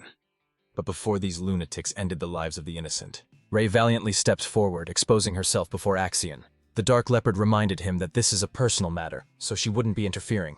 However, Ray refused to let this madness slide and prepared to fight Axion. Axion is disappointed that Ray has been persuaded by Theo and prepares to take her down. Their fight chaotically began, with a powerful exchange, but by the end Ray suffered a brutal slash. Beyond that, the memories are locked because of his low skill level. Theo is infuriated and perplexed as to why Axion went so far as to capture his allies, while Ray is shocked that he managed to uncover the truth without her saying anything at all.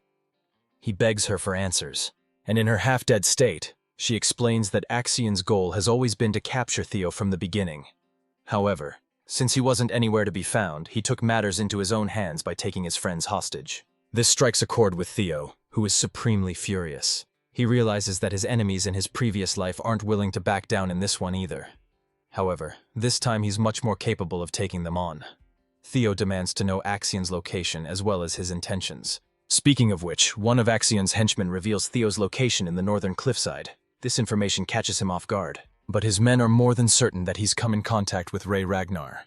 which means they'll be coming here soon. Filled with the joy of being able to cut him down, Theo anticipates his arrival with an evil grin. However, he's keenly reminded that there's no requirement to face Theo in a one-on-one confrontation. After all, his main objective is to gather clues of the relics. His men will take care of Theo, on the other hand. In the meantime, they want him to activate the summoning marbles to cause a distraction in the surrounding area. Axion is sold on this plan and states that he's willing to follow through. Going back to Rei, she is begging for him not to go. After all, even the Central Intelligence Proctors are a part of this grand scheme to take him down. It's a task beyond his current strength. She advises him about the current state of the exam, which is more of a slaughtering battleground, a trap that was set up purely to kill him. That's why going alone is the riskiest move ever, and it's better to seek the help of proctors. Even so, Theo thinks there's just no time, and while he's grateful for what she did, he can't allow his conscience to ignore the state of his friends. That's why he's willing to go at once after she drops Axion's location. At this point, the girl is convinced that he's gone crazy. The stakes are too high, and death is promised if he goes there. She recommends playing it safe this time. In response, Theo lashes out, claiming that he has no desire to lose his precious loved ones a second time. They promise to make it out of the second stage together after all. Mouthing the inevitable fate of the Ragnars, Rei reminds him that sacrifices are always on the table. He bites back by pointing out her personal resolve to fight against Axion's cruelty, because not even she could bear to sit around and watch the terror unfold. The scene makes him relive the memories of his original life, where everything he knew went up in flames, all because he was weak in a clan that was meant to foster the strongest. Theo was done with always losing people and being played for a fiddle. He emphasizes how he doesn't want to relive the mistakes of his past. Fueled with his anger and determination, Theo demands to know Axion's location. The scene transitions to Remington Narcio's side of things, who has just come across the abandoned supplies dropped by Sybil and the rest of his friends. There's blood indicating that something is wrong. He turns to confront the two warriors standing in the distance. Holkuslanka, who is in 5th place, and then Erikalanka in 4th place. Finally, Remington Narcio is revealed to be trailing behind Axion as the second placer. Going back to Theo's side of things, he's out here fighting a snow fiend. The first few attacks he manages to dodge, before quickly finishing the fight in one move, prioritizing other pressing matters. Theo runs in the direction of Axion, hoping that some of his friends are still alive and well. He knows for a fact that Ed is playing with Axion's feelings and making sure that Theo is taken out without much outcry from the clan. There's the fact that the Intelligence Bureau proctors are siding with Axion, which is the greatest piece of evidence available. Theo cuts down the creatures with his triple dragon's claw strike, reflecting that the proctors who are supposed to kill him will likely suppress action from lashing out. Still, he prioritizes his speed, knowing how Axion is just easy to provoke and impulsive in his actions. Lunging for an aerial strike against the fiend, Theo thinks that he could very well manipulate this nature of his in his favor. The sword pierces the creature's head, releasing a pool of blood. Let's see how Rei's doing. She collects her thoughts, remembering how Theo has never once changed from when he was a child. Despite her injured state, she wishes to help him out this time. The hostages are getting brutally smacked around under Axion's heel. It was prepared to cut them down for even making the slightest noise. Again, he's reminded by the proctors not to act on his own to cause unnecessary conflicts. That's why Axion stops his blade and patiently waits. He knows that 4 high-ranking swordsmen from the proctors are being sent to silently assassinate Theo. After all, his uncle is of the opinion that Axion isn't powerful enough to take down Theo, which is frustrating for him to accept since he regards Theo like an insect. To everyone's expectations, the devil himself decided to show his face. Axion spots him covered in trails of blood like a killing machine of war.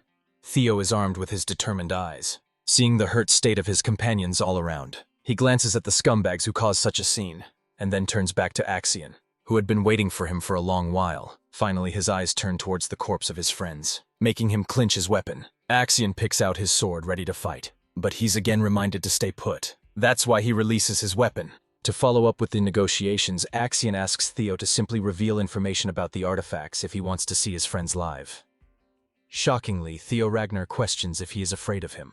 This is a calculated approach from him. Because he was planning on using Axion's nature against him, Theo arrogantly mocks him for being a coward and taking extreme measures, all for the sake of preventing a crushing defeat. Axion's blood boils, but the other guy's shit talk continues. He claims that the only reason Axion is surrounded by his scumbags is to protect his own name. Then, there's the hostage game going on. To Theo, he thinks it is just an all-out effort to prevent a defeat as a man unworthy of the title of the 4 Hounds. Axion is now royally pissed, which is exactly what Theo wants, as he keeps egging him on, challenging him to a duel like a real Ragnar would, unless he wants to back out like the coward he is, as Theo puts it.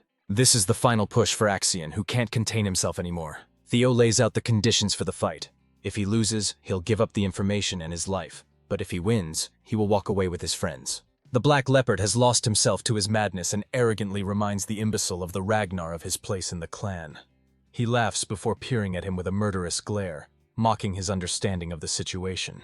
The CBI tries to intervene, even though they know he's trying to stir up Axion with his words. They urge him to follow the plan, but this guy is done playing around. He accepts Theo's challenge and walks forward to take him on, just like our boy wanted. The proctors watching the scene realize that things are going the opposite way of what they intended. They're prepared to act accordingly as planned if Axion is nearing a crushing defeat. The brutal warrior reminds his group not to step in to carry out the tradition of honor in a Ragnar duel. He also doesn't want anyone to hurt the hostages for the time being. Their fight begins with Theo taking the first slash and surprising his opponent. With that settled, it is time to get serious as both swordsmen clash on equal grounds. Axion talks down to his opponent and goes on the heavy attacks. He wants to show Theo the difference between their strengths by releasing a Heaven Dragon shout. This roaring attack even has Theo concerned for his life. In response, he prepares a charge slash of his own, and responds with the triple Dragon's Claw, severing Axion's attack and surprising him greatly. Standing before him is a confident man who can challenge the best of his attacks. Theo returns the trash talk and wonders if his opponent is really on his level to be lecturing him. Seeing this clash go down, Orion is sweating bullets after the aftermath of Theo's recent attack. At first he was doubtful of the warrior's abilities, but now, even he's starting to believe in the imbecile's real strength. The situation seems tense, and suddenly Axion is the one who might lose the fight. Concerned for his own life, Orion wonders if he should switch sides when there's still time. He also believes that Axion greatly underestimated his opponent. Ultimately, Orion decides against betraying Axion, as the bastard proctors of the Intelligence Bureau are sharply watching. He thinks they'll still take down Theo regardless. Commanding the rest of his men, Ryan tells them to scatter and search for the remaining proctors. They want to avoid getting caught up in their battle. The story explores Axion's past, who was expected to seize the throne of their clan at a young age. Both his mother and uncle sought his success for their prosperity. The Ragnar name is nothing more than a cover, because underneath they regarded the boy as a Troy Van. Axion can't help but praise his opponent's performance. He lunges forth to strike down Theo. However, his attack is unsurprisingly blocked with a confident smile. He's acting just like Theo intended for him to act. Breaking away from their fight and back at the council, they talk about Theo's resurgence and news of his contact with Axion. His supporters are pumped that he survived safe and sound, while his haters are shocked he wasn't done away with by the scoundrels. Axion's uncle is happy that he survived, and while no one knows what he's planning, their plans could be furthered by extracting information from the guy. He's just waiting for the information to come out, and then he'll send the high-ranking swordsman to destroy Theo. Suddenly they received new information regarding the fight taking place between Theo and Axion. As you can imagine, the dude is scared shitless because this is definitely against what he planned. Back to the fight, Theo executes his jester's footwork secret technique, giving him an edge in mobility and evasion. Axion is trying his best swinging his sword around, but nothing connects. Through their exchange, he has come to understand Theo's strength, which has grown immensely. A serious action shoots a sharp glare, and remarks that he's not as fast as presumed, now that he's caught an edge on his movements. He tosses his sword full speed aimed at our boy's head. This technique catches him off guard because he remembers his previous experience with a sword-throwing technique, while he was caught in his thoughts in the past. Theo was inflicted with a sharp sword impaling body from the side. Axion claims that he may be using a secret technique, but it still has predictable movements, which could easily pinpoint the exact location of where he would next appear. Blood trails down the body of the sword. It seems like Theo survived the attack by catching the blade with his bare hands. Now he's also confirmed the identity of the assailant who shot him down in his first life. Axion was one of the people who betrayed him and made the downfall of the Ragnar clan come to light. Filled with hatred, Theo is happy to confirm that he's the bitch who knocked him down last time. The same day he died was the day he couldn't even learn about the perpetrators who caused the downfall of the Rose Palace. He had no strength and ran blindly, but it's only thanks to Randon taking off his mask that he was able to understand what was going on. Evelyn's investigation concluded Randon's connection with the Camellia Palace. The rest of it was just a logical conclusion. The people who led the attack were none other than the ones belonging from the Troyvon clan. Among these bastards, the only person who could use the uncommon sword-throwing technique is none other than the sly bastard Axion Ragnar, who betrayed them. He was so arrogant that he risked losing his weapon. At first, he was only suspecting them. But now, the truth of the situation stands before his eyes. He grips the sword tightly and, in his fury, shatters it with his mere grip. Theo is dying to know what makes them so motivated to kill them that they have to go through such lengths. Seeing his display of physical strength, Axion is left speechless. Unfortunately for his enemies, Theo isn't the same man from his previous life. This time, he's hell-bent on prioritizing his life as well as those of his comrades. Theo releases the blade targeting Axion, who easily dodges it, talking down his aim and pathetic imitation of the throwing technique. All of a sudden, Axion feels a wave of anger and blood, lust emerging from his opponent, a killing intent so monstrous that it draws out an enormous mana level. Axion's eyes widen as he realizes that Theo has been hiding his skills alone. Our hero vanishes in the blink of an eye before it, appearing right underneath Axion for a devastating strike. The sheer force of the attack sends Axion flying on the back foot. He's the one going defensive against Theo's attacks now, who even manages to graze his face with a precise cut. Smirking at the impulsive warrior, Theo wonders when Axion is going to decide and pull out his full strength, provoking him even more. Surprisingly, Theo's arm is caught as Axion returns the favor by slicing his face. They're fighting each other on equal grounds. Theo chooses to disappear before his eyes again, and ushers a slash so strong that it knocks away Axion's blade. Now he's left wide open without any defenses. Theo quizzes his opponent before preparing his blade to pierce his damn stomach. He's about to take the kill shot and not even Axion can dodge it at this distance. Let's focus on Remington's side of things.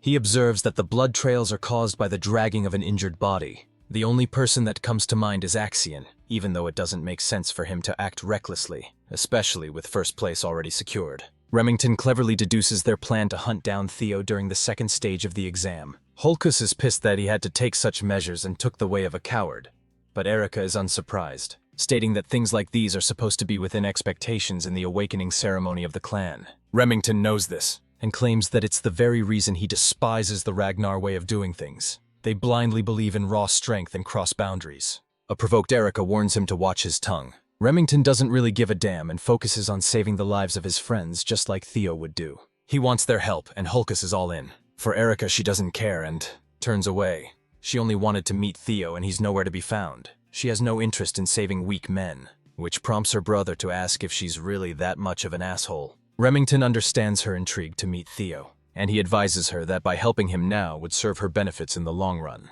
The three warriors bounce to uncover the hostages' location. Remington is hoping they are safe and sound until they arrive. However, they're stopped by a bunch of men. Warriors of the Scaled Dragon Society are confronting them out of the blue, indicating betrayal. Orion is a little upset that the white-haired punk ran away to Theo's side and now associates himself with meatheads. Holkus is greatly offended while Remington warns his friend to take the easy path and step aside. But this bitch is apparently looking to catch some smoke, so he doesn't want to move. Faced with no other option, he draws his blade. All three of them lunge forward to defeat the Scale Dragon Society. The scene cuts to the hostages, one of which has grabbed the shattered blade that Theo threw. The purpose of the blade wasn't to attack Axion, but to land right next to the hostage. It's an opportunity to escape using the blade, their only chance of doing so. The man wriggles his knees in an effort to cut the rope. Zooming in on the battle, it turns out that Axion's life was saved at the last second by one of the higher-ranking swordsmen. They finally decided to show up after acknowledging the situation. This man is Liam Troven, and he's even prepared to accept punishment for his intervention. Liam breaks their clash, and suggests his men to take care of Axion. He begins his aggressive attack on Theo, while the rest of the proctors praise the young master for his fight. They even return him his blade. Axion doesn't seem to be furious or anything, just disappointed. Liam's ferocious slashes are really giving our boy a tough time out here. But still, Theo is managing to respond well in a near-equal exchange. Liam launches a forward strike, which Theo blocks handily. From this short encounter, the high-ranking swordsman is rather impressed by his defenses against both Axion and him. Despite this, it's clear as day that he's no match for Liam's sword skill.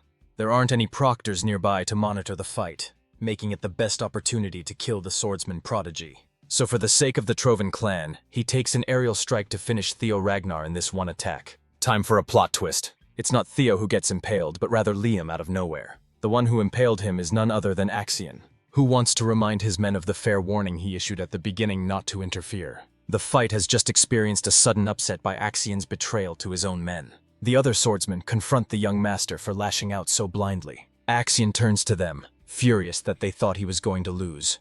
He deems it a mockery of his skills as the heir. Theo acknowledges that he's gone completely mad. For Axion, he finally recognizes the man's skill as Ragnar. His uncle fed the boy the delusions of grandeur from a young age, goading him to climb to the top and sit on the Ragnar throne. Axion claims that while Theo is stronger, he's weaker in comparison to him. He declares himself as the man who is destined to become the strongest warrior to claim the throne, so there's just no shot of him being beaten here in this fight. Axion is prepared to cut down anyone who stands in the way of his ambitions, and lunges to initiate a slash. But this sword slash just doesn't catch Theo, who has used his speed to soar to the skies. He manages to shock Axion with an attack that actually connects. Also turns out Liam is still alive, just gravely injured. He tells his men to go and help Axion no matter the cost. They need to kill Theo while they still have the chance. However, the high-ranking swordsmen are against the idea, seeing how it led to Liam's downfall. Liam doesn't care and orders them to go, since they'll all die if the young master doesn't make it out of the fight. Axion is seriously on the back foot, completely baffled that he's being outclassed right now. He remembers his uncle's words, who told him that the Ragnar clan is a realm of unpredictable outcomes. Anything could overturn the impossible odds. Axion is in denial, inches away from defeat. He always looked down on this guy, called him a worm, an insect, and even an imbecile who didn't know his place. But it turns out, his uncle was right about their skill gaps, still believing in the delusions of his own strength. Axion lashes out despite being brutally injured. He is now blind in his advances as he spouts maniacal beliefs of his destiny and fate. However, Theo thinks very little of such things. He thinks his ambitions led to the very demise of the ones he cherished. That's why, if Axion isn't willing to concede, he's going to forcefully subdue him. Saying that, Theo channels his powers, casting a beautiful blue dragon. One last time he roars Triple Dragon's Claw, declaring to become strong enough to slay anyone in his path. His attack pierces Axion clean. We get a beautiful frame of his body rupturing apart. When the smoke settles, a corpse hits the ground, its head severed from its body. Axion's head descends from the air and to become a paste. Blood trickles down, but nothing can be done now. The victor of this long fight is Theo Ragnar, who stands firmly after exacting his revenge. Lastly, Liam is left dazed at the sight of the young master's headless state. A fitting death for an arrogant man. Knowing his fate, if news of this blunder reached the Sky Dragon's ear, Liam spurred his remaining men to at least kill Theo in retaliation. As high-ranking swordsmen, the Trovan protectors snapped out of their daze and charged forth. Theo stood tall. A satisfied but wry smile was etched on his face. He is in grave trouble. Even if he was in tip-top condition, trading blows and surviving against a coordinated attack of 4 senior proctors would be improbable. With his current condition, it's even more hopeless. His stamina had reached the limit, and his mana pool had run dry from killing Axion. All he could realistically do was buy some more time with what little he had left in the tank. By his estimation, help should be coming any time now. The proctors finally got in range for one final effort to avenge the young master. Thankfully, the valiant Remington Narcio and the lanky siblings pulled together and arrived just in time. They surrounded Theo, forming a formidable wall of defense to shield against the proctors. From Remington's perspective, it's only natural that comrades should have each other's backs in times of need. Theo looked at the reliable Silver Lion and felt relief. Erica Lanka shot Theo a glance, pleased that the rising star she had heard so much about had handsome looks. Hulkus Lanka, on the other hand, was elated to see someone strong enough to kill Axion and hold his own against powerful swordsmen. Pumped up by the cavalry's arrival, Sybil Drea forced himself to get up and lend his sword to assist his young master. Remington turned his blade against the corrupt proctors and listed down their crimes. He would gladly pass down judgment on these low lives, directly interfering with a sacred tradition.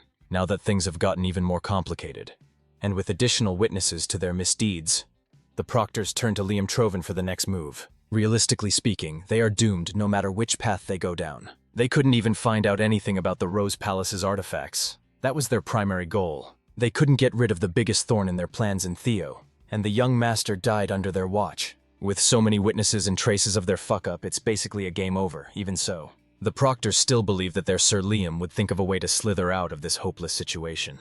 When things get too convoluted, it's best to go down the simplest route. Just kill everybody. Liam still has the marbles in his back pocket.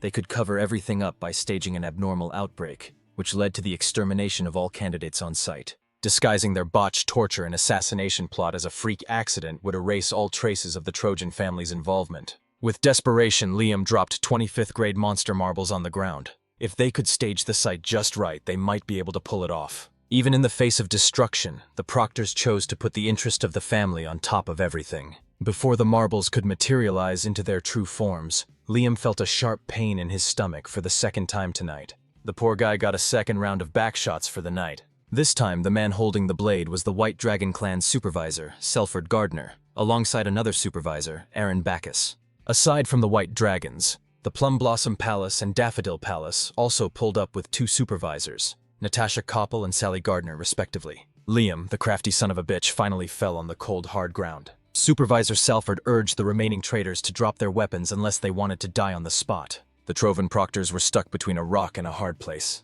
Behind was the most promising young Ragnar talent. Up front were battle-tested veterans, when Theo saw that safety was finally guaranteed. The last embers of strength faded away. Breaking his fall was the woman who warned him not to go just a few minutes ago, Ray Ragnar. Before completely passing out, he thanked her for the heads up. While the criminals were being taken away into custody, Remington finally dropped the heroic act, running to his comrade with utmost concern. The Lancash siblings butted in. Erica wanted to make sure that Thea remembers her, and Hulkus just wanted to schedule another duel. Pushing them to the background, the rest of the training ground 4 boys came pouring in to wholeheartedly express their gratitude to the young master. All of them were crying their eyes out. Hearing and feeling all the care and concern of his people, Theo Ragnar smiled. This is the type of strength he had been longing for. Ray, of all people, understood his very nature. As the last embers of his consciousness fade, Theo requested some bells. He would be good with just enough to get first place. Moments after the arrest of the traitorous proctors, news arrived at Ragnar HQ.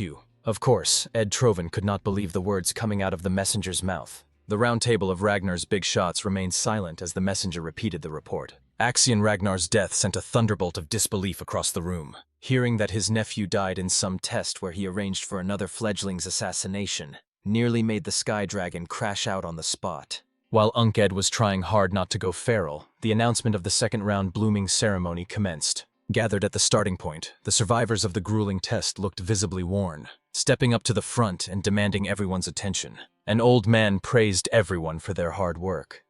Announcing the official conclusion of the ceremony was one of the 9 dragons, the Zenith Dragon, Pharaoh Ragnar. Everyone in the family knew who the Zenith Dragon was, so the new generation was absolutely starstruck.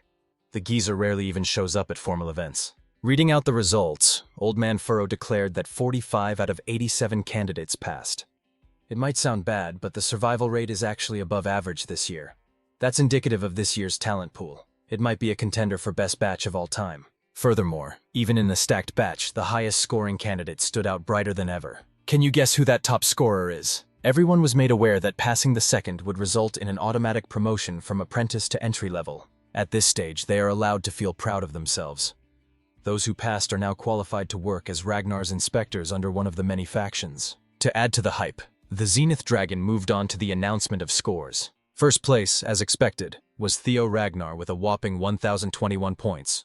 Who would have thought that the guy who had 0 until the final minutes would shoot up to the pinnacle? Well, knowing that he took Axion's head makes it make sense. In second place was Remington Narcio with 926 points. Erica Lanky went third with 843 points, Ray Ragnar placed fourth with 789 points, and Hulkus eked out a fifth. The old man listed down the results until the passing cut off at the 45th place. These outstanding candidates are practically guaranteed prestigious jobs. But the blooming ceremony is not over yet. There is a third round that only the cream of the crop would qualify for. When those who collected enough bells to enter the secret ceremony were called to raise their hands, the usual suspects proudly answered the call. Only the top 4 were beast enough to enter the final trial. The hidden piece of the ceremony involves the quality breathing method. After collecting enough bells, one could learn from the inscriptions written within. It might sound simple enough, but gleaning insights, reading, and understanding the etchings require a high level of discernment.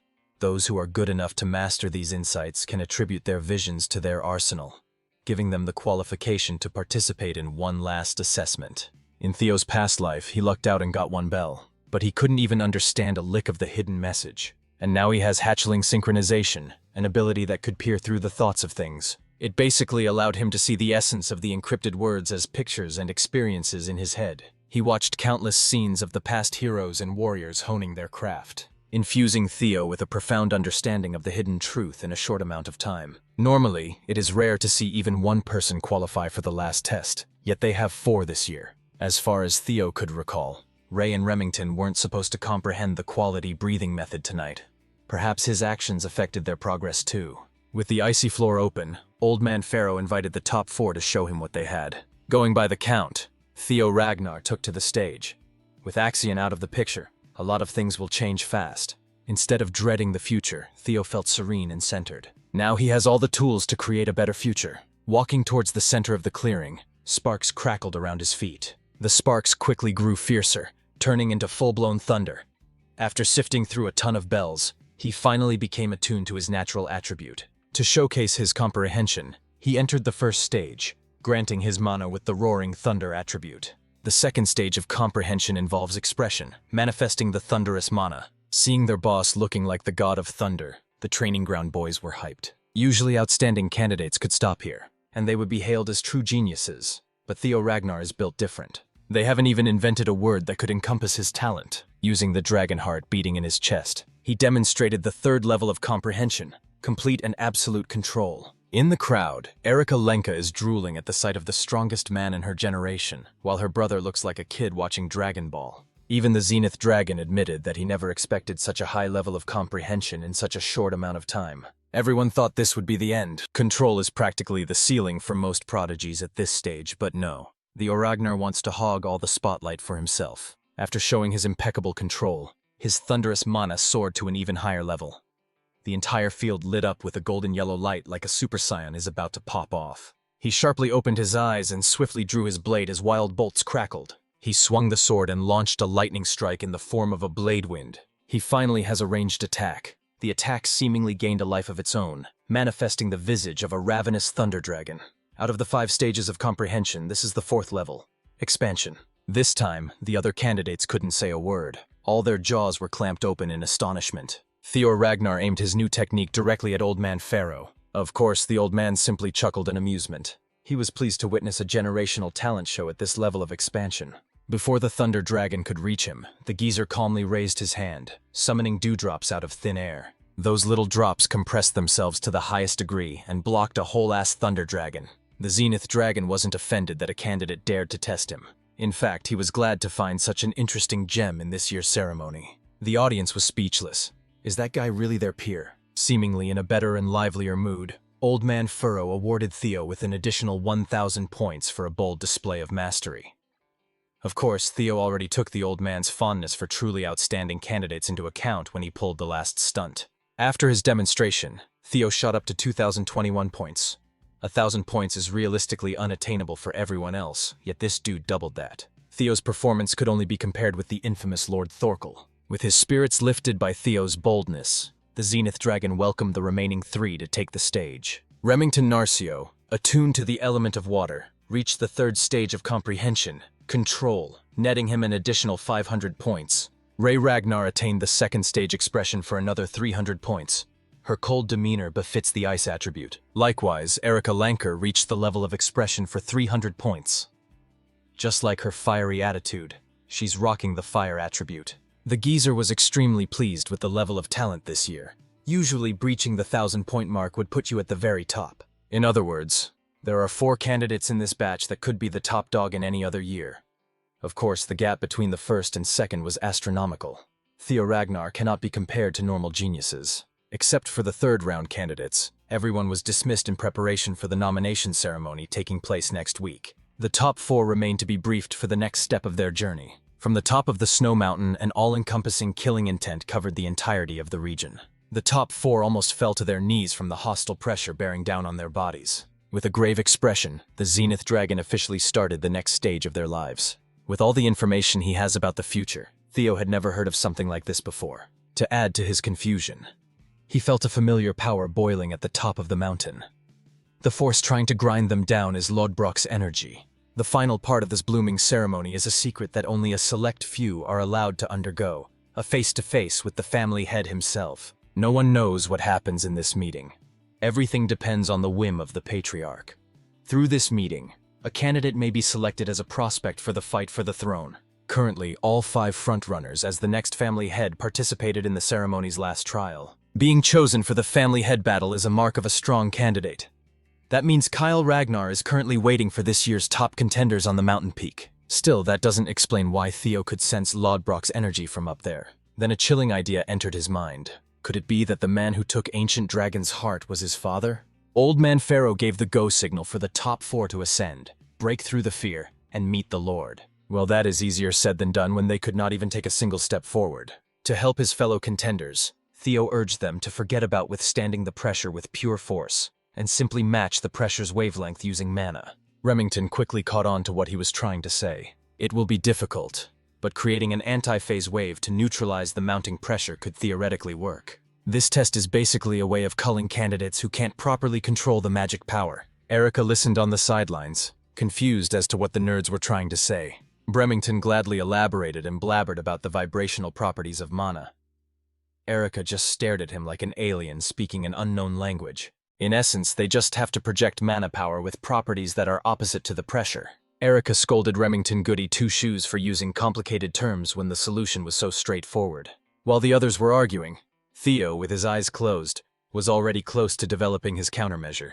A few seconds later, he exhibited a thick and rich aura and steadily neutralized the pressure, preventing him from moving a muscle. When asked how he solved the puzzle so quickly, he confidently answered that this feat was to be expected of the next clan head. His fellow candidates were taken aback by his brazen words, while the Zenith Dragon remained sternly stoic. Leaving his fellow contenders in the dust, Theor ran straight to the snowy woods. Old Man Pharaoh warned the rest to pick up the slack, since points for this stage will be granted based on the order of arrival at the top. Those words certainly lit fires under their individual asses. When the last one left the starting point of the race, the Zenith Dragon turned contemplative. He chuckled to himself.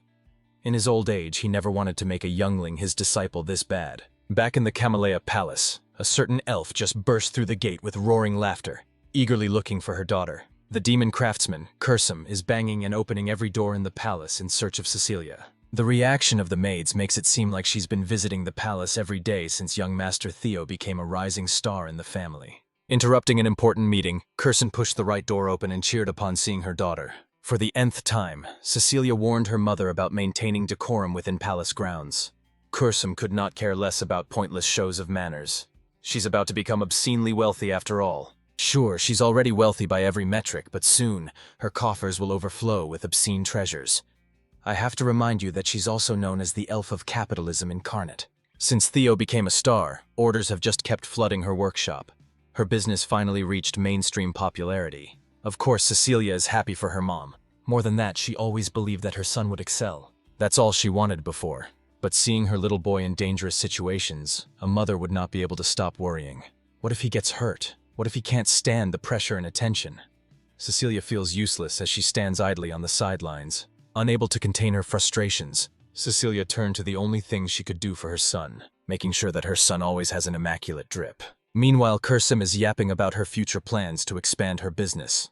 Aside from weapons, her workshop is about to venture into crafting and selling accessories too. Profits from that expansion alone could make her revenue grow tenfold. Since Cecilia had been thinking of ways to help her son more, she turned to her mom with a proposition, an order for a specially made prosthetic arm. Up in the snowy mountain peak, Kyle Ragnar is howling in laughter upon hearing his son's blatant declaration of aiming for the throne. The boss talked to a little black bird, assuring the little birdie that he's not the type of father who would stand in the way of his child's dreams. Not to mention, it is important to stop the ambition of youth. He was once like Theo in his younger years after all. In fact, the apex of the mountain filled with ownerless blades, the graveyard of swords, is proof of that undying ambition. All Kyle Ragnar wants is the prosperity of his family. To make that happen, he is willing to take care of anything or anyone that stands in the way. With a graveyard stretching as far as the eye could see, what's one more victim? For some reason, the Blackbird looked worried about this year's contenders. Kyle Ragnar promptly declared that his blade doesn't recognize blood ties when the big picture is on the line. After all, he is fully aware that his damn son is a regressor. That's right, the plot fucking thickens. Finally, the time has come for father and son to meet at the peak. Kyle Ragnar looked at Theo's ragged state, his smirk quickly fading away. The air of the jovial and happy-go-lucky father is gone. Now he looked like the guardian of death itself, surrounded by the blades of his fallen enemies. It took Theo 4 hours to climb the steep mountain when it would normally take him just 1. He was seriously hampered by that suffocating pressure. Kyle beckoned his son and asked if he knew what the Graveyard of Blades signifies. Most Ragnar kids have been told the legend of their father and the myth of this final resting place. This place embodies what it means to be the clan head of the Ragnar family. This is a position where the head must take on the heavy burden of infinite threats and challenges with no one to rely on. The position obeys the rule of the strong. A clan head must stand tall above every mortal. When asked if he has what it takes to seize such a position, Theo answered with a resoundingly confident yes. His father warned him not to give such a definitive answer so lightly. In Kyle's journey to the top, he had to send thousands upon thousands of souls to the afterlife. Not everybody can carry all that resentment. In this place, Kyle is reminded of his bloody warpath. He can still hear his victims' curses and threats of revenge beyond the land of the living. Even so, Theo's resolve remains unyielding. The kid knows what he wants to be. As for his reason, everything goes back to his past life and thirst for vengeance. If he can seize the throne, he can finally bring an end to the damned bloodshed inside the clan. Achieving that mission is the top priority. Of course, he can't give that kind of answer to his father. So, in true Ragnar fashion, he elected to answer the loaded question with his sword. Kyle Ragnargrind. His boy definitely knows what to say in situations like this. Since he chose to answer with his blade, he shall no longer be treated as a son, but as a challenger instead. Kyle is also itching to see what this brat learned from a special someone.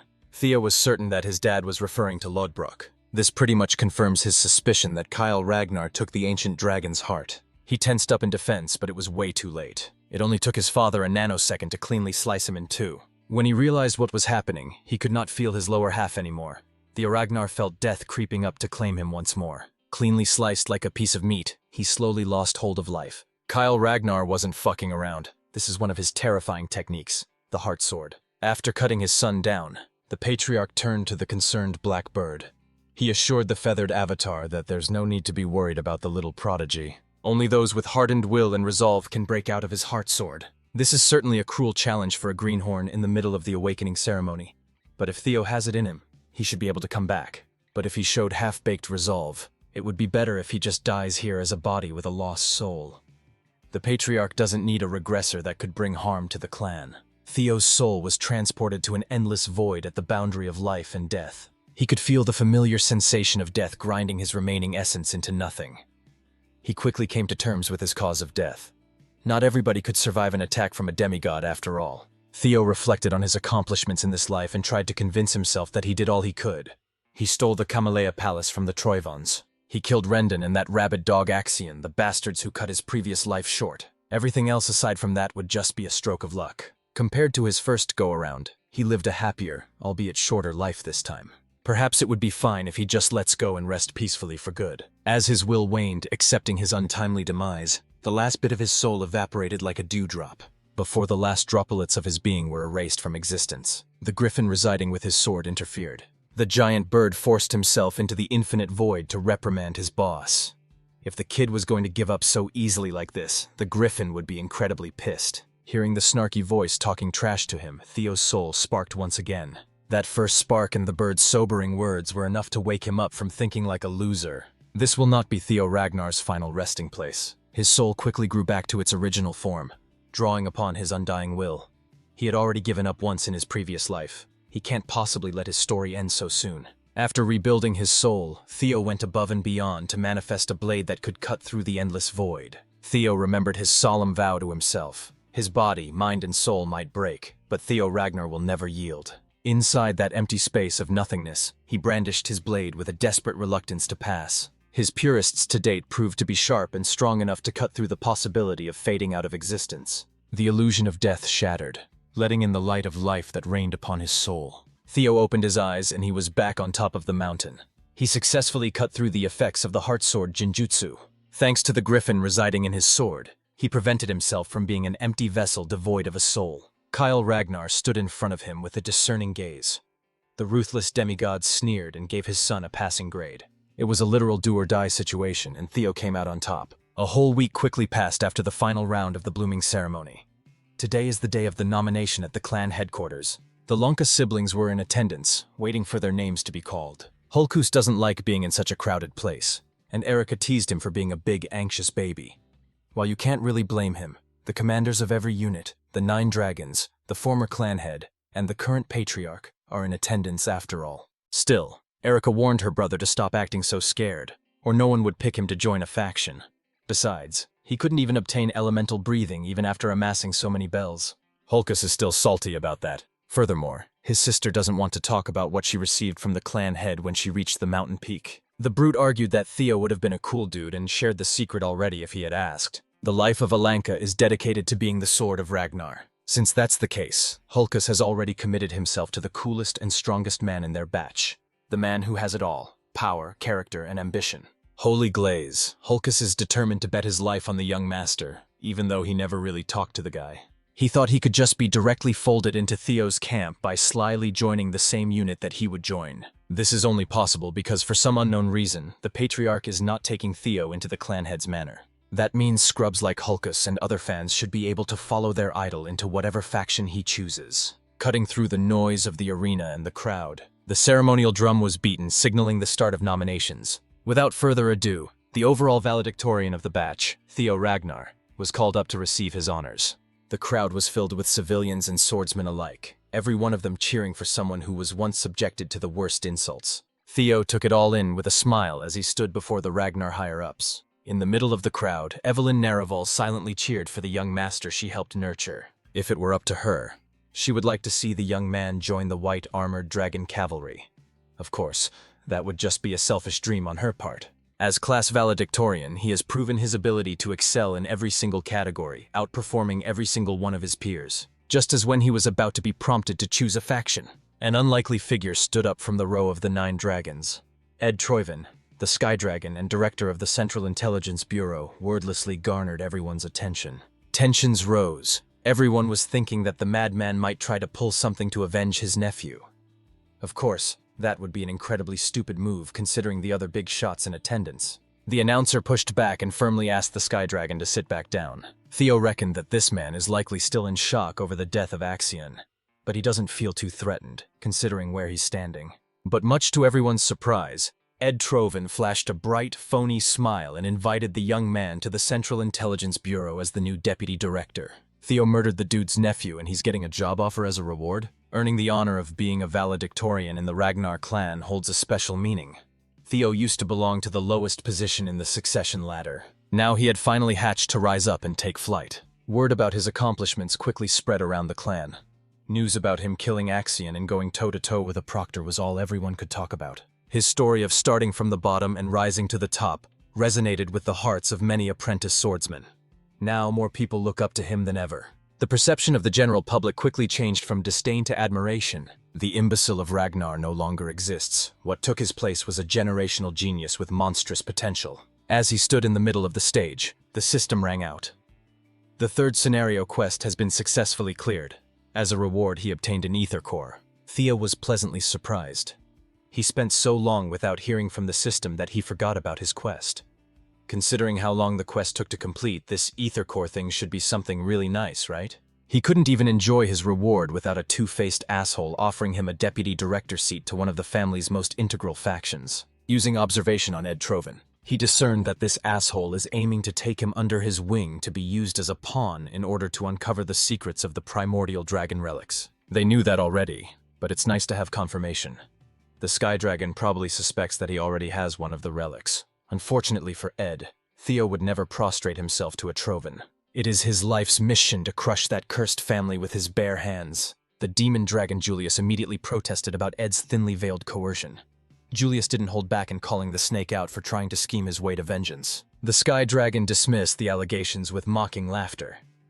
He admitted that he holds some resentment as an uncle, but as the central director, he only wishes to recruit the best man for the job. Julius clicked his tongue. Ed Troyven is a slippery son of a bitch. Even now, he's focused on fulfilling his hidden motives. The announcer broke up the argument before it got worse, and asked the 9 dragons to refrain from speaking out of turn and let the proceedings formally commence. When asked if he already has a faction in mind, Theo answered that he has yet to pick one. For now, he wants to hear what the various factions have to offer.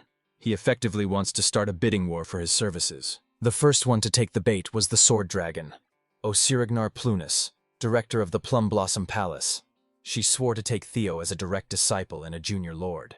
Lady Plum Blossom doesn't have any children of her own, so being her direct disciple and junior lord is a straight shot to a nifty legacy. She's essentially offering to accept Theo as an adopted son and successor of the Sword Dragon title. 2 of the 9 dragons presented their offer, as expected of a hot commodity like Theo. With such lucrative offers on the table, most commanders and directors won't be able to compete at all. Despite the intense bidding war, another prominent figure wanted to throw his hat into the ring. He made a flashy and thunderous entrance, a bird crashing down from the skies. Covered and masked up with bandages, Robert Ragnar, head of the Black Snow, also known as the Black Dragon, has joined the bidding war for Theo. The audience was aghast. Most people had never seen this guy make a public appearance before, but he was closely watching the awakening ceremony from the start. Robert conceded that Kyle was right, and the boy was quite interesting. If he agrees to work with Black Snow, the Black Dragon will gladly appoint him the rank of Null Snow. As a covert intelligence agency, Black Snow agents move in the shadows. The exception to that is the Null Snows, the highest-ranked officers within the faction. They're allowed to have a public persona to attain fame and honor. In Theo's past life, there were only 8 of them in the faction. He tried so hard to attain that rank, but it was practically out of reach, yet now it's being offered right out of the gate. Stealing the spotlight from the Black Dragon, Old Man Pharaoh, the Zenith Dragon, spoke up. Theo Ragnar left quite an impression on him during the 3rd stage.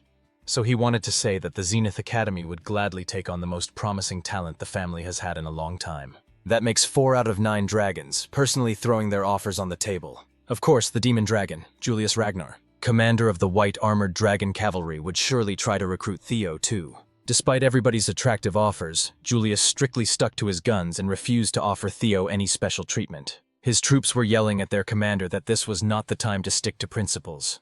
But Evelyn already expected this from Julius. Honor comes from proving oneself. The White Armored Dragon Cavalry lives and dies by that philosophy. Julius wants to remain fair to the other recruits. But he proudly guaranteed that Theo would receive full support for proper development and the pride of being a dragoon. Theo understood where the commander was coming from.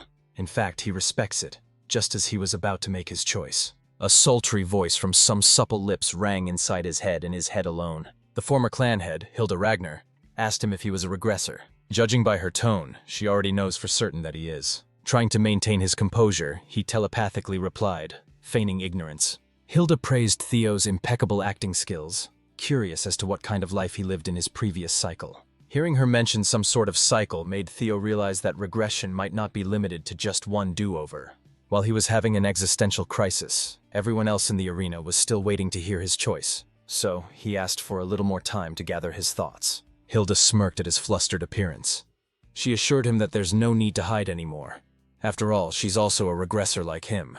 But the cycle she's permitted to repeat had already run out. This old-ass, fine-ass grandma of his is basically admitting that she's been through the cycle of regression multiple times. This is a lot of information to process on the spot. Perhaps asking Hilda directly for a better explanation would be better. When he asked about the meaning of cycles, Hilda was surprised that he didn't know such a basic thing. That son of hers, Kyle, must not have told the poor boy anything. Well, it's hardly a surprise given that Kyle absolutely despises regressors. It's weirder that he let one live, even if the kid shares his blood. Perhaps that's why Theo was given such a brutal life or death challenge at the mountain peak. Hilda was pleased to see the boy's thirst for answers, but they didn't have time to go over everything right now. If he wishes to learn the secrets of the Ragnar clan and the world as a whole, he had better seek out his grandma later and finish this conversation. During the last round of the awakening ceremony, all his father gave him was the merciless heart sword. At least now he knows to be even more wary of Kyle Ragnar, given his alleged hate for regressors. Perhaps the patriarch took Lodbrok's heart because of the ancient dragon's welcoming attitude towards regressors. A human defeating such a powerful life form sounds impossible, but his father is hailed as a demigod for a reason. Kyle Ragnar is always on demon time. In order to uncover the secrets of regression, he must have a long and hard face-to-face with Grandma. Other than that, Theo Ragnar has finally decided on which faction he will go to. Puffing his chest with pride, he announced his decision with full determination. We're not going to reveal our boy's pick yet. Remington Narcio, the runner-up of this batch, selected the Zenith Academy and became the Zenith Dragon's disciple. It was a match made in heaven, given that they both use water current breathing. In Theo's past life, Remington returned to the Narcio clan and developed on his own. He would eventually start a blood-soaked rebellion against the Ragnar clan. Having the Silver Lion as your enemy never ends well. But this time, he opted not to leave the clan, a change brought on by Theo's influence. It is a temporary farewell for the rivals for now. They will be going on to improve themselves in different factions with a promise to meet again when they're stronger. In a short span of time, they have become true brothers in arms. As expected, Ray Ragnar returned to the Daffodil Palace, where her mother, the Ice Dragon, reigned supreme. There is no place better suited for that lady. As expected, Sybil and the other schmucks from Training Ground 4 wanted to follow their young master, but their grades were insufficient to get accepted to his chosen faction. It was a shame to part ways with comrades, but it is a necessary change. Theo is looking forward to seeing his new friends spread their wings on their respective paths. After everyone was dismissed, the Lanka siblings approached Theo. Hulkus tried to pretend that it was just happenstance that they ended up in the same faction as Theo. Of course, he politely greeted them and extended his thanks for their assistance during the second stage ceremony. Erica will be holding that debt over his head for the future. She likes strong guys, and so does her hulking brother, No Diddy. One of the supervisors warned the new recruits to pay attention. The commander is coming. You already know that Theo would pick the most honorable unit within Ragnar. The perfect place to boost his career and spearhead his campaign is the next clan head. The white armored dragon cavalry was led by the relentless demon dragon. Talking to Grandma Hilda would have to wait for later. For now, it's time to make their declarations as fresh recruits. Hulku Slanka boisterously declared that he's aiming to become an awesome dragoon. Some wanted fame to be known far and wide. Erica wanted to be the strongest of her generation. That would be hard. One kid just wanted to be acknowledged by the commander. That earned him a few odd looks. Finally, it's the Golden Boy's turn to shout his declaration for the future, to prepare for the great war that will inevitably come in 5 years. He vowed to become the commander of the white-armored dragon cavalry within half a decade. Saying that in front of the current commander takes a lot of balls. Julius didn't take the direct challenge to his position as an insult. He actually likes hearing grand dreams from new recruits. Whatever reason these young ones might have for choosing the cavalry, they must remember one thing. Every drop of blood and sweat they spill serving this unit will be immortalized in legends. Today's hard work will become tomorrow's pride. The cavalry's shield does not break. Swords will never yield. From now on, they are bound by creed and must always have each other's backs. Waiting at the end of the road forged in blood and sweat is sweet, sweet glory. With that being said, the demon dragon congratulated his rookies. As a show of force, his daunting ride made quite a forceful entrance. The commander's partner is a flying dragon named Gulla. This big boy right here is the symbol of the dragoons.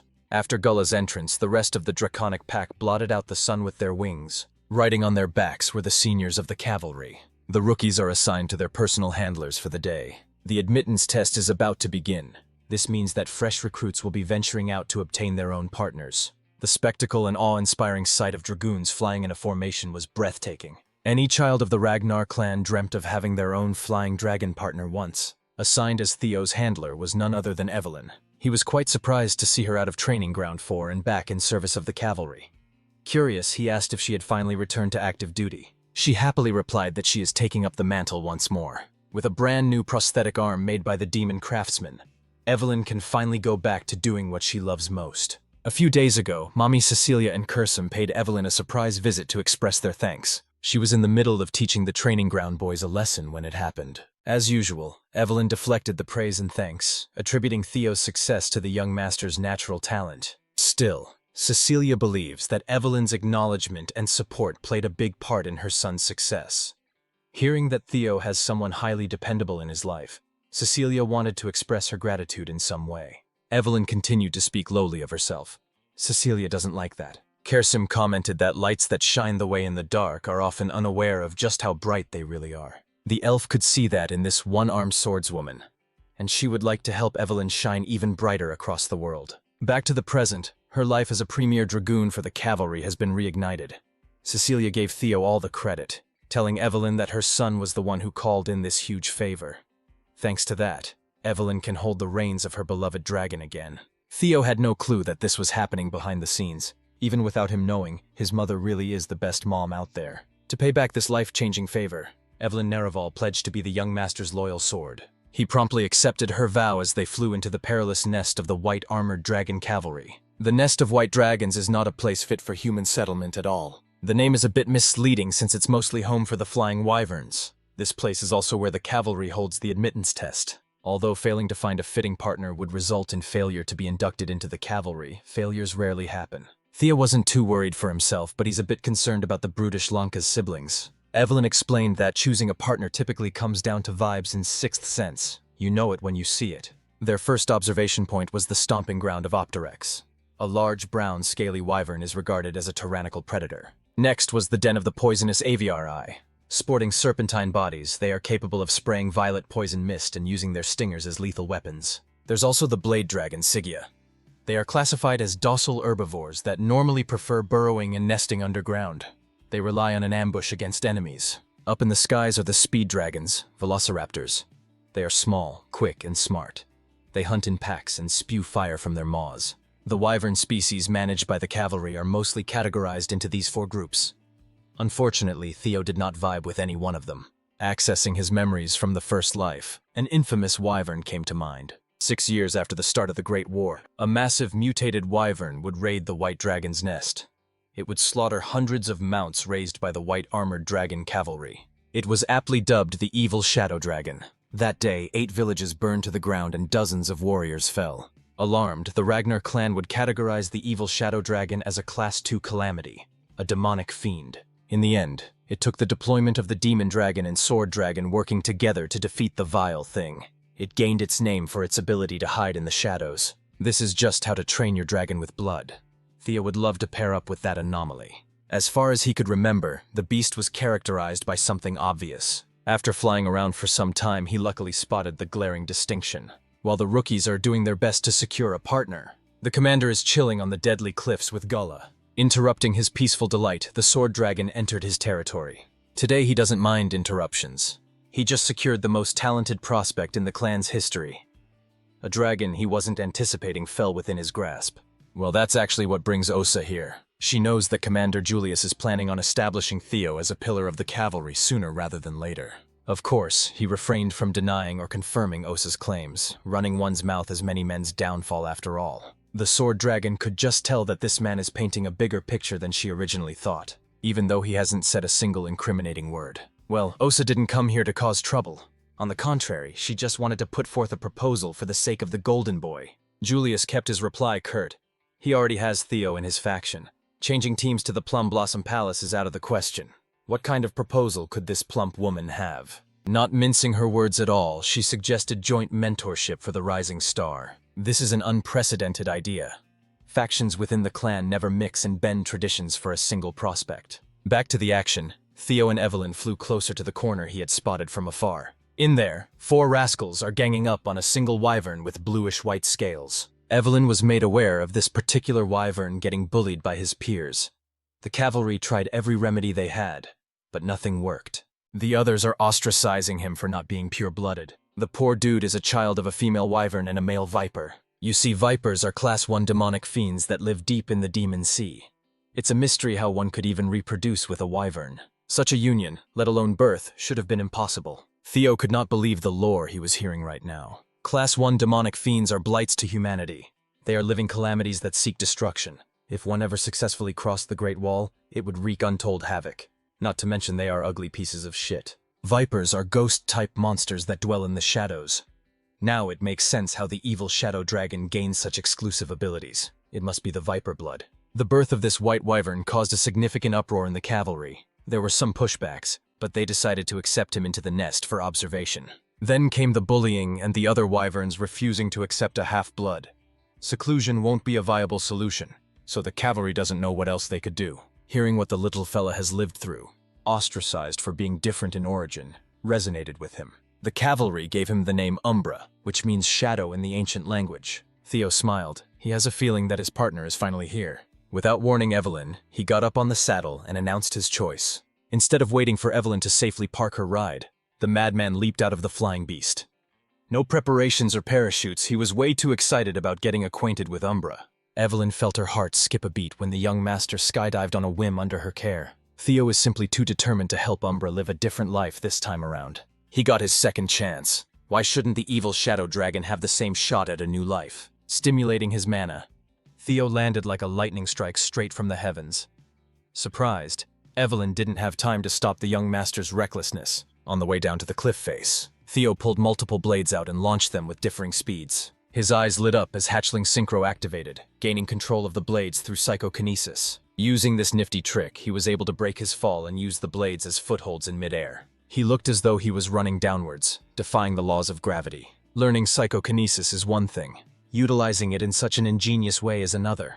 Evelyn was amazed. The young monster's growth rate is truly unbelievable. On the cliff, the wyverns, ganging up on Umbra, hissed and screeched in hostility. The bullied beast did not back down and met their snarls. Seeing this injustice unfold, Theo was reminded of his days as the clan's imbecile. The times when his peers would sneer at him for being an incompetent bastard. Back then, all he could do was grit his teeth and take the insults. Now he's a completely different person, the undisputed goat of his generation. Sparks flew around Theo as Thunder Dragon breathing kicked in. Reaching his effective range, he used the blades for their intended purpose, sending them flying to the bullies. Charged with ungodly amounts of wattage, he unleashed his dragon mark. If he wanted to, he could have slain those wyverns, but he merely scared them off with his attack. As the bullies flew away with their tails tucked between their legs, Theo Ragnar landed.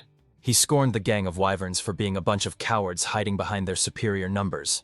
When his glance fell on Umbra, his eyes softened with concern. Feeling threatened by the newcomer, the beast warily growled, ready to pounce at the slightest bit of antagonism. Once Theo got close enough, Umbra chose to retreat, flying away to God knows where. Evelyn finally caught up to the young master and explained that the beast is on edge and approaching him won't be easy. When advised to take it slow, he disagreed. It's more important for Umbra to have someone by his side right now. Why would one linger around the nest, despite being constantly ostracized? Umbra is lonely. His emotional wounds are harder to bear than physical ones. Given Umbra's injuries, he couldn't have flown far. So Evelyn and Theo got back on the saddle and searched for the poor guy. As expected, Umbra quickly ran out of stamina and chose to rest in one of the nearby rocky peaks. Even though he's feeling weak, he forced himself to get up as soon as he sensed the humans arrive. Many dragoons from the cavalry tried to tame this one, but none succeeded. Highly cautious around humans, and given his wounds, his weariness will be especially heightened. So, Theo asked Evelyn to bring something to feed the poor guy. In the meantime, he'll try to figure out Umbra on a personal level. He slowly strolled towards the beast, and it immediately unleashed wyvern fear. He promptly countered using lesser Drake's fear. A beast and a man tried to one-up each other using pure aura. In the end, Theo's presence came on top as he steadily overwhelmed Umbra. The beast expected harm to come his way, but was cured instead as Theo poured a healing potion on its wounds. As the medicine took effect, Umbra felt his injuries rapidly get better and regained some of his stamina. After dealing with the egregious wounds, Theo pets the poor wyvern hybrid gently. Umbra was confused. In his entire life, all he ever experienced was pain, suffering, and alienation. Now there's a human standing beside him, showing kindness. Due to Theo's dragon heart, he felt Umbra's emotions upon getting close enough. He could sense Umbra's red-hot rage towards the herd that cast him out. The conflicting sadness is due to the desire to be part of the group. Most apparent of all was the long and painful loneliness deep in the lonely wyvern's core. Furthermore, Umbra's feelings towards Theo also present a contradiction. He's wary of the man who appeared out of nowhere to provide warmth, but he hopes that the warmth will last a little longer, that the man won't leave. So, Theo solemnly vowed to Umbra that he would never turn his back on him. To seal the deal, Theo retrieved the gem he got from the previous mission and gifted it to his new friend. Seeing the shiny gem sparkling with a beautiful luster, Umbra was mesmerized. Still, the wyvern was a tsundere and tried to resist temptation. There's not much he can do when Theo puts the gem around his scaly neck. Theo promised that if Umbra follows him from now on, they'll get plenty more shiny things. It was an offer that was borderline impossible to refuse. To sweeten the pot even more, Theo proposed that they make reins and saddles encrusted with invaluable gems. It will be super flashy and pretty. They might need to rob someone's grandma to make that, though. That grandma in question is his own, far away in his workshop. Kerzum felt a foreboding feeling that she was about to lose a ton of money. With all the promises of companionship and opulence, Umbra roared with elation. Theo Ragnar has been successfully recognized as the Viper Wyvern's master. With this, he also unlocked the Wyvern taming skill. It would grant him a higher master proportional to his partner's trust. It also gives a 10% power boost to both rider and mount. A few minutes later, Evelyn came back. She's dragged 2 bulls by the horns as her wyvern catches its breath. The beast that no dragoon in the cavalry could tame was now cuddling with the young master. They gave the bulls to Umbra, and he happily munched on a hefty lunch. When Evelyn curiously asked how he pulled this off, Theo simply explained that he looked after Umbra's wounded heart. After doing so, the present easily sealed the deal. The once aggressive outcast now looks like a cute puppy, offering his master some of the bull meat. At this point, Evelyn has just accepted that Theo is a charmer, whether it comes to people or beasts. Seeing Umbra offer his neck and back to Theo as a sign of trust, Evelyn congratulated the young master for officially passing the test. Then she realized that Theo wasn't planning on just ceremoniously riding on his new mount's back. Evelyn panicked. He has yet to receive any sort of flight training. Furthermore, riding a wyvern without a rein and saddle is just asking for a gruesome accident. Theo grinned and assured Lady Evelyn that he'd be fine. With wyvern training, he can compensate for his insufficient riding skills. And so the partners took off. Evelyn was left to watch on the ground. Seeing Umbra so excited to take flight, Theo figured that he must be itching to show his new master something. For the first time in his miserable life, Umbra looked happy. Seeing his partner fly with childlike wonder, he wondered how a pure-hearted creature like this turned into such a terrible demonic fiend that earned the evil shadow dragon name. After traversing the entirety of the nest, they arrived at the precipice of a giant cascading waterfall. Umbra phased through the heavy downpour of water, heading straight into a hidden cave obscured by the flow. Theo thought he knew the layout of the entire Winter Mountains, given his experience in the black snow. But he never knew that a crystal cave was hidden behind the waterfall. Given how shiny this place is, it makes sense why Umbra loves it. Looking around, Theo found the reason why Umbra eventually became the evil shadow dragon. He's been eating the many ghost spirit flowers growing around the crystal cave. These things normally grow in the deepest reaches of the demon sea by consuming pure demonic energy. Dragons and demons supposedly possess opposing energies, so it's a mystery how Umbra survived on such a diet. Whatever the case, burning these flowers is a must. Umbra was opposed to the idea, but Theo promised not to mess with the crystals. Deep in the cavern, another surprising sight revealed itself. An emaciated and rotting corpse chained up on a wall. By Theo's estimation, this guy has been dead for at least a decade with oddly minimal rot. The coldness of the cave played a part, but this is also a sign of tremendous magical power. This man must have been a high-level martial expert in his heyday. Theo must come back another time for a proper investigation. When he turned his back on the corpse, it seemingly regained its life with a resentful glare. It started screaming the current clan head's name, Kyle. Umbra quickly responded to the threat and pinned the corpse deep into the wall. He roared at the enemy that exhibited hostility to his master. The corpse continued spouting Kyle's name, and Theo sensed that his new friend was in grave danger. Mr. Corpse tried to take a bite out of Umbra's feet, but Theo sacrificed his arm to block the rotting teeth. It refused to let go of Theo's arm as it cursed Kyle and Robert Ragnar from beyond the grave. Theo's father and the Black Dragon must be connected to this random chained-up dead body. At that moment, Evelyn came to the rescue. Utilizing the White Armored Dragon Cavalry's shared technique, Blade Barrage. Through innumerable stabs, she effectively deleted the corpse's head, and Theo was freed. He hobbled down to his knees and apologized for messing up. Traveling from the bite, an unbearable pain shot all throughout his body. The bite was infused with a toxin comprised of demonic energy. Without an antidote, Theo might succumb to an extremely agonizing death. Evelyn panically tried to lift him up for transport to the HQ. Umbra was opposed to the idea. Pushing her out of the way, he continued to nudge Evelyn away from the young master, seemingly trying to tell her something. Sensing this, Theo asked his partner if there was a solution. Without hesitation, he put his complete trust in Umbra. Theo grinned and left his life in the Viper Wyvern's hands. Evelyn immediately opposed such a ridiculous idea. A corpse toxin mixed with demonic energy is a death sentence if left untreated. As far as Theo knows, he has less than a 30% survival rate even with conventional treatment, so he wants to gamble it all on Umbra's method. This beast evolved into a Class 2 demonic fiend by eating ghost spirit flowers. He must have tangled with the corpse before and learned how to subdue demonic energy and corpse toxins. Before losing consciousness, he asked Evelyn to please follow Umbra's lead. Looking around the cave, the Viper Wyvern worked fast to harvest a bunch of ghost spirit flowers, and broke some of the crystals off. He handed the smattering of materials to Evelyn, asking her to blend and feed the mixture to the young master. She clenched her teeth and followed Theo's request. Evelyn grabbed the crystals and flowers. Using her mana, she forcefully crushed and mixed them together. It resulted in a dark purple mixture that she dripped through Theo's mouth. The loyal soldier and the concerned beast held their breaths, waiting for the concoction to take effect. When the mixture reached Theo's chest, his dragon heart loudly throbbed. With his heart as the engine, Theo started visibly recovering. His mana overflowed from his body, eventually taking on his natural electric affinity. Slowly, his lightning became infused with the extracted corpse poison. The color of his magic power attribute is changing to black. Once the transformation was complete, the black lightning re-entered his body, restarting his system. Body cleansing purification is now underway. The trait of the evil shadow dragon has been obtained. While our boy is literally fighting for his life, Commander Julius Ragnar is in his office, receiving grim news.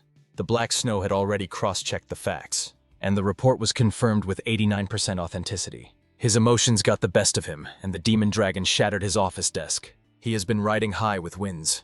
He should have expected some bad news to rain on his parade. Still, this type of devastation was completely outside of his expectations. Trainer Isvin, captain of White Armored Dragon Cavalry's 5th Platoon, and 15 of his men have all perished in battle. The body cleansing purification was an ancient secret technique that forcibly purges impurities from the body. It refines one's constitution for better magic power cultivation. Typically, the process requires multiple experts with tremendous power to channel their energy for days on end. Even then, it was only proven effective for children under the age of 5. For Theo to experience this invaluable process, multiple coincidences were required to overlap. The extreme corpse toxin running through his veins contains an incredible amount of concentrated magic power, infused with demonic essence from feeding on ghost spirit flowers. Then, Umbra's antidote served as a stabilizing agent. These unfortunate events eventually created the perfect balance where, instead of being overrun or cured from the demon shadow toxin, he was able to absorb its uninterrupted power instead. Theo finally jolted awake with Evelyn and Umbra by his side. Feeling a little worn down by the process, he apologized for worrying them. The loyal soldier and the new partner finally breathed a sigh of relief. Looking at his status window, imagine Theo's surprise when he found out that he's now the second iteration of the evil shadow dragon. Just from the cleansing alone, he obtained an additional 85 status points. It's a tremendous amount. Now he's certain that the crystals inside this cavern are a condensation of pure energy. That pureness diluted the toxicity of the flowers, turning it into potent medicine. He couldn't be happier that he trusted Umbra with his life. A Ragnar's body can already be considered perfect, now that he had undergone body cleansing purification and had become the evil shadow dragon. He was on pace to reach the absolute pinnacle. The big question now is who this corpse was prior to becoming just a vengeful spirit. Taking a closer look, Evelyn noticed something fascinating about the writing on the wall. Riddled throughout the surface was a journal cleanly inscribed by a high-level martial master. It chronicled the man's experience hiding in this cave after his defeat at the hands of Kyle and Robert Ragnar. He planned to bide his time and plot his revenge before his body gave in. His frame degraded due to Robert Ragnar injuring his manhole, and his demise was hastened by the ghost spirit flowers he's been consuming to survive. Eventually, his sanity slipped away without enacting his revenge plan. He was forced to accept the reality that he would die with this undying grievance.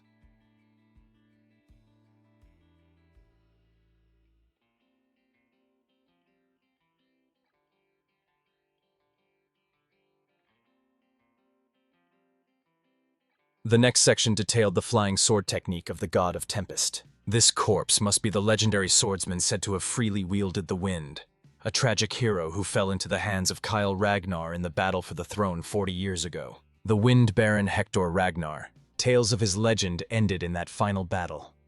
In reality, he survived and died a miserable and lonely death in some cave. Ever the loyal sword of Ragnar, Evelyn Nereval got on her knees with utmost respect. Though the Wind Baron lost to the clan head, he was still a Ragnar with the right to succession in the previous generation. As a vassal, Evelyn harmed a potential successor, a capital crime deserving of summary execution. Theo dismissed her extreme pleas. She killed was not a Ragnar, but a madman. Besides, she did what she had to do to save the current successor. Pulling his weight, Theo ordered Evelyn to forget everything that happened in this cave. But if she still wasn't satisfied, he proposed that she take the secret techniques of the Wind Baron for herself. Naturally, she argued that she is not worthy of power, rivaling even the techniques of the 9 dragons. But Theo stood firm in his decision to make Evelyn the successor of Hector Ragnar. There is no one more deserving of carrying forth that legacy. Besides, it would allow the Wind Baron to finally rest in peace, and a legacy disciple cannot be questioned for her crime. As Theo soared, this is the right path forward. Moved by the young master's words, Evelyn Nereval, a high-ranked swordsman of Ragnar, bowed to Theo with utmost reverence. She pledged her undying loyalty as a faithful vassal and humbly asked for her oath to be accepted. Theo smirked. This girl has always been uptight and by the book. Indulging her desire for proper acceptance, Theo drew his blade. He gracefully knighted Evelyn, accepting her oath of loyalty and engraving it upon his heart and soul. She is now the esteemed lord's first sword. With Umbra as witness to this pact, the vassal-master relationship between the two has been solidified and formalized. By sundown, most of the rookies have returned to the white-armored dragon cavalry headquarters. Hulkus feels proud of himself after seeing that he got back faster than Theo. He and his frog-like mount were shocked to see the last rookie land. Theo Ragnar brought back the most unique partner out of everyone in here. Some of the cavalry veterans immediately recognized Umbra, the disobedient brat, seeing that Theo was the one who tamed the untamable. They just chalked it up to him being the millennium's greatest prodigy. Poor Hulkus had his confidence crushed. Evelyn submitted their formal report for the complete aptitude test, and asked where the commander was. Other dragoons just saw their boss rush off to the office a moment ago after receiving some urgent message. Speaking of the devil, the demon dragon and his intimidating partner reappeared on the field with a heavy and serious landing. Julius Ragnar apologized for relaying some bad news right after the admittance test. Everyone present here, veterans and rookies alike, will be deployed to Fort Blanky immediately. This announcement sent confusion and worry around the HQ. Thea was the only one who had an idea of what was about to happen. The series Merchant Guild hostage incident at Fort Blanky is finally underway. They are about to meddle with a plan to obtain the Dragon Slayer sword, Balmung, for the upcoming coup. A plan orchestrated by the hateful Sky Dragon, Ed Trovan. One of the dragoons asked for more information. They can't just deploy new recruits who have yet to receive proper training after all. Julius gave it to them bluntly. Trainer Isvan, captain of the 5th platoon, and his troops have gone missing. Everyone knows Captain Isvan. He's the oldest knight in the white armored dragon cavalry. He's not one to go down so easily. This might be another butterfly effect Theo is directly responsible for. Black snow set the certainty of their death at 89%. Even if they survived, they would be in no state to continue their mission. So, all currently available troops will temporarily take over the 5th platoon's name and carry out the objective. Evelyn Naraville was assigned as captain. Deployment will be in 3 days, so rookies must cram all the basic training by then. Julius refuses to believe that old Isvan would fall so easily. Nevertheless, he is thirsty for vengeance. With that being said, he made his forceful exit. This all started with the Black Skull Bandits kidnapping a Sears Guild merchant representative. It was supposed to end with no casualties with the cavalry's involvement, but the real objective of the incident lay elsewhere. All these smokescreens are to make the theft and transport of the Dragon Slayer sword Balmung. When Ed Trovan gets his hands on that blade, the coup will start. It looks like things are taking a different turn compared to Theo's previous life. If this is his fault, he needs to see it through firsthand. The hidden quest to obtain the Dragon Slayer sword has officially commenced. 3 grueling days of basic training passed. The weather in the northern stronghold was unbearably cold. The sole bandit watchdog manning the tower suddenly saw something blotting out the moon from afar. Then he realized that it was a battalion of wyverns from the white armored dragon cavalry. Before the alarms were rung, the watchtower was decimated by an explosion. Evelyn gave the order to hurl bombs down to the stronghold. The wyverns looked like World War II bomber planes. The coordinated bombing of the stronghold was carried out masterfully, bringing about destruction with laser precision. The bandits tried to hide inside the castle to avoid getting blown up. They were too late. The dragoons had descended from their mounts to cut down any and all stragglers. Evelyn seamlessly directed her troops to slaughter every bandit in sight. This is the price of messing with the white armored dragon cavalry. The man tasked with smuggling the legendary sword was thanking his lucky stars for getting out of the stronghold before the attacks. If he can deliver this blade, all that's left for him is to collect the generous payment, kick back, and enjoy the rest of his life with his riches. Unfortunately for this dude, he was set up to fail from the start. His greed resulted in his uneventful beheading by a hooded figure. Once Baomeng was smuggled out of the stronghold, the hooded figures could finally take over. With the primary objective secured, the next stage of their nefarious plan can start. Wheeling out their long-range cannons, it's time to exterminate the wyvern-riding pests. The cavalry made quick work of the bandits, eliminating and subjugating every lowlife occupying the stronghold. The veterans were smugly laughing at how easy the operation was. Theo was worried that it might have been way too easy. It's hard to believe that the original 5th platoon was wiped out by a bunch of noobs. Activating Hatchling Synchro, Theo peered through one of the bandits' memories. He found out that they definitely stole Balmung, but none of them have seen the sword in person. That would be natural for lower pawns, but even the bandit executives were operating blindly. One of the seniors asked Theo what's up, and another one asked him to chill out, thinking the Flash Tiger was just having newbie jitters for his first deployment. Honestly, the seniors just wanted to wrap up the mission as soon as possible. It was then that Theo was struck with a grim premonition. He swiftly broke away from his seniors, confusing them. Theo wordlessly brandished his blade, striking at an inconspicuous wall. Behind the thick bricks were kegs upon kegs of highly volatile explosives. This operation was a trap from the jump. Theo took over and urged everyone to escape and commence evacuations. Then the sound of cannonballs whistled closer and closer. Theo screamed at his comrades, but his warning was drowned out by the booming sounds of explosions. The first round of detonations hit the bullseye. It's time to reload. Those mysterious hooded figures continued pelting the explosive-ridden stronghold with cannonballs from all angles. They are under direct orders to exterminate the new 5th platoon. Not a single ant must be left alive. Meanwhile, the person who ordered the hit is currently sitting alone in a room, basking in moonlight. Lady Amal Ragnar, former mistress of the Camellia Palace, is holding the headless corpse of her psychotic son, Axion. The woman had finally lost it. She wants the Aragnar's head at all costs. Taking advantage of the chaos brought by the explosions, the bandits tried to free themselves and flee. Evelyn wasn't going to let that happen, so she ordered an execution spree. The dragoons got to work on the criminals as the stronghold burned to the ground. Even Evelyn was feeling sussy about the fall of the original 5th platoon, given how helpless these bandits are. Another explosive cannonball landed in her direction. Evelyn narrowly avoided getting literally cooked. With the second round of bombardment underway, Evelyn prioritized her troops' safety and gave the retreat mandate. After all, these bandits are about to die by way of explosions when left on their own. Finally, the rookie group reunited with Evelyn's battalion. Now that the 5th platoon had consolidated, they must find a way out of this hellhole. Theo proposed that they head towards the outer walls in the opposite direction of the artillery fire. In a moment of great stress and duress, he miraculously opened his mind gate, unlocking the limits of his brain. With this, his thinking speed and sensory perception have been greatly enhanced. When he looked around the vicinity, the entire makeup and blueprint of the surrounding structures revealed themselves bare. He was dazed by the sheer amount of information entering his brain. Evelyn had to pull him back to reality. She tried to drag him to the outside of the stronghold as planned, but Theo stopped her for a second. With extreme decisiveness, Theo asserted that instead of running to the exits, they must head deeper inside the stronghold. Evelyn wholeheartedly believed her master's decision and ordered the rest of the troops to follow suit. There are 21 lives on the line here. All of them are relying on the Golden Boy to lead them to safety. With his enhanced perception, he could tell that the only thing waiting at the exit was more artillery and a coordinated ambush. That's the final trap set, using his unlocked mind gate in conjunction with Hatchling Synchro. Theo could read the memories of each building.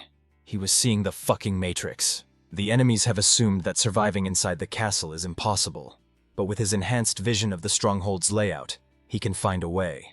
To the left are more hidden explosives. To the right is an upcoming round of artillery bombardment. The only safe path is the central stairs heading downwards. So Theo led his comrades down the central stairs, everyone sprinting for their lives. Evelyn made sure to stay at the tail end of the line to make sure that none of her troops were left behind. Their hopes of survival evaporated upon running into a dead end. Everyone panicked, and they all turned to Theo for whatever genius plan he had in mind.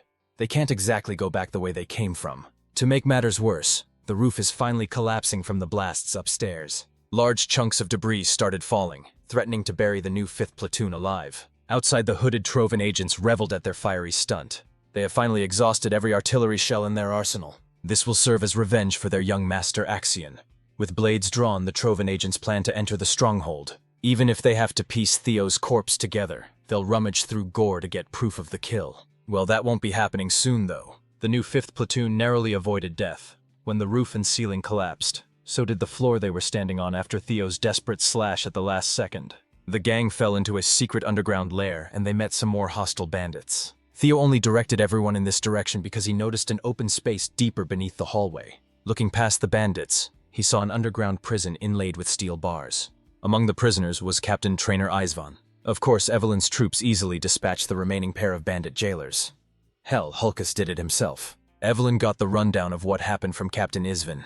Who would have thought that the Central Intelligence Bureau was the one behind this whole master plan? The original 5th platoon was freed from their shackles, but they weren't too enthusiastic. All of them have lost limbs, including the old man himself. Evelyn suspected that Ed Trovan must have a hand in this treachery, but she never expected an internal collusion of this magnitude. Those bastards actually raised their swords against fellow clansmen. This is treason, and treason must be penalized by the harshest punishment. Captain Isvan understands the Youngans, but he warned them to be careful in their response. The enemies are not stupid. They have planned this through and through. Facing them with limited manpower would be difficult. For now, they must find a way to notify the Black Snow Station to nearby. Theo posited that the fact that no one had come to their aid yet indicates that the enemy had already taken out the Black Snow agents hidden nearby. It might seem hopeless, but the Rising Star has a plan. The agents of Troy Van have tried to bury even their disposable pawns in the bombardment. They are aiming for a perfect cover-up. That means they will come to confirm the deaths of their primary targets. They'll be reveling in victory while they search through corpses. The cavalry can use this to its advantage by planning an ambush of its own and hiding in the rubble upstairs. Only then will they have a chance at turning the tables. Captain Isvan carefully sized up the young man. He could tell that Theo had recently opened his mind gate, an astonishing achievement at such a young age. He lamented that he's getting old. He had given up prematurely in the face of such a small crisis.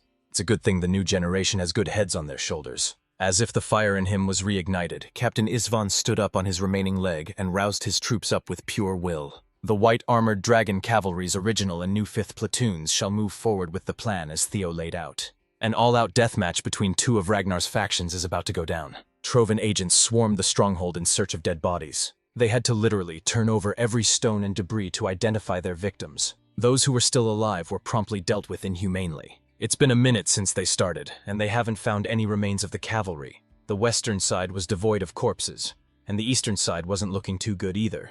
The ambush team reported no sightings of the dragoons going out through the exit either. All they could see spread across the burning, flattened stronghold were the remains of Black Skull bandits. Sensing something fishy going down, the operations leader stopped his men from the futile search. Then, blood spilled when the hidden cavalry finally showed themselves for an ambush of their own. The traitorous leader almost got his head pierced by Evelyn's blade.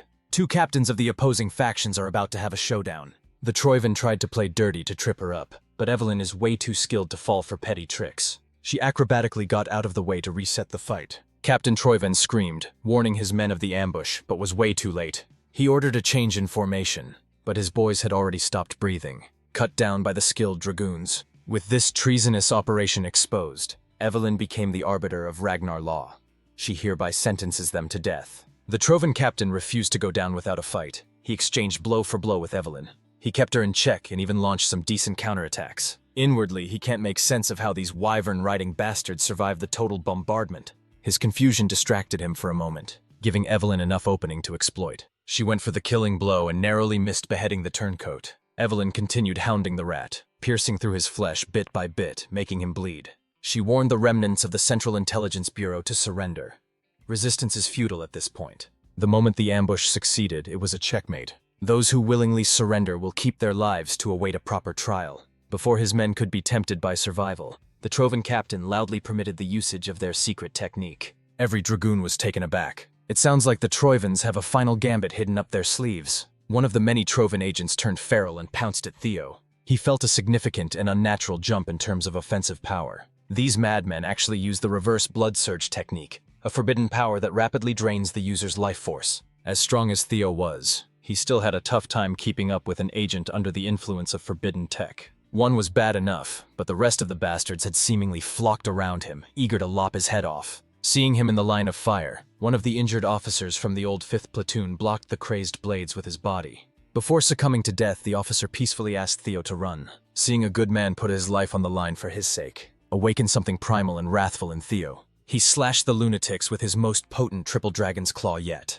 Pushing himself even further, the young master tapped into his mind gate. He perceived the world in slow motion, and promptly noted the positions of dozens of hyper-powered lunatics, unleashing an even more powerful triple dragon's claw than the last. His blade surged forth in intricate directions, avoiding his comrades and absolutely destroying their foes. It was a display of power and skill that shocked even the veterans. When the dust faded, the ground of the stronghold was left with terrifying marks of annihilation. The only traitor that survived was the Troivan captain. Seeing as the thorn in the family's side had become this powerful, the captain became dead set on dragging Theo to the grave, even if it cost him his life. Applying the reverse blood surge technique on himself, Cap sped up like a loose arrow. Meanwhile, Theo's platoon seniors were uselessly standing around, glazing the rookie. Theo is over here struggling to stay conscious after overdrafting his mind gate. Unleashing this level of power and intricacy is still way too impractical for him to utilize effectively. To make matters worse, the remaining lunatic is about to descend like a very angry meteor, burning his life force by the second. As a loyal Trojan vassal, he will drag the young man to hell if that's what it takes. Theo tried to prepare a defensive maneuver, but his mana hull had become twisted from his last attack. This loyalist is showing signs of mana hull detonation. He's about to sacrifice himself and blow the whole area up. Thankfully, Theo's official first sword is here to defend her master. For the first time ever, Evelyn used the God of Tempest technique, sending the suicide bomber up to the stratosphere with Squall. After juggling the rat up in the air, Evelyn followed suit, gathered the pure power of wind in her fingertips, and pushed it out to create a maelstrom. Theo watched in awe as Evelyn's power whisked around the traitor's mana hull to forcibly stop the suicidal explosion. From there, sending the Troivan captain hurling back to the ground was easy. With the last rat neatly dealt with, Theo finally felt exhaustion catch up to him. Hulkus, Erica, and his seniors came running in his direction, eternally grateful to the young master for saving everyone's lives. The sun finally rose, its glorious rays illuminating Theo's contented smile. The standouts in this operation were undoubtedly Theo and Evelyn. They practically carried everyone to victory with their overwhelming skills. Everyone finally felt relaxed as the atmosphere became jovial and festive. The long night has passed, and a bright new dawn led by a resplendent leader of the new generation has come. Inside the miserable walls of the Rose Palace, Lady Amel Ragnar is crashing the fuck out like a lunatic. Ed Troivan has her in a deadly chokehold while hurling curses at her. It seems like she acted on her own and orchestrated some unnecessary moves in that stronghold operation. She actually stole the Sky Dragon's seal to forge official orders. The killing of the entire white-armored dragon cavalry and the illegitimate child of Ragnar wasn't supposed to go down this soon. Now the Troivans are in hot water. A crazy bitch ruined Ed Troivan's decades of planning. Lady Amal growled that she wanted revenge for her poor little action. She wants to tear up that Theo bastard and everyone he has a connection to so her son could finally rest in peace. Ed found it unforgivable that this woman would forget her duty to the family just because of the death of one lousy child. Out of rage, he stomped out Axion's rotting headless corpse.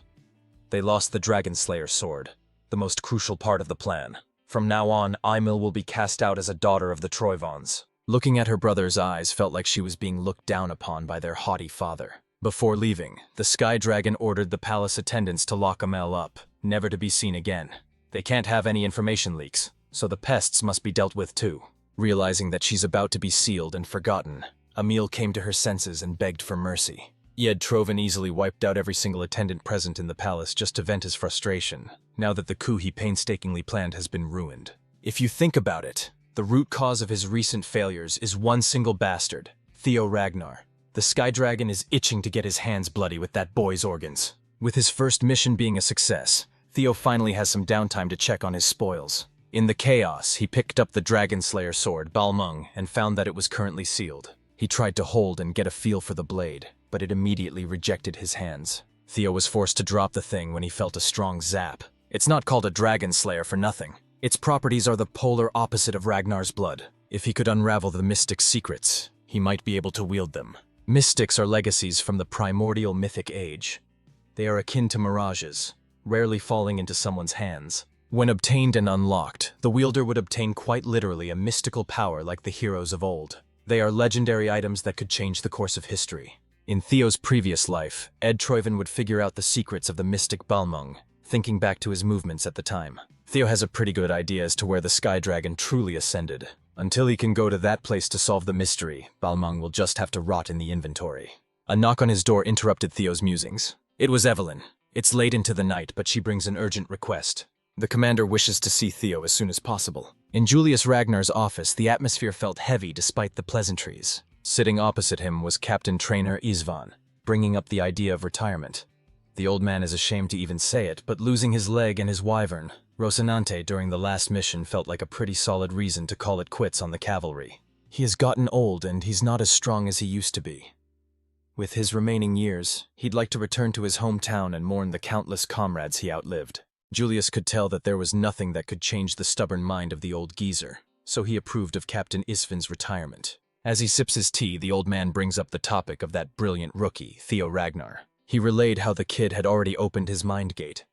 Julius was obviously pleased to hear that his rising star had surpassed the wall that divides normal humans from superhumans. Isvan is certain that the boy wasn't one of those naturally gifted geniuses who were born with an open mind gate. There are strong indications that Theo forcefully opened that bottleneck through his own efforts. That means his power vessel is about to undergo a massive expansion, perhaps indescribably larger than what he could even fathom. Julius is hyped to fill that bigger vessel up to continue Theo's rapid development. That's it for Isvan's final report, a word from an old man to his junior. The future of the cavalry and the clan is now up for Julius to hone and mold. Tonight, the Demon Dragon met with Theo in the HQ training ground. Commander Julius praised the boy for his accomplishments during the last deployment, and Theo humbly attributed his success to his comrades. Then the commander asked him about the advancement of his martial theory. Theo misconstrued martial theory for combat prowess, and answered based on that. Julius immediately stopped him.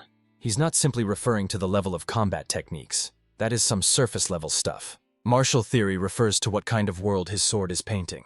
When phrased like that, Theo wasn't so sure how to answer anymore. He's been solely focused on striving for the clan head sword, which he witnessed firsthand. Julius already expected as much. Everyone is like that at first. To expand the boy's horizon, the demon dragon drew his blade and showed Theo a different way of looking at the art of the sword. As soon as he willed it, Julius Ragnar turned the entire arena into the demon dragon's isolation zone, a diabolical hellscape of his own making. It's a far cry from the sword dragon's vigorous and beautiful isolation zone. This is the world painted by the commander's martial theory. It's basically a domain expansion.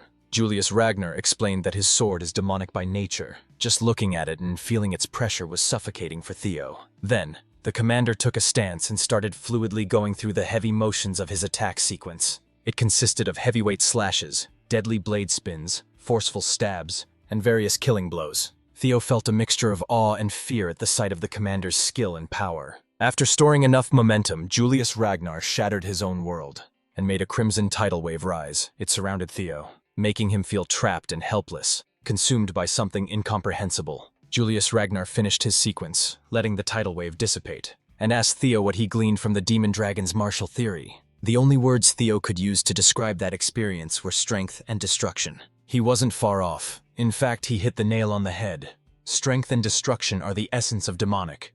The concepts are direct and intuitive. Even if it means breaking, the blade cuts in a direct line, hungry to break through anything in its path. An explosion of destructive strength that is the foundation of the commander's swordsmanship. He embodies death itself. In contrast, Julius asked what Theo gleaned from the Plum Blossom's sword. He defined it as flashy and beautiful. Julius found the answer satisfactory.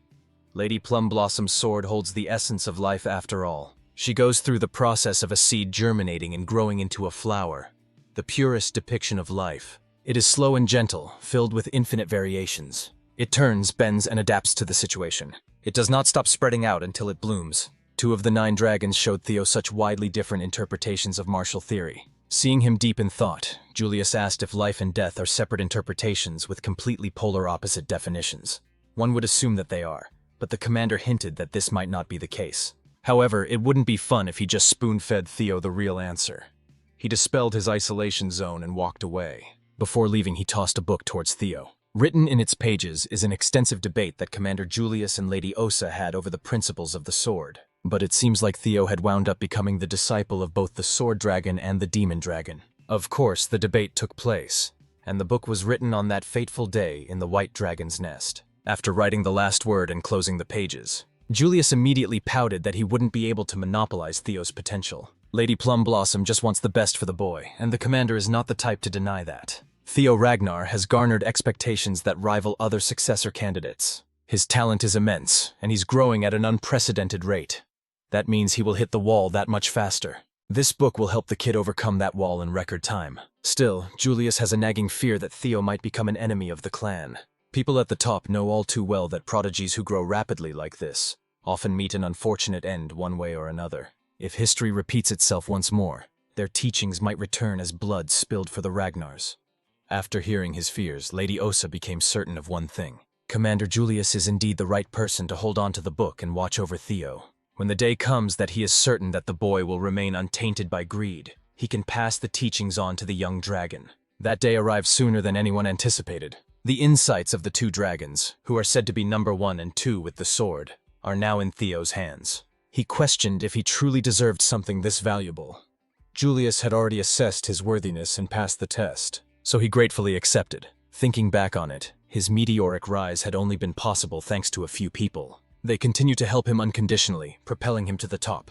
From the Randon incident to now, Commander Julius had always been partial to him. For that, he promised to repay this debt one day. Actually, there is a way for Theo to repay that favor now, but it won't be pleasant at all. The demon dragon is aching for a duel. It's been a while since he found a fun new toy. Sure, the book will help, but the real painful lesson starts now. Evelyn averted her gaze from the sidelines, feeling sorry for her master. She made sure to lock the arena before leaving. She even chained the door up from the outside while repeatedly apologizing.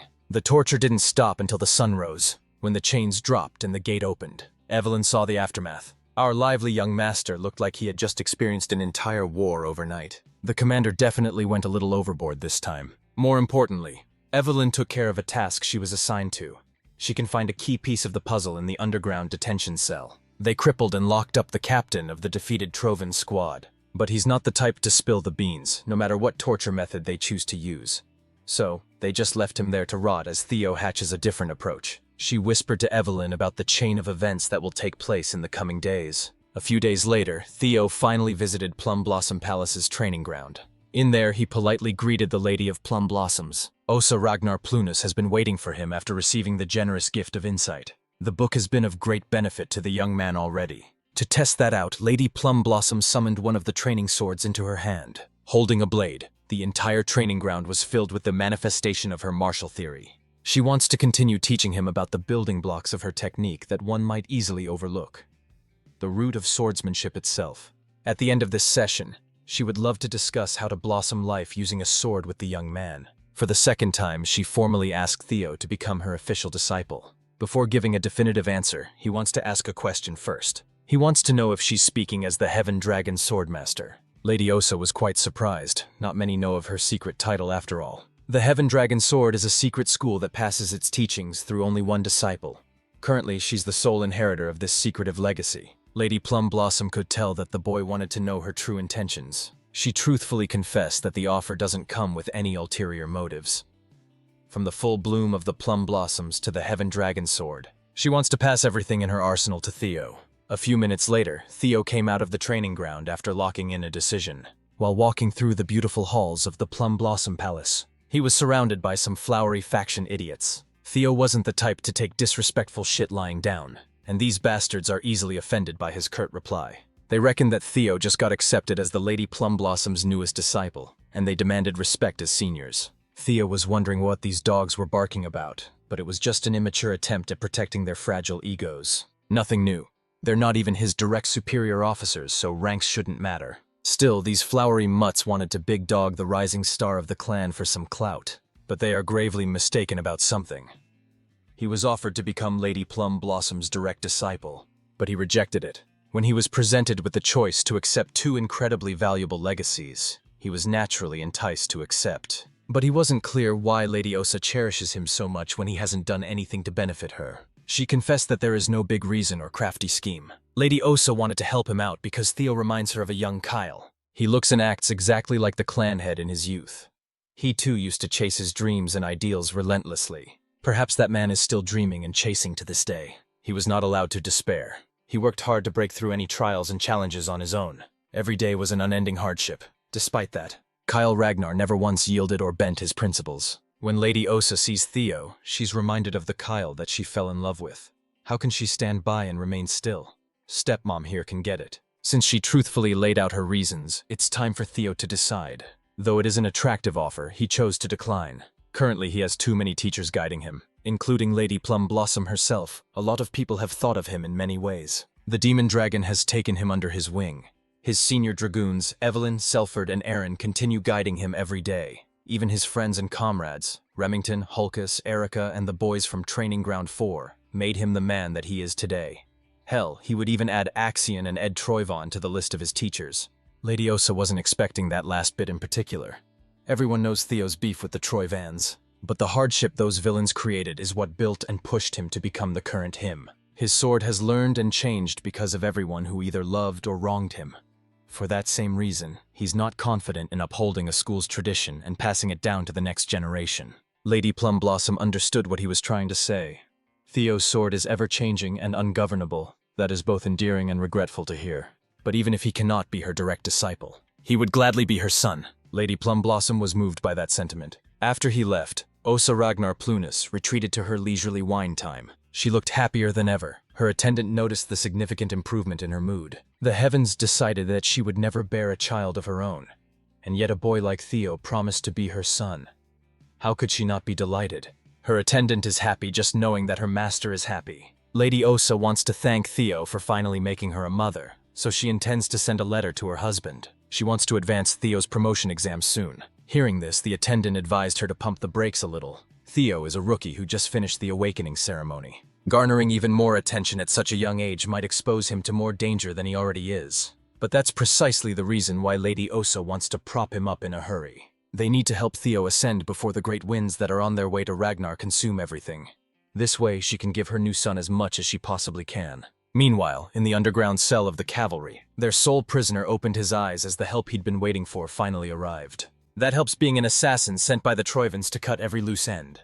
The captain willingly presented his neck, ready to finally die as his final service to the family, before the blades of the assassin could draw his last breath. A harsh sword wind interrupted. Evelyn burst through the ceiling to apprehend the assailant. She's been waiting for this to happen for quite some time now. This was the trap the young master set from the start. With Evelyn's blade mastery, a lone assassin without the element of surprise was no match. The Troyvans never listed her down as a skilled threat, and they're about to pay for that. Though it's a shame that Captain Cedra cannot be taken out.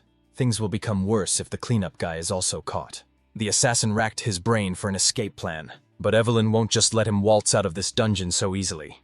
Executing the secret technique of the God of Tempest, he summoned whirling squall, trapping the assailant. Within the limited walls of the dungeon, There wasn't much room to maneuver out of the way. At his wit's end, the assassin chose to just get rid of the evidence by detonating his mana haul as a last resort. Evelyn continued being a nuisance, not letting him get a sly technique off. She'd already seen this stunt once. It didn't work then, and it certainly won't work now. She handily subjugated the cleanup guy of the Trovan family. In the middle of an unknown woods was a secluded black site. Inside, operatives are discussing Evelyn's capture of the assassin who sneaked into the underground dungeon. They confirmed that he was affiliated with Serpent Season, a sub-organization of the Eastern elite clan, the Trovan family.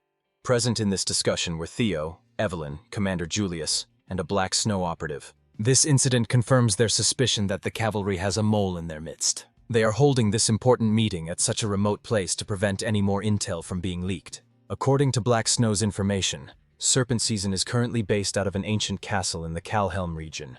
3 hours from now, they will consider the mission a failure, burn any evidence, and run away. So they need to ambush that base, round up all their members, and extract information as well as evidence. This Black Snow operative reporting is Cleve, a Null Snow agent. Theo didn't think he would get to personally meet such a high-ranking operative so soon. Before concluding this brief and arranging the ambush, Commander Julius added one more thing to the agenda. This mission will also serve as a promotion exam for Theo Ragnar. Theo himself thought he had heard it wrong. He doesn't think he earned the qualifications for a promotion exam this soon. The commander agrees, so the difficulty of his promotion exam has been hammed up. Rising through the ranks, it's normal for the promotion difficulty to escalate. This time, the higher-ups are assigning a mission that can lead to a full-on civil war for a mid-rank swordsman promotion exam. The Demon Dragon was made aware that Theo orchestrated Evelyn's stakeout and capture op. It's only natural that he sees what he started through to the end. Even if he's an heir, it is disrespectful to plan things without discussing them with the commander.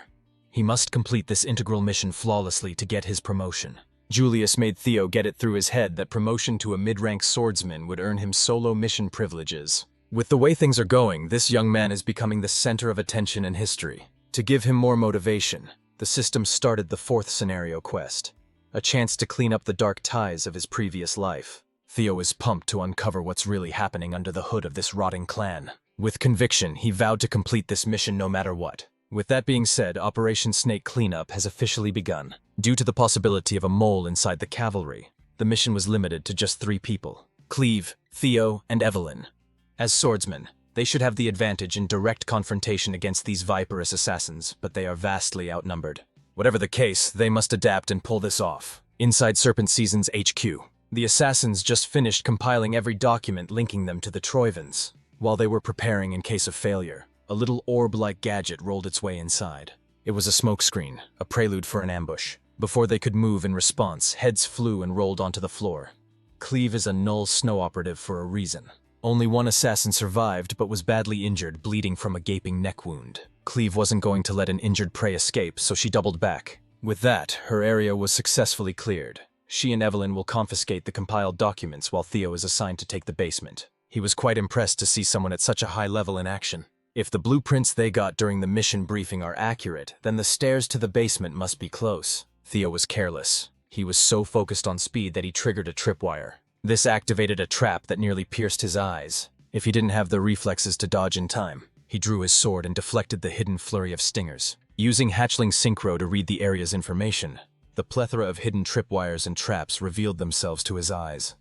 Aside from the fixed traps, there are plenty of men lying in wait for an ambush. To clear the nuisances out in one fell swoop, he retrieved multiple blades and charged them with his black lightning. His Thunder Dragon Breathing Dragon mark has been upgraded to become even more lethal than before. The poor saps lying in ambush were wiped out in a second. They were stabbed and fried at the same instant. With that out of the way, Theo easily bypassed the fixed traps and wires. The level of security was unusually tight in this area. That's a sign that something significant is hidden in the basement. When he finally reached the lowest level of the ancient castle, he was assaulted by the smell and sight of blood and gore. In their standing was a lone man wearing a red robe and hat, preaching about a sacred prayer time. The priest of blood doesn't appreciate the interruption to his crimson ceremony. Theo immediately clocked this man as a priest of the Holy Demon Church. This rotten church preaches a doctrine of an apocalypse that will engulf the world soon. They promise their followers that a savior will descend from the heavens. They are a cult that completely captured the ignorant masses with a promise of salvation. In a few years, they will spark the great war that would mark the Empire's collapse. With his guard up, Theo used Hatchling Synchro on the unsettling priest. He saw a bloody aura fueled by a mysterious mana that doesn't follow the basic rules of the world flowing through a broken mind gate. This might be the so-called grace referred to by blood priests. Theo is considered a non-believer, and for that, he shall be given the honor of becoming a sacrifice for the one and only God. The blood priest closed the distance, trying to grab Theo with his blood-stained hands. He managed to parry the grab, but the unbelievable hardness of the priest's flesh was out of the ordinary. They exchanged more blows. Each of Theo's attacks was rendered useless. He could feel the weight behind every movement, one successful grapple, and he's done for. Finally, his sword was caught by the blood priest's bare hand. A full-powered swing was stopped so easily. With his blade out of the picture, the priest sent him careening towards the basement walls. Blood priests are supposed to be part of the bottom rung of the Holy Demon Church, yet they're already this powerful. Theo's options are limited. If he uses Tripe Dragon's Claw in this confined space, he'd get buried alive. But his mana-infused attacks are not working. What can he even do with his sword right now? Time slowed down and he remembered what the demon dragon taught him. Explosive and destructive strength signifying death itself. The sword dragon, on the other hand, taught him the beating root of swordsmanship. Life and death should not be interpreted as polar opposites. The crazy priest charged at him again, ready to bash his head and spill his blood. Theo clumsily got out of the way in the last second. He persistently avoided death blow after death blow, annoying the priest. It was then that he made a breakthrough in his martial theory. Life and death don't oppose each other. They are a natural cycle. Death awaits the end of life, and life blossoms using death as a catalyst. They might seem like two completely different powers, but they are one. Theo was so focused on applying his power too widely when attacking, gathering it into a single flash of light would be far more refined and devastating. Confident in his invulnerable skin, the priest took on Theo's next attack without fear. Theo tested his theory on the spot and learned Dragon Flash as a result. The priest chortled, unbothered by the louder sound the blade made. Then he started panicking when the skin he was so confident in was shredded to bits. The technique moved like it had a life of its own as it rampaged throughout the priest's body. And is Theo's turn to send the pale-ass bastard crashing towards the walls? The priest called him a seed of evil for attaining a breakthrough during slaughter, an existence that cannot be allowed to exist. Theo doesn't give a crap about his ominous yapping. He wants to throw hands. Gripping the blood priest's face tightly, he used hatchling synchro to peer through the lunatic's memories. This is his chance to figure out the source of this strange power that the Holy Demon Church wields. Theo felt his world swirl as his consciousness was sucked into another dimension. It was a familiar feeling, his soul floating through a vast expanse of infinite space. This is a completely different experience compared to the other times he tried reading memories. Then his system sent him a glitched-out message, a completely garbled mess of characters. As if it were overloading, it warned him that he was about to encounter an enemy who was at a far higher level. The user is strongly advised to run for his life, but where will he run? There is nothing but darkness in every direction. Then he heard a primal voice that shook his very being. The voice demanded to know who and what he was. Zooming out, the infinite darkness surrounding him was just a tiny part of an eye that belonged to a being beyond human comprehension. Theo is fucked. He just disturbed the sweet, sweet slumber of this universe's final boss. The god that the Holy Demon Church worships finally knows of his existence. Growing irritated by his lack of response, the god demanded an answer. Forced to confront the grace that the cultists keep on raving about, Theo was completely paralyzed. It was as if seeing through his very being that God had uttered his name, Theo Ragnar. In fact, this existence has been searching for him, or he is considered a blight to this plane of existence. The being's infinitely stretching body wriggled and reformed, surrounding Theo's soul. It bent, twisted, and squirmed into incomprehensible forms, as Theo's soul was being consumed. A golden light shone to shield him. An avatar of the ancient dragon, Lodbrok, tore through the fleshy form of the primordial god to break him out. Theo reveled at the sight of two beings far beyond his level facing off. Lodbrok sweetly referred to him as a significant other and gave him a stern warning that this thing is not a being he can face just yet. Even if he can reach Sigurd Ragnar's level, victory won't be guaranteed. For now, Lodbrok will take care of this cosmic disturbance, tail-slapping Theo's soul back to reality. He has many unanswered questions, but Theo was forced back to the bloody basement. The young man is still shivering from the ancient terror that tried to consume him. Lodbrok has been standing up against a thing like that for eons all by herself. While he was trying to process what he just experienced, the blood priest was crashing out. How could a non-believer like Theo be graced by the Lord's presence when someone like him, who dedicated a whole lifetime of devotion, has never received recognition? Theo finally finished the job and beheaded the bald bastard. That thing might be referred to as a god, but that's not his god. More importantly, he's now certain that the Holy Demon Church worships the nameless sovereign that Lord Brock once hinted at. Protecting the world from that presence had been her duty for a long time. Without her heart, Lord Brock won't last for more than 3 years, and in 5 years the Great War will break out. The death of the Guardian Dragon will be the beginning of the end. The rise of the Holy Demon cult spearheaded by Ed Troiven's rebellion. It's all connected. It makes sense now. Theo stumbled, his mind still scrambled from the out-of-body experience. Thankfully, Evelyn was there to lend her shoulder. Cleve was thoroughly impressed to find that the young master had taken out a blood priest on his own. Without achievement alone, he has proven himself enough to pass the promotion exam. After cleaning out every hostile threat in the castle, the trio was free to investigate the damning documents. Unfortunately, everything in writing can only be considered circumstantial evidence. Nothing works as a smoking gun to prosecute, so Theo brought out a familiar box he allegedly found tucked away in the basement. Evelyn immediately recognized it as the object she, Remington were tasked to collect before the awakening ceremony. Inside were secret trade logs between the Sari's Merchants Guild and the Troy Vans. She was impressed by her master's foresight to see this far out, revealing his cards at the perfect time. Cleve parsed through the logs and found formal trades with Ed Troven, complete with official seals. With this, they can prove the Sky Dragon's treasonous machinations and the involvement of the Holy Demon Church. They now have sufficient evidence to take action against that bastard Ed. First, they will launch an immediate strike on the Sarah's Guild. It's finally time to correct history and crush Ed Troven. When the Demon Dragon received word of the rotten schemes of the Sky Dragon, he was unbearably livid. Even though they only have enough to point to him as a suspect, a more thorough investigation is required. Julius received the report from the mighty Black Dragon himself.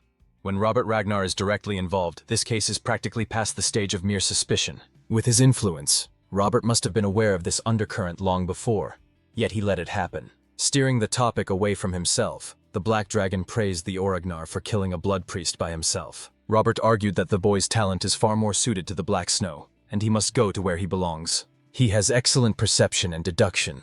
He could see the bigger picture using the tiniest clues. Even his methods greatly resemble a Black Snow operative. It's as if he were trained for it. Of course, Julius wasn't going to let his star rookie get poached by the shady Black Dragon. Osa already tried. Now Big Bro Robert is circling. Hearing Julius call him Big Bro made the Black Dragon nostalgic. Before they became who they are today, Kyle, Osa, Robert, and Julius were once sworn brothers and sisters. Julius could tell that this conniving bastard was just trying to tug at his heartstrings to get his hands on Theo. Still, Robert tried to insist that he's just a big brother trying to look after a little brother. Before leaving, he effortlessly swiped some of the commander's wine bottles and demanded something more expensive he could steal next time. Julius helplessly cursed Robert Ragnar as he cheerily hop-skipped his way into the shadows. The Black Dragon also came by to see if there was a mole in the cavalry. He's quite relieved to find that this place managed to stay free of the Sky Dragon's clutches. Walking to the door, Robert's physical form disintegrated, blown to dust by the wind. He's looking forward to witnessing the fall of the Sarah's Guild. Today of all days, the corrupt family is in the middle of a wedding ceremony. All the higher-ups were gathered at the Central Branch's wedding chapel. The groom, Navin Bacchus, formally introduced himself as the second son of the Bacchus clan. Quadrax Saris, guildmaster of the Ceres Merchant Guild, requested the betrothal between the two families. His fourth daughter, Lily Saris, shall be the bridge between two powerful factions. With the matrimonial bond, the Saris family and the Bacchus clan shall now be connected by blood. Quadrax Eris could barely contain his greedy giddiness. With this marriage, he could finally obtain the name of an elite noble. This is just the beginning of his plans. He intends to make the Ragnars pay for looking down on him. Soon he will enact a great and bloody vengeance. While Quadrac the pig is feeling giddy, the patriarch of the Bacchus clan is seething. As one of Ragnar's 6 pillars, this is a humiliating union for them. Even so, they need the dowry from this marriage to save the family from dire financial straits. So the salty patriarch sent Navin an illegitimate child. The bastard could barely contain his amusement. He could tell that the geysers of his clan were boiling in anger. However, he doubts that these calculative merchants really intend to help his clan. Nevertheless, the Sarah's store is in line as collateral. Novin is hatching a plan of his own. He'll get rich by spilling blood. He's just here to see through the fall of a cursed family with utterly convincing acting skills. Navin vowed to treat his bride to be with utmost care and love. Much to his surprise, Lily Saris asked him to prove that he'd stand by his words. Sensing that she had a request in mind, he openly listened. He would love to be of assistance as long as it doesn't involve money. Just to piss the bald-ass patriarch, Nevin promised to hand over the Bacchus family seal. But Lily Sears doesn't give a damn about some random family seal. What she wants is the head of Theo Ragnar. the man who left her a grotesque scar from an amputated arm. Navin immediately thought that the bitch was crazy. She's asking him to assassinate a family heir in public. Quadrak immediately jumped in to shut his daughter up, but what Navin said afterwards was arguably crazier. He agreed to give what her young bride wants. He would love to lop Theo Ragnar's head off to seal this marriage. Outside the chapel, citizens of the central branch collectively looked up at the wyverns filling the skies. Arriving at their destination, Theo, Evelyn, and Cleve ditched their ride to make a flashy landing. Contrary to their last covert operation, this one is bold and public as they openly fly the banner of the Ragnar clan. From this point forward, they will be enforcing clan justice. Kleva announced the Sarah's merchant group's transgressions against the Ragnars, presenting the warrant to search and analyze any trace of treason. Those who interfere will be killed on the spot with no exceptions. She suggested that the culprits surrender peacefully and allow a thorough investigation to be conducted. Quadrak is well aware of the litany of his crimes, but he chose to appear strong. Cleve gave the criminals a countdown to peacefully exit the chapel. However, Quadrak argued that a small piece of paper can be easily fabricated and his family won't yield. He alleged that this was just a frame-up job, the authorities playing dirty. Quadrak maintained his firm stance that his family has unwavering loyalty to Ragnar, and to fight these unreasonable accusations he sent his soldiers forth to exterminate the law enforcers. He's looking so innocent right now, trapped and visibly associated with criminals. Patriarch Bacchus tried to wash his hands. Seeing that things were about to turn for the worse, he tried to dissolve the marriage agreement. The pig is not going to accept that after going this far. It's way too late. The enforcers already think the two families are bound by matrimony and working together. Quadret claimed that if the cavalry really had concrete proof, there wouldn't be just 3 people deployed, but a whole army that could cover the sky. Operating under that idea, the pig wants to borrow the blades of the Bacchus clan to break through and escape. Interrupting the discussion between two family heads, Navin calmly joined in the fun. He sees this development as merely a chance to bring his wedding present to the bride. Much to the patriarch's disapproval, Navin drew his blade, parkoured through the city, and aimed to mess with the law enforcement. The moment he picked up the sword, the Bacchus house had become Asura's accomplice. Working with the cards he was dealt, Baldi ordered his men to follow and assist Navin. Meanwhile, our trio has been surrounded by city guards, encircled by spears. Cleve solemnly gave the poor civilians one last warning to move away before her hand was forced to execute everyone for treason. Then Navin jumped in the middle of the trio, stealing the show away from everyone. He muttered how the people of Ragnar always jump at the threat of execution at the first chance to do so. Theo and Evelyn were taken aback. This guy is bad news. With a circular slash, he made the 3 scatter and jump, forcing them to defend. This is Navin's greeting to Ragnar's entourage, especially to the young master Theo. Our boy was stun-locked. He knew Navin Bacchus. In the future, everyone will. During the Great War, he was a force of nature who brought chaos to Ragnar. He married into the Saris merchant group and worked alongside Ed Trovan on the front lines. He was hailed as Ghost Sword Novin, and he wants to behead Theo for some reason. Ignoring the ladies, Ghost Sword focused solely on killing the Ragnar heir. Theo's mind is working overtime.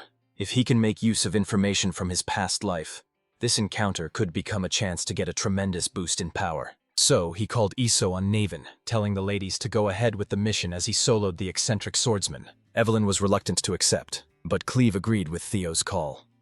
Those series crooks must be destroying evidence right about now. They must trust in Theo's capability to hold off a monster.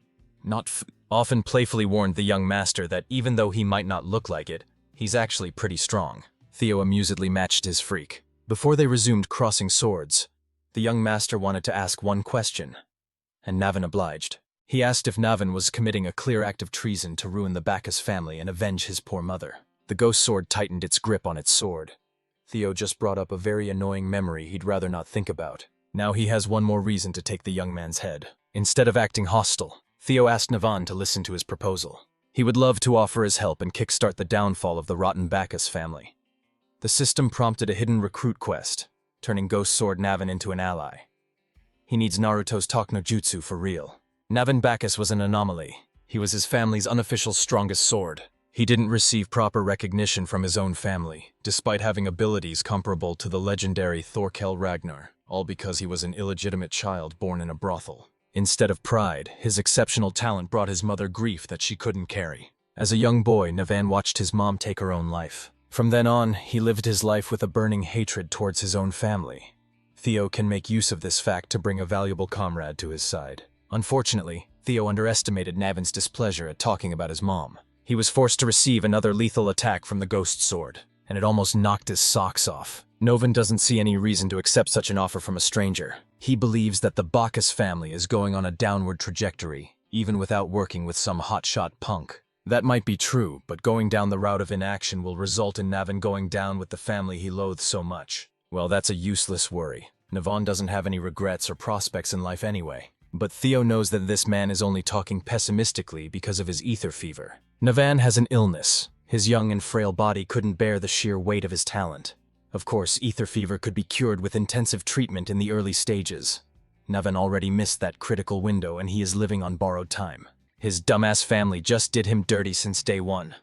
Right now, he only has about 5 years of miserable existence left. Candidly, he's impressed that a noble young master would dig so much dirt from his past. With all that being said, Novan is still not swayed. The end of Bacchus is coming, and Novan will sink with them. Smiling smugly, Theo asked if his mind would change if he had the cure. For the first time, Navan looked shaken, as he retorted that there was no possible cure for ether fever. Technically, Navan wasn't wrong, but in the past life, the cure was found and made public. Like some sort of twisted joke, it was discovered days after the ghost sword's death. As of now, Theo might be the only one who knows of the cure's existence. With utmost confidence, he assured Navan that they could get rid of that pesky ether fever, 100%. As established, the rotten family will burn to the ground no matter what. But if Navan takes Theo's hand, he can live on as someone important, and leave a positive impact on the world as a hero who aided the Ragnar family. All he has to do is trust and take the leap of faith. Closer to the chapel, city guards have set up defensive measures to slow down Evelyn and Agent Cleve.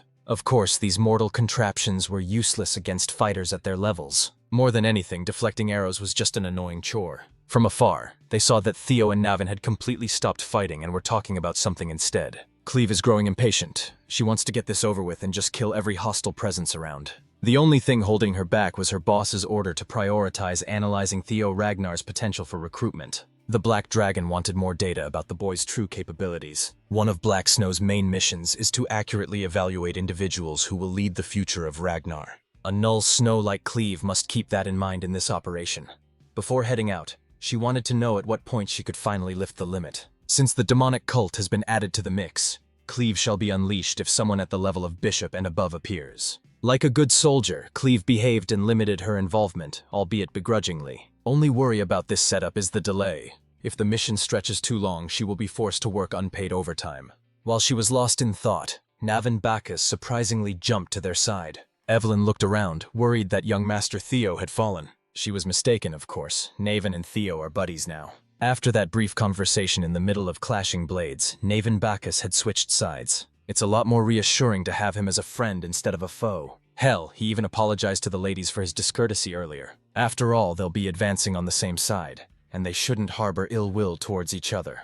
Theo's hidden quest had been successfully cleared. Navan immediately proved himself useful to the cause as he went on demon time, untouched by ordinary defensive measures. He took to the skies with a single leap, and the poor soldiers thought he'd be vulnerable in midair, annoyed by their silly wooden contractions. Novan sliced through rows of anti-siege equipment like a breeze. Those who dared to stand near the contraptions were also punished with a gruesome death. While Navan was going on a bloody rampage, the bald patriarch reprimanded the illegitimate sword for turning the blade on his own family. Govan scoffed at the mention of family. Hearing it from this asshole's mouth makes his blood boil. He finally did what he's been wanting to do all these years and cut the blathering patriarch in half, cracking that bald head like fresh fruit. Evelyn was in awe. That man really lives up to his reputation of being equal to young Lord Thorkel. The video urged the ladies to capitalize on Navan's rampage and push forward. Now they have a clear path to capture that pig Quadrak series. Speaking of the devil, Quadrak has stressed the fuck out upon hearing reports of their defenses being rendered useless. Now he's finally considering getting rid of documents that could be used as evidence against his guild. One of his attendants advised him to start by burning papers related to the Troy vans. The pig crazily opposed the idea. No one is touching those documents but him. The scared attendant is just trying to think rationally and reduce unnecessary casualties in the future. Quadrak doesn't want to hear rational voices.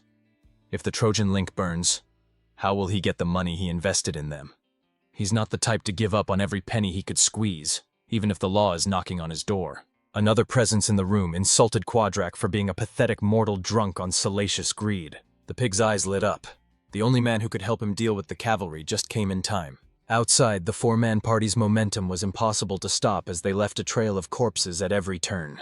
Theo paused his relentless run when he saw the crowd walking out of the door, led by a representative of the Holy Demon Church. Hundreds of hooded believers lined up outside the chapel to put what they learned from their god into action. Quadrak is thanking the devils, they sending him a bishop from the demonic cult. Since these freaks are also linked with the Troivans, perhaps they might lend some help. The bishop agreed to give some assistance, given that the pig might be of use on the Day of Judgment. When asked to hand over the Trovan documents, Quadrat clamped up once more. His obsession with riches is putting the bigger picture at risk. Some violence was necessary to correct that. The bishop doesn't have the patience to pacify an arrogant and foolish man, a wretched non-believer to add. So the bishop ordered the death of Quadrak. They have no need for his money anymore anyway. As his neck was being wrangled, the pig managed to utter a sincere apology. He admitted that he was being way too rude earlier.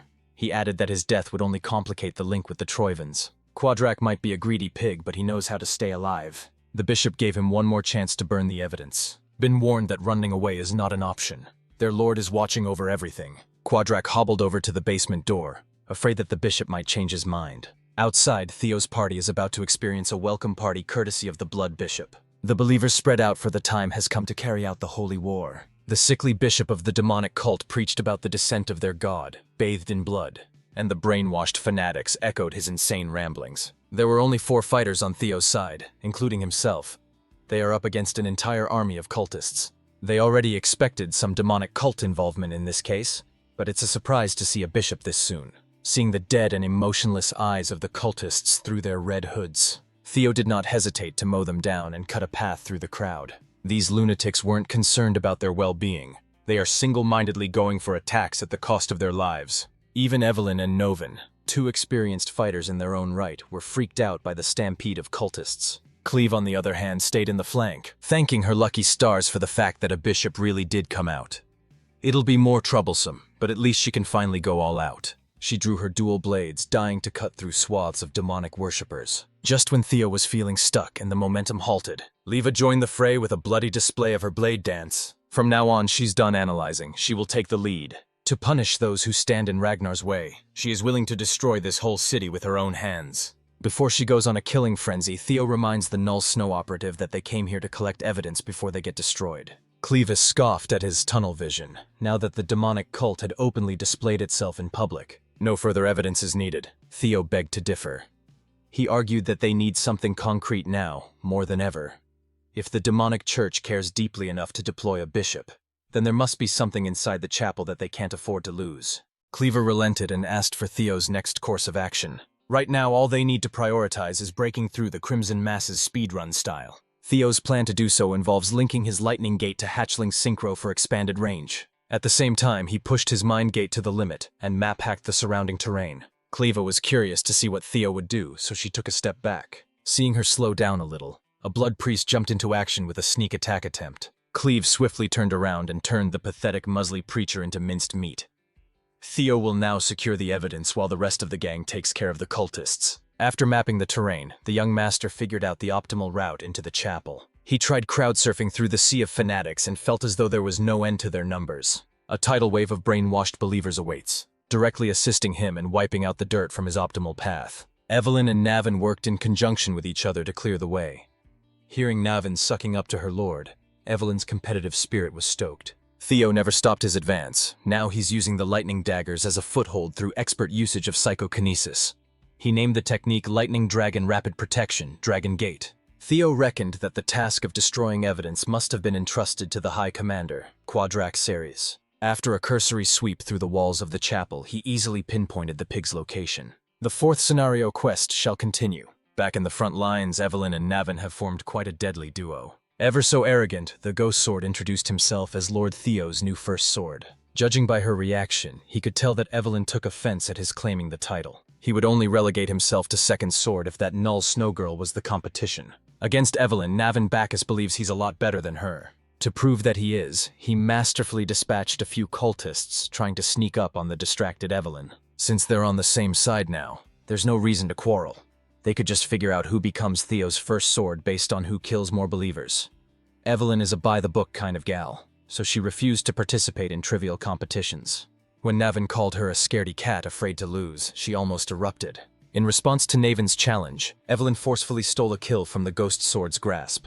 Evelyn's method was brutal and decisive. Novin realized that he might have bitten off more than he could chew. Equipped with the Tempest God's legacy, Evelyn is determined to prove her worth as Theo Ragnar's first sword. Niven was quite excited to have found a suitable competitor in the middle of a bloody battlefield. Inside the chapel, the pig is hobbling his way deeper and deeper down to the lowest underground floor. He grabbed torches and broke some locks before arriving at the most secure room in the place. In the middle was a chest containing documents that could bring down empires. Quadrak only sees them as paperwork to score more Trovan money.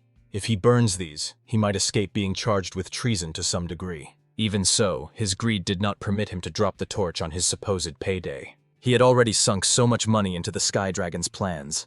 He can't stomach the loss and revenue that burning the documents would bring. Then he remembered the bishop's threats. He knows that freak wasn't fucking around. Money is good, but he'd rather keep his life. Quadrak dropped the torch. Speeding like a dark lightning strike, Theo arrived just in time to prevent the destruction of valuable evidence. Quadrak saw Theo Ragnar and went through the whole spectrum of emotions. Looking like a harbinger of death, Theo has come to take more than just the arms of the pig's daughter. Naturally, the corrupted but resilient businessman realized his predicament and tried to beg for mercy. Theo wasn't having any of his empty words. His electric energy filled the small room. Quadrak's heiress was sentenced to death for rebelling against the Ragnar clan. With the fat ass out of the way, Theo's fourth scenario quest, Ties of Evil from a Past Life, has been marked as complete. Scouring the paperwork, he just couldn't see how these documents made it worth mobilizing the demonic cult and a bishop. The secret ledger he gave Cleve is already enough to sentence Ed Trovan. Even so, he believes that the Sky Dragon is just a tale that the Trovan clan would gladly cut off for survival. Theo wants a complete victory over that traitorous clan. With an entire library's worth of evidence, the entire Trojan clan can be implicated. It's hard to gather which of these thousands of pages is more important than the others. For some reason, call it instinct, one book caught his eye. It was labeled the Rose Palace Investigation Report. Detailed in those pages were detailed accounts of information pertaining to primordial dragon relics, handwritten by Ed Trovan himself. In there, Theo read that the Sky Dragon had acquired 2 relics so far, and deduced that another one is in the Rose Palace, Theo's former home. It finally clicked. The discrimination, false accusations, and his miserable ending happened for a reason in his past life. In this book, orders were given to remove Cecilia and Theo Ragnar from the picture. All this just because of a relic that might exist. The young dragon's hatred for Ed Trovan had never reached these heights before. He ripped the pages that mentioned his and his mom's names out of the perturbing book. Theo had to force himself to calm down and center himself, refocusing on the mission at hand. To enact his final revenge, there are 2 things in this secret stash that would bring a great deal of pain to the Troivans. They were stupid enough to hide the relics they acquired with great effort in the same place. 2 other relics of the primordial dragon in cube form have found themselves in Theo's possession. Back outside, Navin and Evelyn are holding strong against the horde of blood cult fanatics. She chose this moment to reminisce about the past. 7 years ago, she witnessed Navan play second in the blooming ceremony and then vanish into obscurity. He was just honored to be remembered by someone, but now is not the time to ponder such things. After all, with his kill count, he's in the lead to snag the title of Lord Theo's first sword. To wipe the cocky grin from his face, Evelyn summoned wind blasts derived from the Wind Thunder God technique. With one wide-reaching attack, she brought back the competition to a tie. Interrupting their friendly competition, the bishop's right-hand man snuck up on Novin. He almost got pulverized, but managed to stumble away in the last second. Holding a mighty axe, the cultist refused to let his great god's plan be disturbed. Navin and Evelyn arrived at a consensus. The winner of their competition shall be decided by who kills this freak. Evelyn, empowered by the Wind Baron's legacy, and Navin the Forgotten Genius, greedily went in for the instant kill. Before a winner could be crowned, Salford and his wyvern partner crashed into the party by crushing the enemy. Under the tight grip of a giant wyvern, Mr. Right-Hand Man growled in agony. Salford was extremely pleased with his badass entrance. Instead of praise, he only garnered hostile looks from Evelyn and Navin. With their prey stolen, the 2 monsters erupted in anger. Following Salford was the rest of the white-armored dragon cavalry's 5th platoon. They were notified of the collaboration between the demonic cult and the Ceres Merchant Guild, were hastily deployed. The central square of the Ceres territory turned into a war zone between dragoons and cultists. With the involvement of bloodthirsty wyverns, the numerical advantage of the fanatics was rendered useless. While his people were dying by the dozens, the bishop was praying for the new sun to rise in the blood-red sky, and for the end of times to come. The freak preached his twisted gospel while Cleve sat nearby to catch her breath. She deserved to have a little break after going all out for once. The Null Snow operative completely crippled the bishop while no one was watching, driving the fool to insanity. With the cavalry's arrival, it only took a few hours to clear out the gunk and restore peace in the region. Now, everyone, including Evelyn, was relegated to doing the paperwork for the citizens who were affected by the short-lived war. The dragoons who were heroically cleaving cultists down just a moment ago would rather go back to killing, instead of doing this mind-numbing desk job. Everyone felt like they were being tortured except for Aniclimax. She might look like a savage, but she's surprisingly organized. Her brother Hulkus was also enjoying his task of compensating those who sustained property damage. Evelyn, on the other hand, is nearing her breaking point. Everyone kept on approaching her for help with their assigned task. It was driving her nuts. When she finally snapped, she tossed her subordinates away, generating a whirling storm. While the cavalry was stuck doing administrative work, Cleve and Theo had convened to compile the mountains of evidence they saved. From the traces of Ragnar's relics to detailed plans for treason, it was all recorded. For his indispensable work in this operation, Cleve was the first to congratulate Theo for reaching the intermediate rank. She also regarded him as someone who would flourish in Black Snow. Theo awkwardly tried to skirt away from the subject of being recruited by the Black Dragon. Cleve has one more piece of good news. The operation to capture the Sky Dragon had started. The ledger from last time was deemed enough proof to start the hunt. That means the elite arrest team of Black Snow has stepped up and is on its way to the capital now. Before they could even celebrate the good news, a messenger barged into the temporary camp with an urgent update. The elite arrest team was given a rude awakening. Ed Troven has been hiding his true power level. Now that he has no more reason to hide in the shadows, the Sky Dragon is finally letting loose. He's well aware that showing all his cards at this juncture wasn't the smartest move. But by stacking bodies along his path, he could cripple the Black Snow a decent bit. Ed Troven congratulated Theo Ragnar for forcing him into a desperate position. The Camellia Palace, Axion, the Dragonslayer sword, and now the Ceres Guild. Everything Ed meticulously prepared was lost thanks to that imbecile. Ed Troven is finally hitting that insane anime pose, his sanity slipping away after catching L after L. But he's a hater by heart. He'll let Theo celebrate for a while, but the Troven plan still continues. The Dragonslayer sword was lost, but Ed successfully secured a contingent replacement. And now he's headed back to his father to call on something that could turn the tide back in his favor. With the serious debacle settled, Theo can finally go back home to the Camellia Palace. The palace seemed incredibly busy, with many nobles getting their fittings. Curson looked around the place and was taken aback by the chaos. A cursory walk around the palace was like marching through a battlefield. She would have gotten lost if her daughter hadn't found her in the middle of all the garment cutters. Cecilia excitedly explained that she's opening a new business, a high-end brand that uses luxurious fabrics and jewels. She went on to yap about the intricacies of the business, and Curson absent-mindedly listened. The elf mother was way too distracted by her daughter's smile and enthusiasm to catch any relevant details. Her happiness makes Cecilia even more beautiful than any jewel in this estate. Person actually came by to deliver news in person. Some whispers about the Rose Palace reached her ears. Cecilia's anxious mind immediately jumped to the worst-case scenario, asking if her son was all right. Seeing her daughter go from joyful to an anxious wreck broke Curson's heart. So, she assured Cecilia that she came with the opposite of bad news. Amel, that vile woman, was found dead alongside her entire camp. Their heads adorned the walls of Rose Palace. Cecilia felt as though the weight of the world was finally lifted off her shoulders. She's more than relieved to know that it's finally over. All this time she never showed it, but every waking moment felt like walking on top of knives. She was framed, blamed, threatened, and suffered through assassination attempts because of that vile Amel. She couldn't turn to anyone for fear of her son being implicated. With the death of that rotten mistress, her suffering is finally over. While Theo Ragnar was in recovery, the political landscape of the world had undergone a drastic change. It was a change paved by blood and death. Heads rolled and strongholds were painted crimson. The Trojan family refused to respond to the Draker family's summons and appeal within a set period of time. It was a declaration of war. Tonight, the Nine Dragons Council Chamber convened for an emergency meeting. They underestimated Ed Troiven's cunning. That man has been working on his master plan for quite a while now. They think the suspicious movements of the warlords reigning over the northern continent must be connected. Some of the more traditional chamber members refuse to engage in the Troven issue. They think the warlord gathering up north is nothing to worry about. They were more concerned with filling up the empty seat left by the Sky Dragon. Although the family head is keeping silent for now, some of the elders are itching to discuss the matter of succession that has been dragging on for far too long. Surprisingly, the Black Dragon asserted that this is the perfect time to seriously consider who their next leader will be.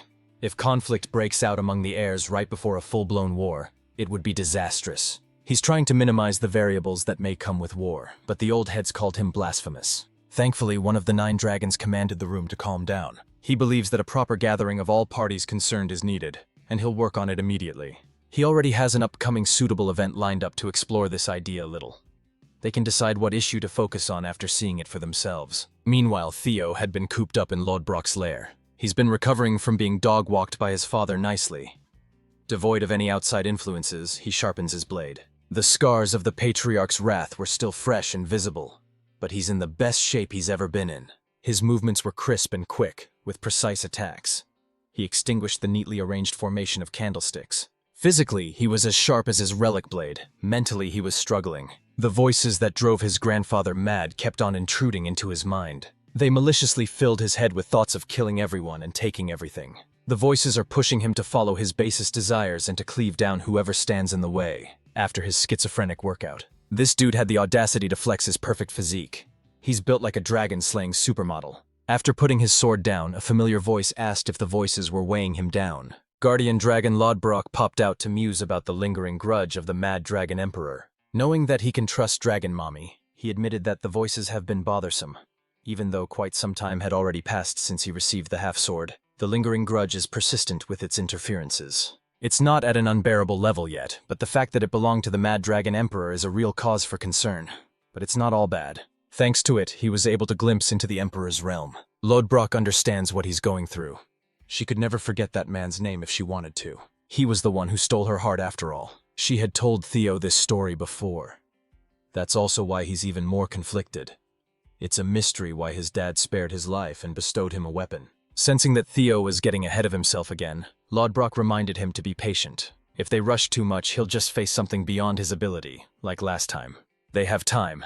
Thanks to the High Priest who treated Theo immediately, his severed arm was put back in place without any problem. Just to make sure that it was done right, Lodbrok gave him an up-close and personal checkup. Once she was satisfied with the in-depth checkup, she shooed Theo away for the day. She sensed that someone else was looking for him. Before going, Lodbrok gave him a stern warning to stop messing up her nest every time he came over to swing his blade. One makes the mess, another has to clean. That had been their routine. As soon as he returned to Camellia Palace, he was greeted by a familiar face he hadn't seen in a while. The one looking for him was one of his fanboys, Sybil Drea. He excitedly hand-delivered an important message for his young lord, an invitation. As the letter states, the Daffodil Palace kindly invites Theo Ragnar to a banquet in celebration of Lady Ray Ragnar's 18th birthday. Sybil admonished that this was an odd event. A banquet for Lady Ray's birthday, with war at their doorstep, seems out of touch. Judging by the murmurs around the event, it's going to be a grand affair too. Theo sees it differently. This event must be grand precisely because they are in tumultuous times. Troivan's betrayal has thrown the family's internal balance into utter chaos. Instead of Axion, who was being groomed by the Sky Dragon, Theo clinched the spot of the 6th successor. To make matters worse, one of the 9 dragons pulled the wool over everyone's eyes with his treasonous moves. Now there's a power vacuum in the chamber. The upcoming banquet is not a simple birthday party full of merriment. It is a performance to show outside powers that the Ragnar clan still stands strong and unbothered. It's also a platform for the successors and their backers to size each other up. Sybil was amazed at his young lord's discernment. He was hyped to hear that his idol was about to take center stage in such an important affair. If those old heads are so eager to see what he's made of, Theo would gladly put on a show. The Daffodil Palace is coldly beautiful at this time of the year. Inside the giant palace was a spacious banquet hall that hosted every affluent family connected to Ragnar in some way. The nobles drank their expensive wine, ate their fancy food, and mingled with their peers. When the new heir walked in, everyone stopped sipping, chewing, and gossiping. All eyes were on the newly minted succession candidate. Young Lord Theo Ragnar commanded everyone's attention with his dark winter gear and sharp gaze. The drip was simply immaculate. He scanned the banquet hall and made sure that everyone was paying attention. Naturally, everyone was aware that the birthday celebration was just a pretext. All these nobles came to see the new heir in line for the throne. Naturally, Theo wants to leave a strong impression. The man who walked in right after his arrival might make that a lot easier. Theo heard light and confident steps approaching from behind. A man spoke up about him, causing quite the stir. Navin Bacchus offered proper salutations and respectfully referred to Theo as his lord. He made sure that everyone in this joint heard him loud and clear. Theo lit up at the sight of his buddy. He almost didn't recognize the rascal. Even on his sham wedding day, he didn't shave his beard, yet here he is, clean-shaven. The nosy nobles discussed among themselves. They all heard about the Bacchus family purge and the rise of the sole survivor as the new family head. Even though the Bacchus clan had collapsed, they're still one of the 6 pillars. Hearing the new family head address the 6th successor as Lord caused the stir Theo was expecting. All it took was a well-timed entrance and a few words to set the mood. Just when Theo was about to share the next step with Novin, a man built like an absolute tank snuck up behind him without getting noticed. Theo and Navin's instincts immediately kicked in upon sensing a mortal threat. The big man lowered the intensity of his sheer presence and properly introduced himself. With a smile, he casually mentioned that he's the 5th successor. Theo was thrown off his game a little.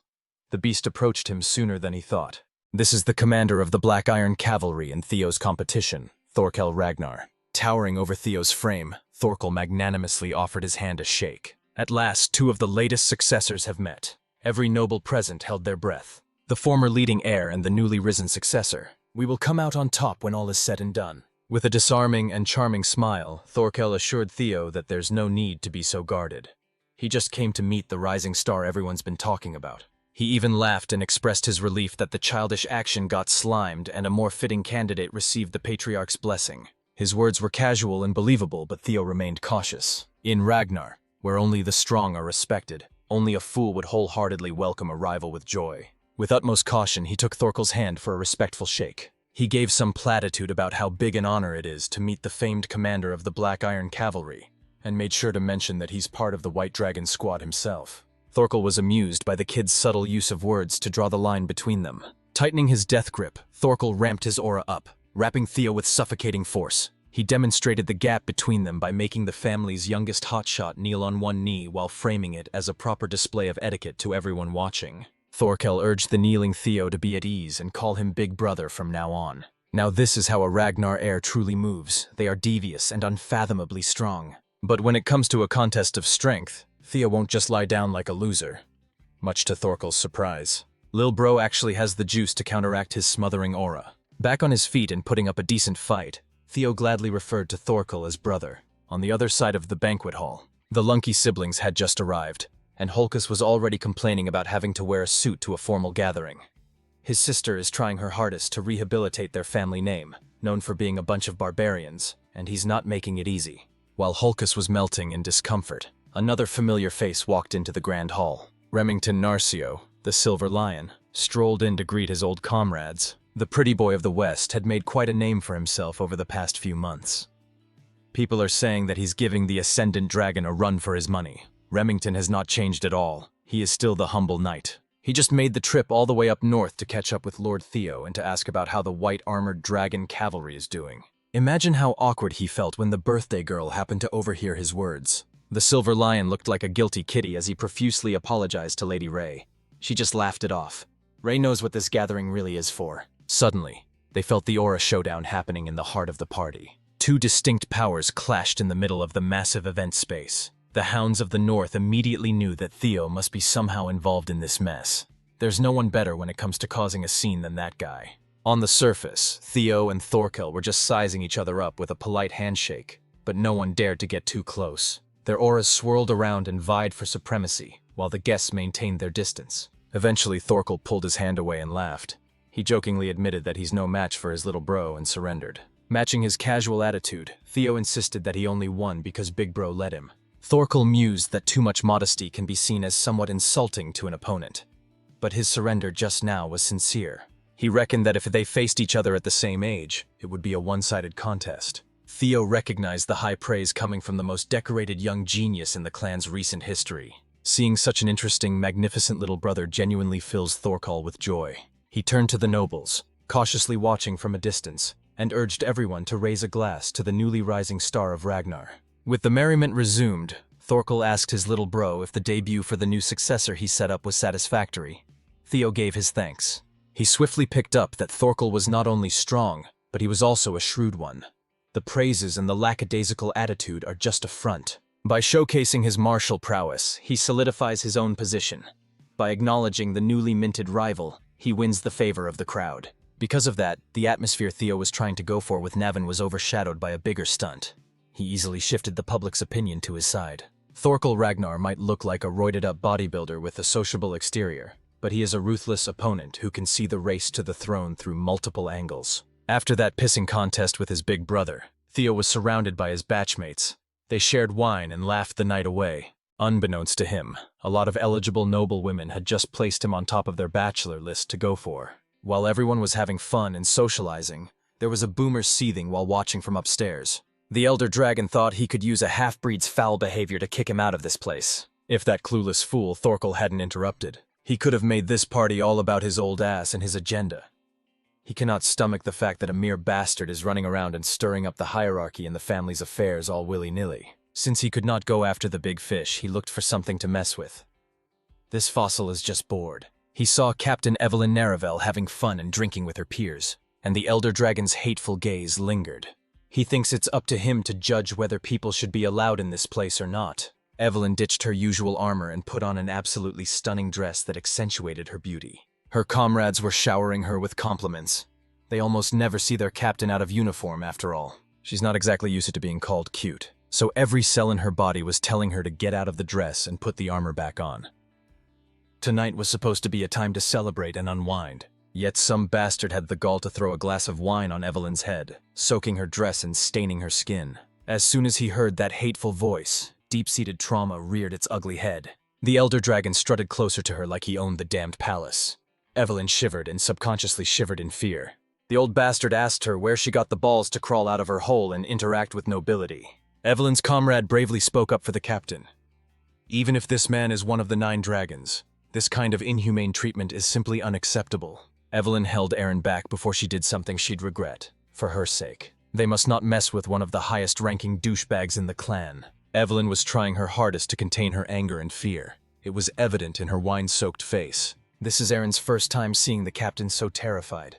She wondered what could have possibly happened between her and the elder. The elder dragon towered over the ladies and reminded Evelyn about his warning to never appear before her ever again.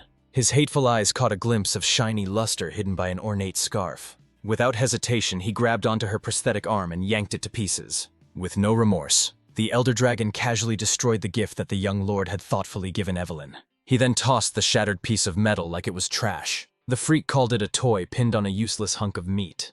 In his perspective, trash should live like trash, crushed on the floor. He then gave Evelyn one last warning to get the hell out of this place before he tears her to shreds. Not wanting to cause any more trouble, she sucked it up and fled. Seeing her run away like a scared little girl thoroughly amused the elder dragon.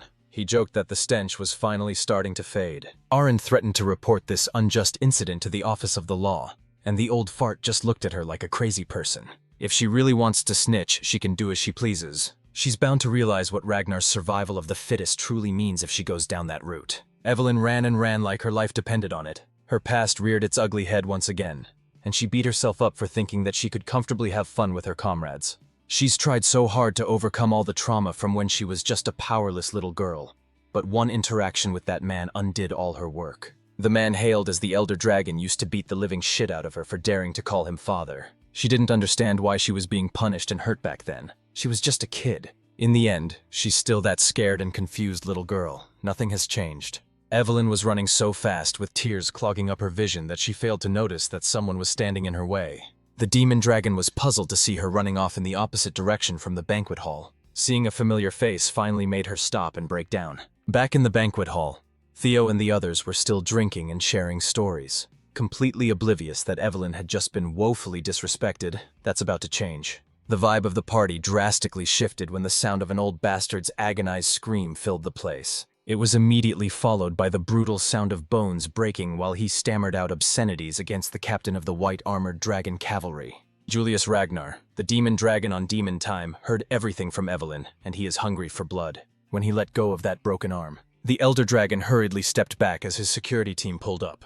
Julius already warned the old fart that whatever happens to Evelyn will be done to him as well. The old bastard framed this attack as a betrayal of the Ragnar name and labeled Julius a dangerous criminal who must be apprehended at once. The demon dragon stood still while the security team surrounded him from all sides. With the law council's involvement, even the leader of the white-armored dragon cavalry would be threatened, right? They calmly stated his crime of injuring the elder dragon's head counselor and threatened him with jail time. They would prefer to go about this arrest with cooperation, but Julius is not in the mood to play along. Seeing the smoldering rage in his eyes, the leader of the law council felt cold sweat running down his spine. Julius quoted the written oath sworn upon the sword in Ragnar's autumn. 4 years ago, he swore upon his sword before those old men sitting on their antiquated laurels. They came to an agreement that Evelyn is untouchable. If the Elder Dragon doesn't want to respect that oath, it's fair game to seek revenge. Like everyone else in the banquet hall, Theo moved closer to the commotion and overheard what had just transpired. This event never happened in his previous life. He's changed way too many variables. As far as he knows, Evelyn Naraval was born an illegitimate child of Wolfgang Ragnar. Such a cool name was wasted on a piece of shit. Wolfgang valued pure blood above everything, but he couldn't keep his dragon in his pants. The mere existence of Evelyn contradicts everything he stands for. She was a disgrace. He desperately wanted to hide away from the public eye. He planned to cast her out of the family for good, but Julius stepped up. Seeing the kid's potential, he brought her into the white-armored dragon cavalry, and Wolfgang's nefarious plan fell apart. She blossomed into a competent fighter and capable leader, quickly climbing through the cavalry's ranks when she rose to prominence as a young captain of her own unit. Wolfgang's fear of being exposed as a freak flared up. Ignoring the possible consequences, he tried to kill his own daughter under the guise of a mistake. He missed the kill shot and ended up severing her left arm cleanly. She barely survived the attack, but the loss of one of her limbs made it impossible to hold the reins of her mount. Evelyn was forced into an untimely retirement. After that, she spent her life managing the 4th training hall, never to be involved in noble business ever again. Upon meeting Theo Ragnar, her life was redirected back to glory. One can say that the chain of events leading to this commotion was a direct result of Theo's actions after regression. If so, it's only right that he set things straight himself. It would be hard to prevent the situation from deteriorating even further, given the demon dragon's killing intent. Wolfgang turned to the nobles and tried to get them on his side. He admonished Julius for showing contempt for an elder who had safeguarded Ragnar for decades. He accused the demon dragon of using the authority of the 9 dragons to threaten his own kin, a behavior that is akin to outright treason. Hearing the old fart cry about abuse of authority enraged Julius even further. The situation could have been disastrous if Theo had not stepped up to mediate. He reminded both parties that this day is supposed to be a joyful celebration of his dear friend's birth. This is not the time to freak everyone out. Julius respects and listens to the young lord, so he reined his temper in. Wolfgang, on the other hand, looked annoyed that his rage bait was neutralized. Since 2 high-ranking members of the family want to tear each other apart, Theo proposed that they should settle the beef with Ragnar's long-standing tradition. Instead of killing each other on the dance floor of a birthday party, they should just engage in a proper dual trial. Wolfgang immediately rejected the proposal. He claimed that he was the clear victim in this case. There's no need for a trial when he didn't do anything wrong. Theo remained centered and urged the old fart to just accept it for the sake of stopping this disturbance from growing any larger. He noticed that the Lord of the Daffodil Palace had made her appearance, and she looked pissed that her daughter's event was marred by 2 meatheads. Her every step caused the temperature to significantly drop and the floor to freeze. Neil Ragnar Thon, also known as the Ice Dragon, is not someone you want as your opponent. As usual, Wolfgang tried to play the victim card, but Neil just told him to shut his bitch ass up. She does not want to hear excuses, and she cares nothing for petty squabbles. For the sake of her daughter, she strongly urged both parties to follow Theo's suggestion. That is the final mercy that her steadily dwindling patience will allow. The nobles quietly murmured amongst themselves. They all reckoned that Wolfgang and his fellow elders would surely come out on top. Even in retirement, they're all high-ranking inspectors after all. Wolfgang was thinking along the same line of thought. He trusts his men to dogwalk whoever Julius sends out. The dual trial rule states that the plaintiff and defendant must face off in the final round, while the first 2 duels must be fought by chosen representatives. Looking around the room, Julius only has a 1-armed cripple and a wretched bastard child on his corner. By his estimation, he won't even have to lift a finger. His boys should win with a clean 2-0. He acted reluctantly, but Wolfgang eventually agreed to a pure contest of the blade to decide who was right and wrong. While the guests filtered out of the banquet hall to watch the dual trial, they all speculated on what the results would be. Amongst the crowd, Thorkel watched with an amused smile plastered on his face while drinking wine. Admittedly, he did not expect his little bro to step up like this. Knowing the demon dragon's infamously short temper, this was bound to spiral out of control. If Theo had not stepped in, the rage-baiting dragon would have crushed Julius using the corrupt legal system. He would have been ruined politically. In that fleeting moment, the young man managed to find a solution that would defuse the ticking bomb within agreeable terms for both sides. Thorkel could tell that whatever happens after will be an entertaining watch. Everyone gathered outside the Daffodil Palace and sat their asses down on a snow-plowed arena. From this moment, under the supervision of the Law Council, the dual trial will begin to ensure fairness. Mana use is banned. Everything that occurs within the trial shall be protected by Ragnar's laws. Both parties shall solemnly swear that revenge after the fact, regardless of the results, will be punished. Lingering resentment is prohibited. Julius and Wolfgang verbally agreed to the terms and conditions while eyeing each other up.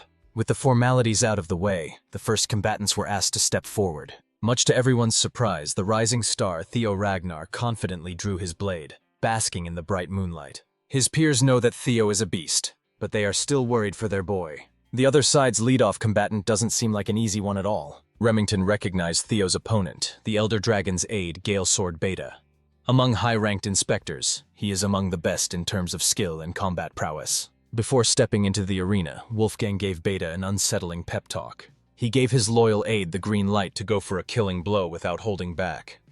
Beta was reasonably reluctant to cleave down a successor candidate for the Patriarch position, but the old fart assured him that any accidents that happen inside the ring would be absolved via the dual trial rule. If he cannot snuff the life out of the young man, Wolfgang wants at least an arm as a souvenir. While the other corner was making some nefarious coaching calls, Theo calmly stood on his side of the arena. Julius had calmed down considerably and was stressing over implicating such a promising young man in his mess. Earlier, he apologized to Theo for his reckless actions. He kept on asking the young lord if this was really the right way. With utmost confidence, Theo just asked him to trust in the process. Through this duel, what he really intends to do is to resolve a long-standing grievance while hogging the spotlight for himself just a little bit. Once both combatants were in position, the Law Council referee blew the whistle. Beta decided to play it slowly with a stationary defensive stance at first. On the contrary, Theo pushed the pace and went with a flashy charge. Upon seeing the incoming youngster, Beta matched the push. Their first collision looked roughly equal in strength. With Manny's use banned, they can only rely on their physicality. Sparks flew as the clash sent both of them flying in opposite directions. As soon as they regained their footholds, both combatants flash-stepped for another round. What followed was countless collisions that would be hard to keep up with using the naked eye. All the audience could see was the light produced by steel crashing against steel. Beta might have an unfortunate name, but he is a competent swordsman. He was practically neck and neck against Theo's raw strength. The Elder Dragon's aide was more surprised that he couldn't seem to find an opening he could exploit. Even though they're only exchanging probing blows, it's still hard to believe that a youngster could keep up with a veteran. Theo is certainly a successor-caliber fighter, but with age comes experience. One of the tricks Beta has up his sleeve is the use of terrain. Kicking up loose dirt and stones, he cleverly obscured the young lord's vision. A split second of distraction was all he needed to deliver a fatal blow. Beta felt proud of himself for leaning on his real combat experience. To pay respects to a successor's dignity, he aimed to send Theo off with as little pain as possible. Just a simple decapitation should do. As his blade passed near the young lord's neck, Theo sped up and leaned backwards with a taunting smile. Knowing that Beta would underestimate his combat experience, he left a gap on purpose, and the dumbass took the bait. While Beta's arm was overextended from the missed killing strike, Theo was free to retaliate. At the last second, Beta used every cell in his body to get the hell out of the way. He noticed something concerning. The young lord purposefully stopped his attack for some reason. But why would the rising star pull back on such a free kill? If it were up to Theo, he would have finished the job right then and there. Unfortunately, the voices in his head picked the worst time to come back. It kept on urging him to kill the ones who mocked and abandoned him. Thoughts of indiscriminate murder filled his mind. His vision and thoughts were clouded by the desire for violence. Beta noticed his odd behavior but felt reluctant to go in again. He was burned by a fake opening, and he worries that this was just another deliberate bait. If that was the case, he felt offended that a young buck would underestimate him this hard. An experienced inspector never falls for the same trick twice. With utmost confidence, Beta rushed forward with the intent to kill. Theo raised his blade and easily blocked the strike. He addressed the voices in his head out loud. He managed to make them shut up with sheer willpower. If it is murder they want, he can handle bloodshed without annoying chirps. Suddenly, Theo started moving at an even higher pace. He countered by unleashing a barrage of chaotic slashes that severed one of Beta's arms. One arm down and panicking, Beta felt the pain and pressure while trying his hardest to not lose any more body parts. Using his remaining arm, he brute-forced his way out of being cornered by an unhinged Theo. The young lord made Beta's last stand look like a joke, sending the fool careening off the arena. Those sitting on the other side of the battlefield would have been turned into collateral damage if the ice dragon had not stepped in to shield the nobles. Feeling the force behind the attack, she quietly praised the young man's outstanding talent and power. Even without the use of mana, he managed to destroy the arena in a single slash like an absolute monster. Poor Beta was laid flat on a crater, armless and unconscious. Half of his drip was deleted. Bro got absolutely cooked. The Law Council referee took one look at the combatant and called an end to round 1. For the opening duel trial, Theo Ragnar was the undisputed victor. While the crowd cheered, he was still trying to suppress the growing hunger for the kill. Thankfully, he regained enough control over the maddening urges in time. The level of grudges he felt today was a lot different than usual. It was a strange feeling, as though something bigger was guiding him towards God knows what. He only managed to unleash untold levels of power when he willingly entrusted himself to that odd sensation. Entrusting himself to the grudges of the past is certainly a slippery slope. The danger is real, but if he can control it properly, it will be a huge boon to his combat power. Hell, he could become twice as strong with a flip of a switch. After clearing out the debris and patching up the ruined arena, the second round commenced. Both fighters were asked to step up. Surprisingly, Theo approached the corner and declared that they would be opting for consecutive battles. The referee accepted his second round participation as the defense's representative.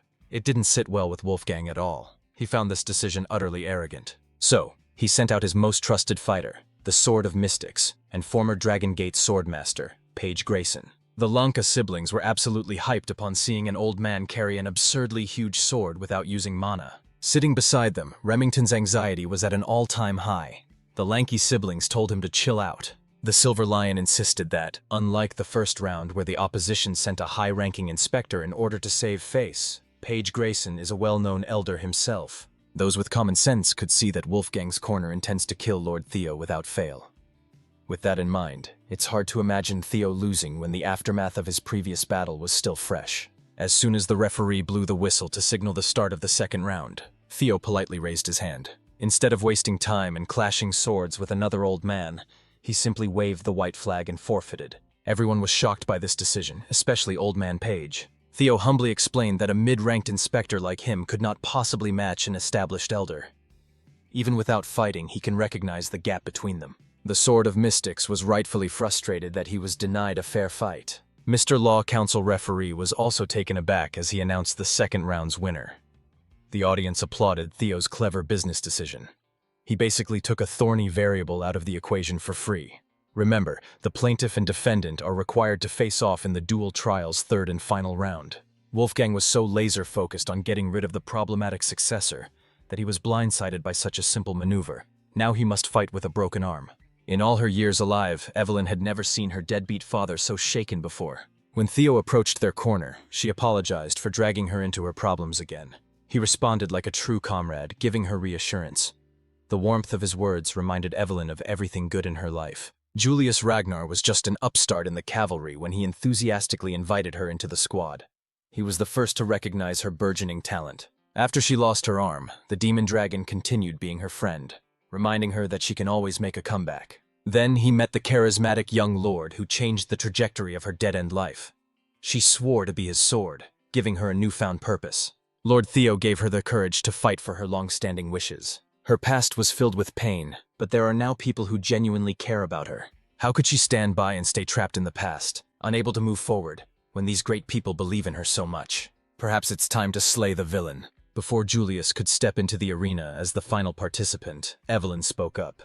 She's tired of being the victim. It's time to seize her fate with her own hands, even if she only has one. For the final round of the duel trial, the Law Council referee promptly asked the plaintiff and defendant to step forward. Even with a sling carrying his broken arm, Wolfgang Ragnar still looked menacing as he strutted into the ring. On the inside, he's still cursing that wily successor for pushing him into a corner with no reputation left to salvage. He's already come to terms with the fact that Julius would probably kill him, but he's determined to take at least an arm. He loves chopping arms off. After some discussion with the referee, the defense's request to change their third-round fighter was accepted. Wearing her form-fitting dress with a blade in hand, the one-armed captain confidently walked into the arena. As soon as he saw his crippled, unlawful daughter come in, Wolfgang burst into mocking laughter. He asked if she's going to beg for mercy one last time. His weak-ass trash talk was entirely ineffective. Evelyn brandished her rapier and kept her eyes on her disgusting target. She only needed to utter a single word to drive Wolfgang mad. This bum absolutely hates being called father. The audience was floored upon hearing her utter the forbidden word. They had no idea about the connection between the Elder Dragon and Evelyn Naraval. They all heard rumors about an illegitimate child, but they never paid that much attention to hearsay. Desperate and panicked, Wolfgang tried to paint Evelyn as a crazy person spouting nonsense. If she knew that she could get this reaction from him, she would have done it sooner. She mercilessly aired out all the abuse she suffered in the hands of this son of a biscuit. She recounted how he nearly beat her to death once when she was just a little girl, and even tried to end her again when she climbed the ranks of the white-armored dragon cavalry just to protect his image. Enraged, Wolfgang's true colors finally surfaced. He asserted that as an esteemed elder of House Ragnar, he was well within his rights to clear his history. He was rage-baited so hard that he practically confessed to his lowly crimes. The nobles watching felt bad for Evelyn and disgusted with the old fart. Who would have thought that the high and mighty elder, always fussing about bloodlines, was guilty of spreading his seed outside the family? Those who knew of Wolfgang's shameful proclivities remained silent. They already warned him that this day would come if he wasn't careful. The old fart knew that he was basically tarnished. Julius and Theo just watched the drama unfold on the sidelines. The demon dragon still wanted to take the final fight to spare Evelyn from grief, but the young lord was adamant to let her sort the problem out herself. As soon as the whistle blew, Evelyn went for an aggressive offense. Given her severed arm and Wolfgang's broken limb, the clash was relatively equal. Since she has more experience with the handicap, Evelyn dictated the tempo while the old fart focused on defense. When she deemed that the timing was right, she finally unveiled her new weapon. Being a veteran of many battlefields, Julius felt the change in her stance and the atmosphere. She was using the Wind Thunder God technique to heart. With pure technique, she literally kicked up a storm. The old heads watching vaguely recognized the Sword of Windstorm. As far as they know, this was supposed to be a lost art. How could Evelyn deploy and master such a technique? The Wind Thunder God technique certainly lives up to its name. Standing at the center, she was moving like the eye of the storm. She was effectively blocking Wolfgang's sword while continuously pressing him back. It's not every day you see someone so young fighting toe-to-toe with a top swordsman like Wolfgang. Theo is watching all this unfold with delight. Since the dual trial forbids mana, pure swordsmanship can thrive. With the difference in magical power taken out of the equation, such a refined technique could shine. Above all, Wolfgang is a fraud who is carried by his firm foundation of pure blood lineage. Without using that as a crutch, he's a mediocre swordsman at best. Feeling suffocated by Evelyn's aggression, the elder dragon brute forced his way out of being cornered.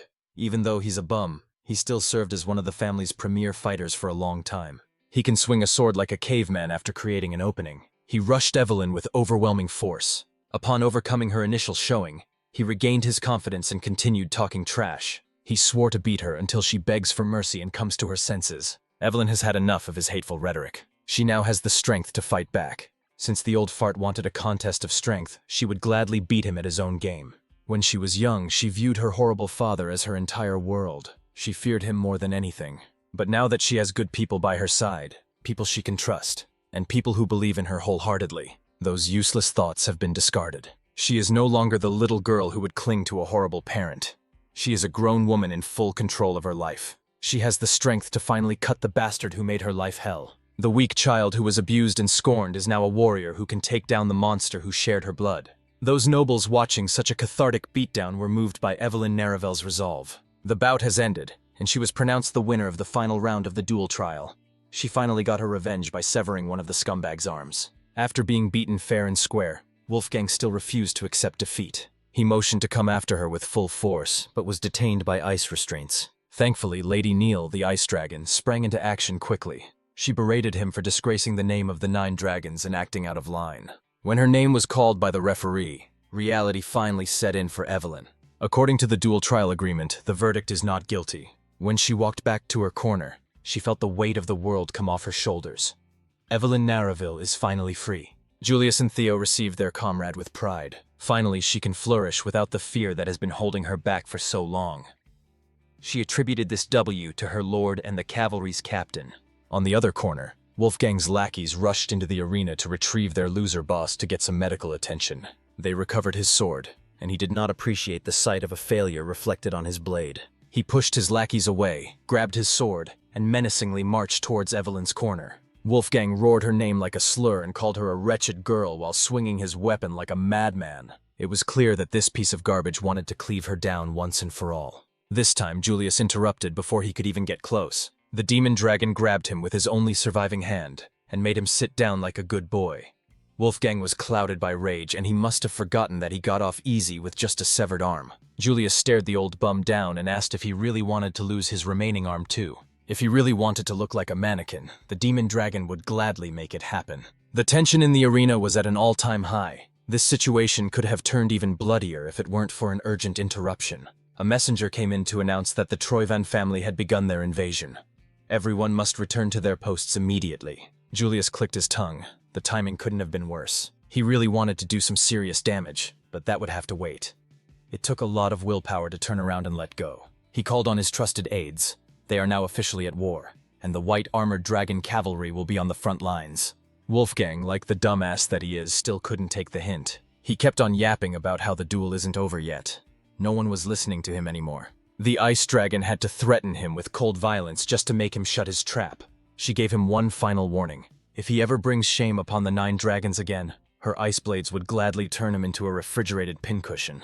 He tried to argue and pulled his rank, claiming that touching him would mean disrespect to the entire Elder Council. Lady Neil urged him to look at the council. Everyone had already turned their backs on their disgraced leader. They washed their hands of any involvement in Wolfgang's shameful actions. They cannot have a representative who defies the sanctity of the duel and brandishes his sword after losing like a child. By the end of the night, the Elder Dragon had lost an arm, his council, and the respect of Ragnar clan. Seeing him broken and defeated gave Julius some sense of justice. The pitiful spectacle of a greedy old man who lost everything was quite a satisfactory conclusion. While the higher-ups of Ragnar were busy playing their political games, Ed Troyvan was moving like an absolute villain. His troops had already occupied the central plateau, and they were closing in on Castle Harmon. According to reports, the Ragnar forces, both the Lord's cavalry and the private troops of the 6 Pillars, are gearing up to meet them at the central plateau. Ed Troyvan laughed to himself. Those dumb old dragons are moving exactly as he expected. It's about time to make them realize that this war is just one piece of a far greater plan, because the one piece is real. While they focus their forces on the plateau, Troyvan will freely devour the real prize. All pieces are in place for his wicked takeover. On the other side of the map, the Bacchus family territory seemed oddly quiet. One of the 6 Pillars had undergone a drastic change after the Sarah's Guild debacle. The guards manning the walls couldn't help but gossip about the new head of the house. Since taking over, Lord Navin has done nothing but lock himself away and drink all day. In such turbulent times, his people are doubting whether he even deserves to be called family head. One of the more experienced guards insisted that with the whole family locked up, all that's left of this territory are debts. A lord is useless when even the knights and vassals who had sworn loyalty to the Bacchus family for generations have left. It's understandable that the new family head chooses to drown himself in booze every day. Freedom to do so is a blessing in itself. Recently, the guards received some reinforcements sent by the Ragnar clan. These troops were deployed to fix the manpower problem, but they turned out to be useless freeloaders. Just like the family head, all they do is drink the days away. The captain of the Ragnar reinforcements just happened to be Sybil Drea, along with Eod Narin and other Theo fanboys. They were supposed to be the night watch, but every single night they're just drunkenly passed out in the streets. Their deployment is like the main family's way of saying, "Get lost." One of the guards stationed at the wall heard all this distressing info, and he seemed a little too pleased. As soon as the sun set, that guard made his way out of the territory and reported back to someone shady. He recounted how the morale inside is already at rock bottom. The operation might as well be considered an automatic success. Even more hooded, shady figures emerged from the shadows and marched toward the Bacchus territory. They've heard enough. It's time to roll out. With the current state of the fallen household, they could probably finish their objective in record time. As expected, Captain Sybil, who was supposed to man the walls, was passed out with a bottle in his hand. One of the hooded figures snuck into his position. With a knife flourish, he cursed out the drunk bastard for sleeping while on guard duty. He aimed for Sybil's head and plunged the blade with incredible precision. Back in the white armored dragon cavalry HQ, Julius just heard an unreasonable request. Theo just requested to invoke independent operation rights as an intermediate inspector. Captain Demon Dragon swiftly denied such an unreasonable notion. During wartime, all military operations take priority, and he can't make an exception even for a successor. Theo asserted that his request is very much related to the war effort. He has the documents to back it up. Julius was wide-eyed in shock upon skimming the contents of the documents. Theo elaborated that Troyvan's main invasion points, namely Castle Harmon and the Central Highlands, are nothing but clever diversions. He is positive that the real target of this invasion is the floating archipelago and the compromised Bacchus territory. Backed by reports that shed light on this theory, Julius could tell that Theo's assessment was sound. Judging from the Black Skull's recent actions during the series' hostage crisis, it was clear that they were in cahoots with the Troyvan family. Theo added that Black Skull originated as a maritime league from the floating archipelago, the hub through which all the Empire's gold once flowed. That certainly explains how the Trojan clan amassed such seemingly vast war funds. Given the archipelago's geographical position, it's only a matter of time before that place turns into a direct threat to the Ragnar territory. So Theo suggested bumping up the priority of fortifying the neglected Bacchus territory. Even if his calculations are airtight, the majority of Trovan forces have already gathered in the central highland and Castle Harmon. They have enough numbers for an all-out war. Their side had already deployed troops to counter that imminent clash. The clan has no manpower left to spare. Still, they can't just abandon the real strategic points. That's precisely why Theo asked for independent command authority. He will oversee the reinforcement of Bacchus territory and the archipelago investigation. In doing so, they can shine a light on Troivan's financial artery. Given some hand-picked troops and a little bit of time, he's confident that he can make a more direct impact on this war. Julius was astounded by the young man's clever thinking. How can he not approve of such a bold plan? This is a matter tied to the war. They must pull out all stops available. Even so, he reminded Theo to never overextend. When the young lord left the HQ, the demon dragon was left to ponder how the kid pieced everything together by himself. He somehow got his hands on highly classified information. He would have been better off sharing this precious intel with an intelligence expert like Black Dragon, but he chose to report to his captain. That means Theo wants to keep this operation under wraps so he can move freely on his own. Julius could tell that the kid asked for permission as a mere formality. By Julius's estimation, Theo had already made his move long before he entered the HQ, and he was absolutely correct. Theo already placed his troops inside the Bacchus territory. Tonight, they shed their drunken camouflage to deal with invaders. Captain Sybil dropped the drunkard act and decimated the hooded invader by surprise. When the bottle of booze was flung into the air, its contents spilled out, and the hooded figure caught a whiff of orange juice. Sybil is sober and awake. He doesn't even drink at all. After days of pretending to be an intoxicated fool, he can finally stretch his limbs and swing his sword without restraint. Without the element of surprise, a Trovan operative is no match for a swordsman who used to train with Lord Theo. Sybil's troops easily cleared out the vanguard. The next step is lighting up the beacon. None of them expected that their first real assignment would be killing Trojan operatives. They never could have imagined it back at the blooming ceremony. While Sybil was trying to spark up the signal, the sneaky operative he just gutted sprang into action after biding his time face down on the floor. The Sybil squad was caught lacking, and Sybil was nearly killed. Thankfully, someone came out of nowhere to cleanly decapitate the deceptive operative. It was none other than Navin. Naturally, he admonished the boys for letting their guard down. If any of them got hurt, how could he ever face Lord Theo? Realizing that he had messed up, Sybil stood up straight and paid respects to the head of the Bacchus family. Novin told him to be at ease and just relax. Though if they really want to relax for real, they need to take care of the Lord's orders first. With a smile, Sybil resumed his task of lighting up the beacon. Novin liked having these boys in his territory. They match his vibe. Once the walls of the Novin territory were lit, Crossbowman lined the rampart, waiting for the next wave of invaders. Navin casually monitored the situation from the highest point of the castle. Just as his lord predicted, enemies will come crawling tonight. How could Theo even see through the Troivan's plan of attack to such a terrifying extent? He's really just built different. With the Trovan rats exposed by the fire, Sybil roared the mandate to defend the Bacchus castle at all costs. While the hooded invaders were crawling up the tall walls, thousands of arrows pelted them from above. It was a bloodbath. By the time Theo reached the castle aboard his Viper Wyvern Umbra, the battle had already broken out. He arrived just in time to watch his boys in action. He sped up in excitement. He's eager to see some familiar faces once more. When the sun rose over Bacchus Castle, the land outside the wall was littered with corpses of Trovan operatives. As Lord Theo commanded, the mission to defend the territory has been completed. Sybil was rightfully proud of his work. Theo knew that the boy could be loud sometimes, but his report was extra rowdy this time. Must be the adrenaline from slaughtering an entire battalion. Of course, the exceptional defense of Bacchus territory was worthy of praise. A single compliment and acknowledgement drove good old Sybil to tears. His comrades were so damn jealous of their captain. Novin didn't expect Theo to drop by in person, but it was a nice surprise.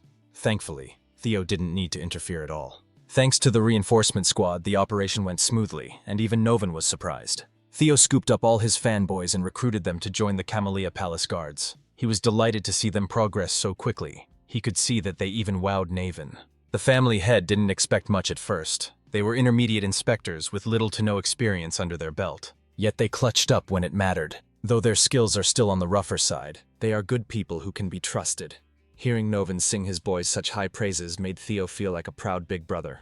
Since Naven liked Sybil and the boys so much, Theo suggested that they should fill the Bacchus family's vacant Knight Order. If Ghost Sword Novan handles their training to become a proper Knight Order, Sybil and the others could really flourish. He seemed receptive to that idea. It's been a long time since he felt some semblance of anticipation. Theo was glad that his subordinates found a great home to stay together and help with his agenda. Since he's no longer needed in this territory, Lord Theo bade his farewells. He's seen what he came to see, so it's time to go to his next destination. He's bound for the floating archipelago to conduct a thorough investigation. Navon thought he'd be used to his lord's boldness by now, but Theo still catches him off guard sometimes. The archipelago is notorious for its hostility towards outsiders. It's hard to even get in.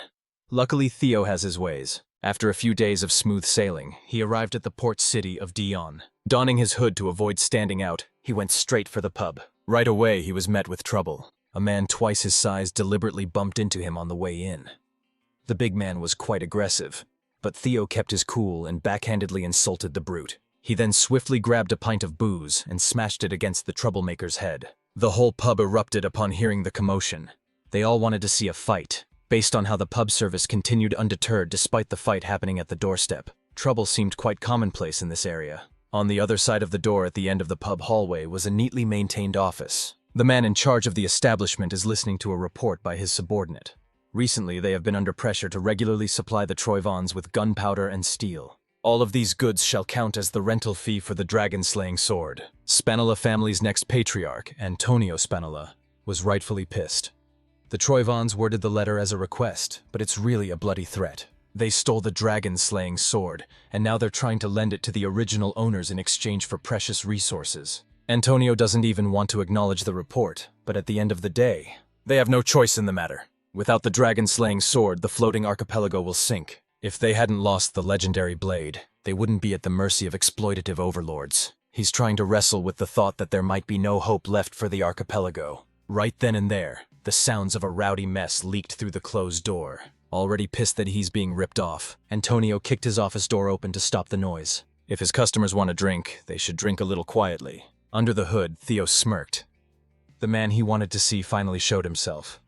He just needed a little encouragement to get out of that office. Antonio Spinola will be instrumental for the next phase of his plans. After being escorted down the pub's liquor storage for causing a scene upstairs, Theo immediately shared his desire to go to the floating archipelago. He wants to tag along with Antonio's ship as a combatant. He asserted that sea monsters have been appearing more often on the route lately, so he wanted to lend his sword. He already demonstrated his skill from the brawl upstairs, and he heard that the Spinola family is short on manpower these days. It's a win-win. Antonio acknowledged that everything he said has some truth to it.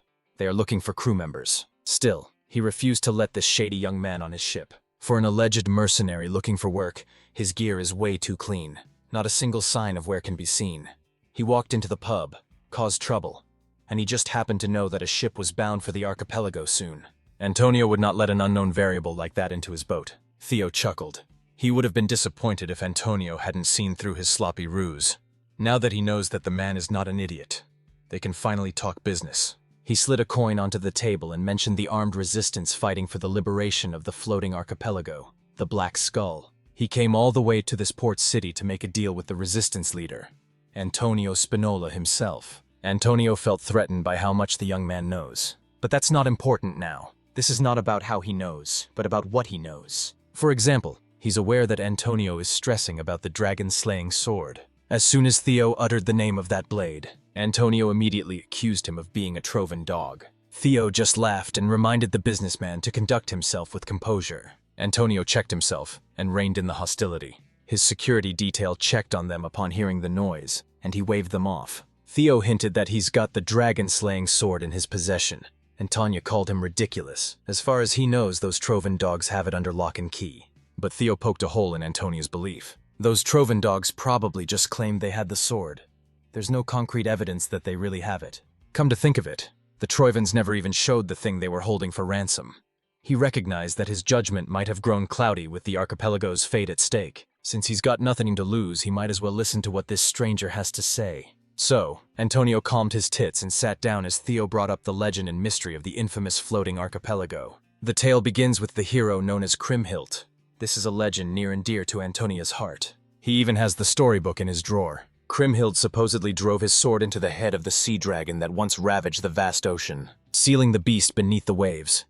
It's a generic fairy tale, but he knows it to be a real historical fact. People say that the floating archipelago stays afloat above the sea thanks to mysterious natural currents, but that's not true. In reality, the dragon Kriemhild sealed lies deep under that land. It releases immense mana waves that create an updraft strong enough to support the islands.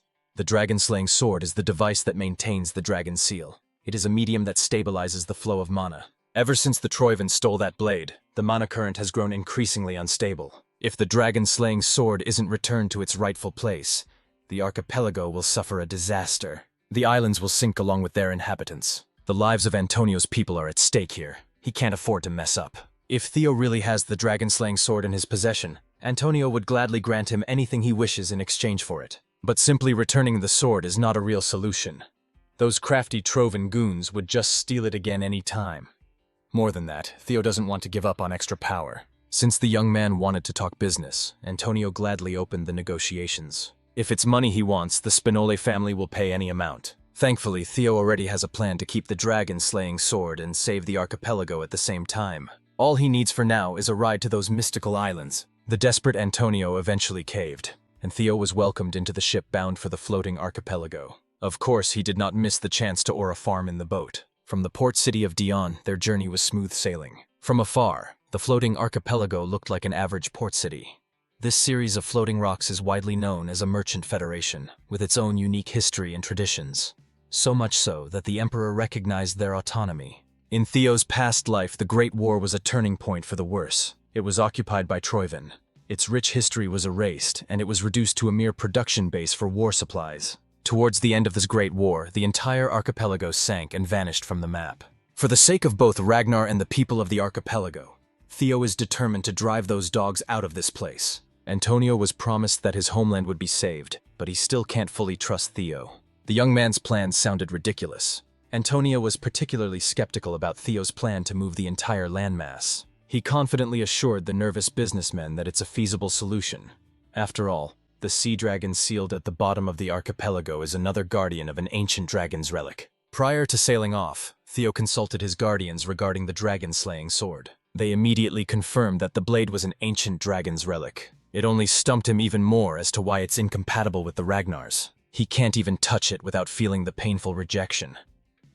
The lesser Drake wasn't privy to the specifics, but he could tell that the guardian of this blade had abandoned its duty and escaped the relic altogether. There's precedent for that. Mr. Griffin over here tried and failed the same stunt. Curious, Theo asked his guardians if they could escape their relics if they paid the price. They all claimed that escaping and continuing to live was only possible because it was perpetrated by that guy. It's not something a regular guardian can do. That sea dragon has enough power to keep an entire archipelago afloat with just residual mana. That's when the genius idea of subduing the beast entered Theo's mind. If he can succeed, he will have the power to move the landmass on his own. Theoretically, he wasn't wrong, but the process would require resealing the sea dragon first. May have lost most of its power when it escaped the relic, but it's still one of the most powerful guardians in existence. Griffin mocked that Theo doesn't even have a way to get to the bottom of the ocean, but he was wrong. Theo already has a plan for situations like this. From how to get to the seafloor to how he's going to reseal the beast, he has everything mapped out. He shared with Antonio that the key to this absurd operation is the colossal statue on one of the islands. It holds a power that even the natives don't know about. Theo already showed Antonio the sword, yet he's still not convinced that this would work. You can't fault the guy for second-guessing the young man. The fate of his home and people is on the line here. Either way, they'll see what happens once they get to their destination. Just as expected, Theo's system pinged him with a new subquest to return Balmung to its rightful place. He must find the location, subdue the Guardian, and prove his worth as its master. By nightfall, they have docked at one of the many ports. Under Antonio's leadership, the Black Skull revolutionaries have gathered. They received their assignment to guide Theo to the Kriemhild statue. After that, they must stay out of the way while the young man does his thing. As everyone knows, all the heads of major families have already been bought by Trovan. Security around the statue has been heightened, so they'll be using the infiltration route. For the floating archipelago, every Black Skull member growled with resolve. Antonio gave Theo one final good luck while he scanned the Black Skull lineup. Theo immediately spotted the odd man out. As expected, the colossal statue was manned by guards from all sides. Those corrupt families did not skimp on fortifying the security around the historical site. Unbeknownst to those diligent guards, the Black Skull agents have already closed in using their secret route. Theo followed his guides through a tunnel and found himself near the target in no time. The sound of the waterfall nearby masks noises from this point forward so they can move freely. Theo retrieved the dragon-slaying sword from his subspace and immediately felt its electrifying rejection. He thanked the Black Skull agents for escorting him this far, but he'll move solo from this point forward. Seeing him pull the Blade of Legends out of thin air made the Black Skull people wide-eyed with excitement. Theo noticed that the negative reaction is getting stronger the closer he gets to the statue. All he has to do is climb the winding image of the sea dragon to get this over with. With his masterful footwork and agility, he scaled the stone statue without any problems. The Black Skull agents still couldn't believe that the blade they've been trying so hard to retrieve is in the hands of some stranger. And those who believe in the revolution felt as though there was hope for the floating archipelago again. Unfortunately, the odd man out finally had enough of watching and spraying into action by killing his fellow Black Skull agents. As it turns out, the armed resistance is already infested with spies. With Balmung in sight, they finally dropped the act and made their move. Meanwhile, Theo had finally reached the top of the statue's head, where Kriemhild's sculpture can be found, plunging his blade into the monster's head. Balmung's reaction had reached its peak, but Theo had no idea what to do next. For starters, he tried to emulate Kriemhild's figure and plunged the blade into the colossal statue's head. Unfortunately, it didn't result in any reaction. While drinking some potion to heal his burned-up hand, Theo pondered any clues from the system message for this subquest. That's when the spies turned up to get the jump on him. It was a noteworthy sneak attack, but Theo was way too perceptive to fall for such a dirty trick. The spy was taken aback. He thought this would be a quick and easy job. He looked around and Balmung was nowhere to be found. That momentary scan opened him up for a nasty kick to the gut. The spy was pissed that a momentary lapse got him injured and compromised. Baldy's spy tried his hardest to maintain a foothold while enduring some minor internal injuries. The other spies flocked to his side, concerned about their Lord Grey. Grey warned his men to avoid engaging Theo recklessly unless they wanted to get one shot. The guards outside the site were alerted by the sound of something shattering inside. When they looked up, they could not believe their eyes. The statue of Kriemhild that had stood for God knows how long was violently crumbling to pieces. Further away from the statue, Antonio and his team were waiting for any updates. It's been a hot minute since the infiltration team left. One of the agents from the squad rushed back through the secret tunnel, wounded and exhausted. She reported how Grey and his brothers suddenly attacked and killed everyone. Antonio realized that he had messed up. The Trojan servants had already infiltrated his group right under his nose. Up in the sea dragon statue, Theo was busy fighting off the traitors to the cause. He wasn't too threatened, but they are annoyingly delaying his mission. To make matters worse, Grey and his posse were quite combat savvy. Even when given an opening, they won't show aggression. It's clear that they are stalling for time. He reckoned that they must have taken control of the nearby 3rd district and are now waiting for reinforcements. If they won't bite what he's putting down, then Theo just has to go on the offensive. He attacked relentlessly, chipping blocks off the colossal statue. His indiscriminate strikes eventually thinned the stony layers out and revealed an ancient metal box hidden beneath. As soon as Grey saw the hollow slit meant to house a blade, he commanded his brothers to stop Theo at all costs. The young lord kicked himself for overcomplicating this mission for no reason. Since the subquest explicitly stated that Balmung must return to its original place, he just had to follow where the blade is leading him. The hollow slit of the ancient box lay before him. He just needs to insert the tip. Grey threw his body over Theo, hoping that he could prevent the inevitable from happening. He was too slow and Theo was simply too fast. He plunged the blade into its rightful place, and a bright light drowned the perimeter. It produced a strong impact that repelled the Trovan dogs. Theo endured the blade's rejection and the overwhelming impact, keeping his hands on Balmung's hilt. That's when the shattering alerted the useless guards outside. When they looked up at the statue they were supposed to safeguard, it was already breaking apart. They never could have fathomed that they would witness the collapse of the Colossus tonight. The fall knocked Theo out and inexplicably transported him somewhere else, somewhere he could not recognize. When he regained consciousness, he was battered by the worst headache he had ever experienced. The pain was unbearable, but that means he's alive. Upon taking in his altered surroundings, he reckoned that he must have been transferred inside the relic dungeon. He was surrounded by tall and lush greenery from all sides, wildly different from every other relic dungeon he'd been in. While he was still taking in as much information as he could, he heard a tiny voice coming from beside him. All 4 of his guardians have decided to come out in their chibi forms. Fairy Dragon explained that they've manifested a corporeal form using Theo's mana as the medium. Due to his insufficient magical power, they could barely sustain a miniature form. She also shared that this relic dungeon reeks of deep longing and pity for a particular human. Theo's mind immediately jumped to Kriemhild, but the guardians couldn't say for sure.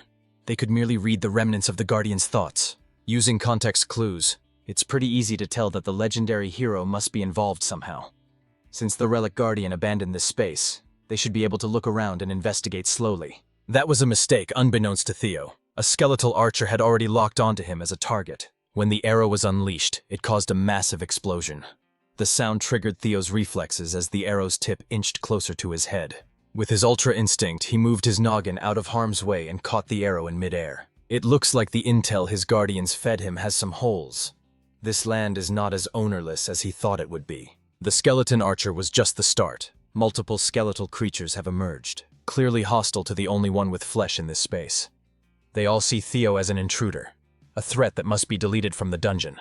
The bony inhabitants of this odd dimension chanted Kriemhild's name with veneration and respect. Little Griffin asserted that the original guardian must have manifested these beings just to protect ownership for the human called Kriemhild. More arrows came flying in, and the little birdie almost got hit. Theo easily deflected the incoming threat, redirecting its trajectory to crush a skeleton swordsman's skull. He estimated that these skeletons were not particularly threatening, but they have the numbers to be extremely annoying. If he could just take them out en masse, clearing the dungeon would be simple enough, but it won't be that easy. Fairy Dragon could tell that these beings were no ordinary skeletons. They are undying soldiers that won't stop until they fulfill their duty. They are dragon fangs. Theo drew his blade with a smile and welcomed the challenge. He burst out to the treetops, making the skeletons run after him. After spending precious energy on trying to cut as many regenerating dragon fangs as he could, he had decided to back away. Since he was struggling quite a bit, Little Griffin reluctantly gave him a piece of advice and reminded Theo that the Kriemhild fellow was just a human like him. If he could get that man to surrender ownership of the dungeon, this whole mess would be wrapped up in a few seconds. Theo snapped upon hearing such useless advice. If that man is still alive after who knows how many eons have passed, he'd be far from human.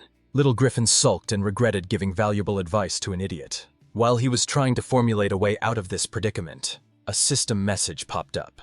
To focus on reading what it entails, he forcefully closed Little Griffin's beak. It stated that the dungeon is the final gift the Leviathan left behind for the hero Kriemhild.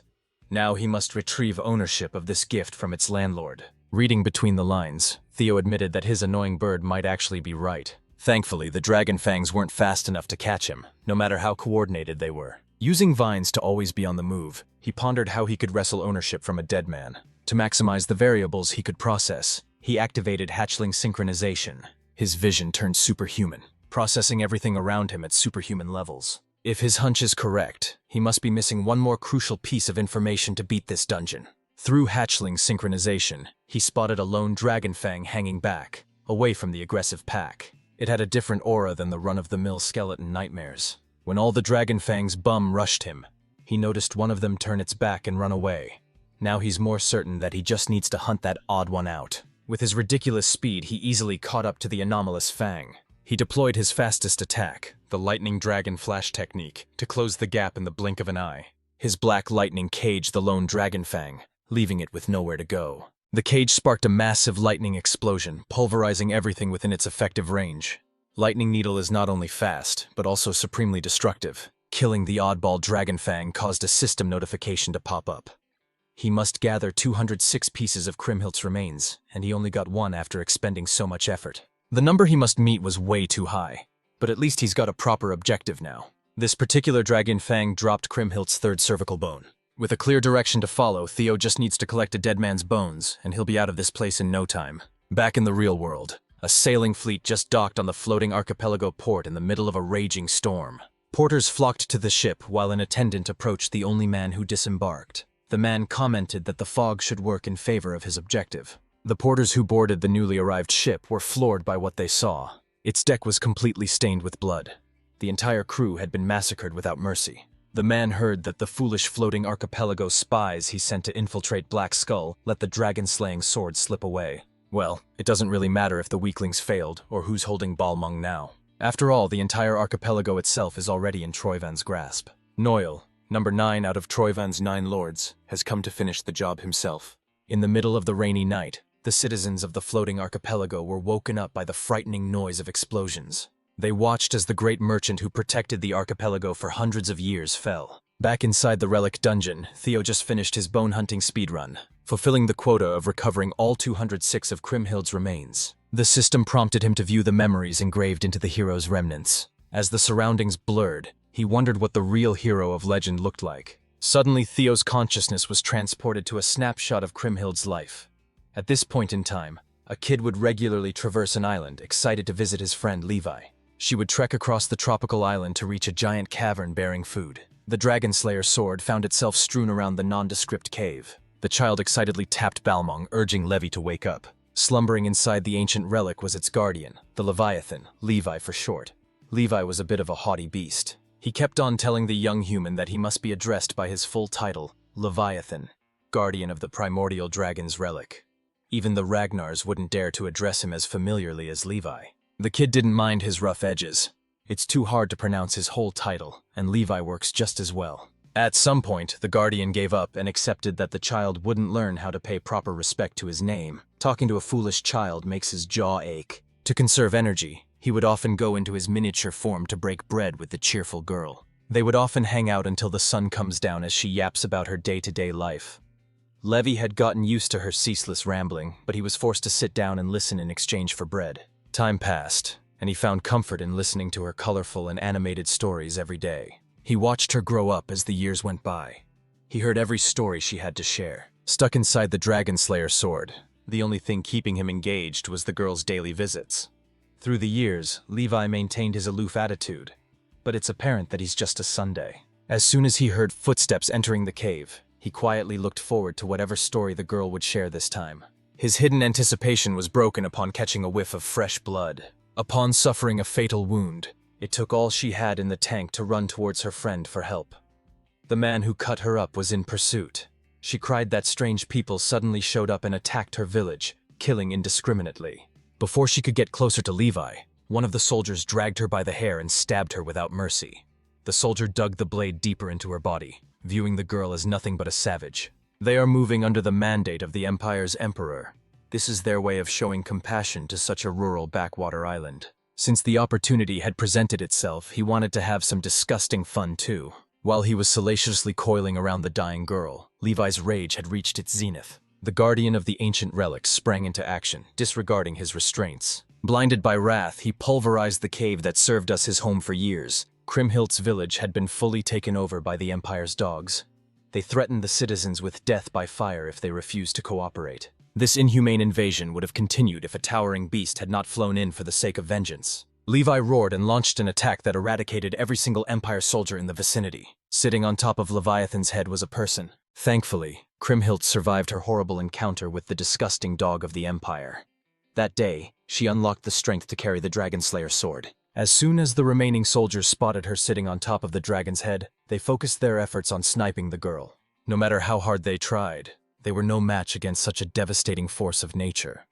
While the Empire dogs fell one by one, the villagers were protected by barrier spells. When all was said and done, the forces of the Empire had been wiped out, and the village had burned to the ground. Kriemhild profusely apologized to Levi for picking up the sword. She believes that she messed things up by not waiting for the Chosen One to claim the blade. Levi comforted her, assuring Kriemhild that things actually turned out pretty well. He surrounded her with the same barrier that protected the villagers and gently presented the hero to her people. Everyone chanted her name and sang her praises for saving them from the clutches of the Empire's greed. Levi admitted that he might have forsaken his sacred duty, and yet he feels at peace with his decision. For the first time in his long life, he acted by his own will, not that of the primordial dragon. Just to protect Kriemhild's bright smile, Levi would gladly disobey his creator. At that time, news of the mighty Empire army's defeat at the hands of a savage girl who commands a sea dragon reached the ears of bigger threats. The Emperor refused to have an L in his record, so he dispatched his royal guards to reclaim his land at once. The Empire's royal guards miraculously pulled off the impossible.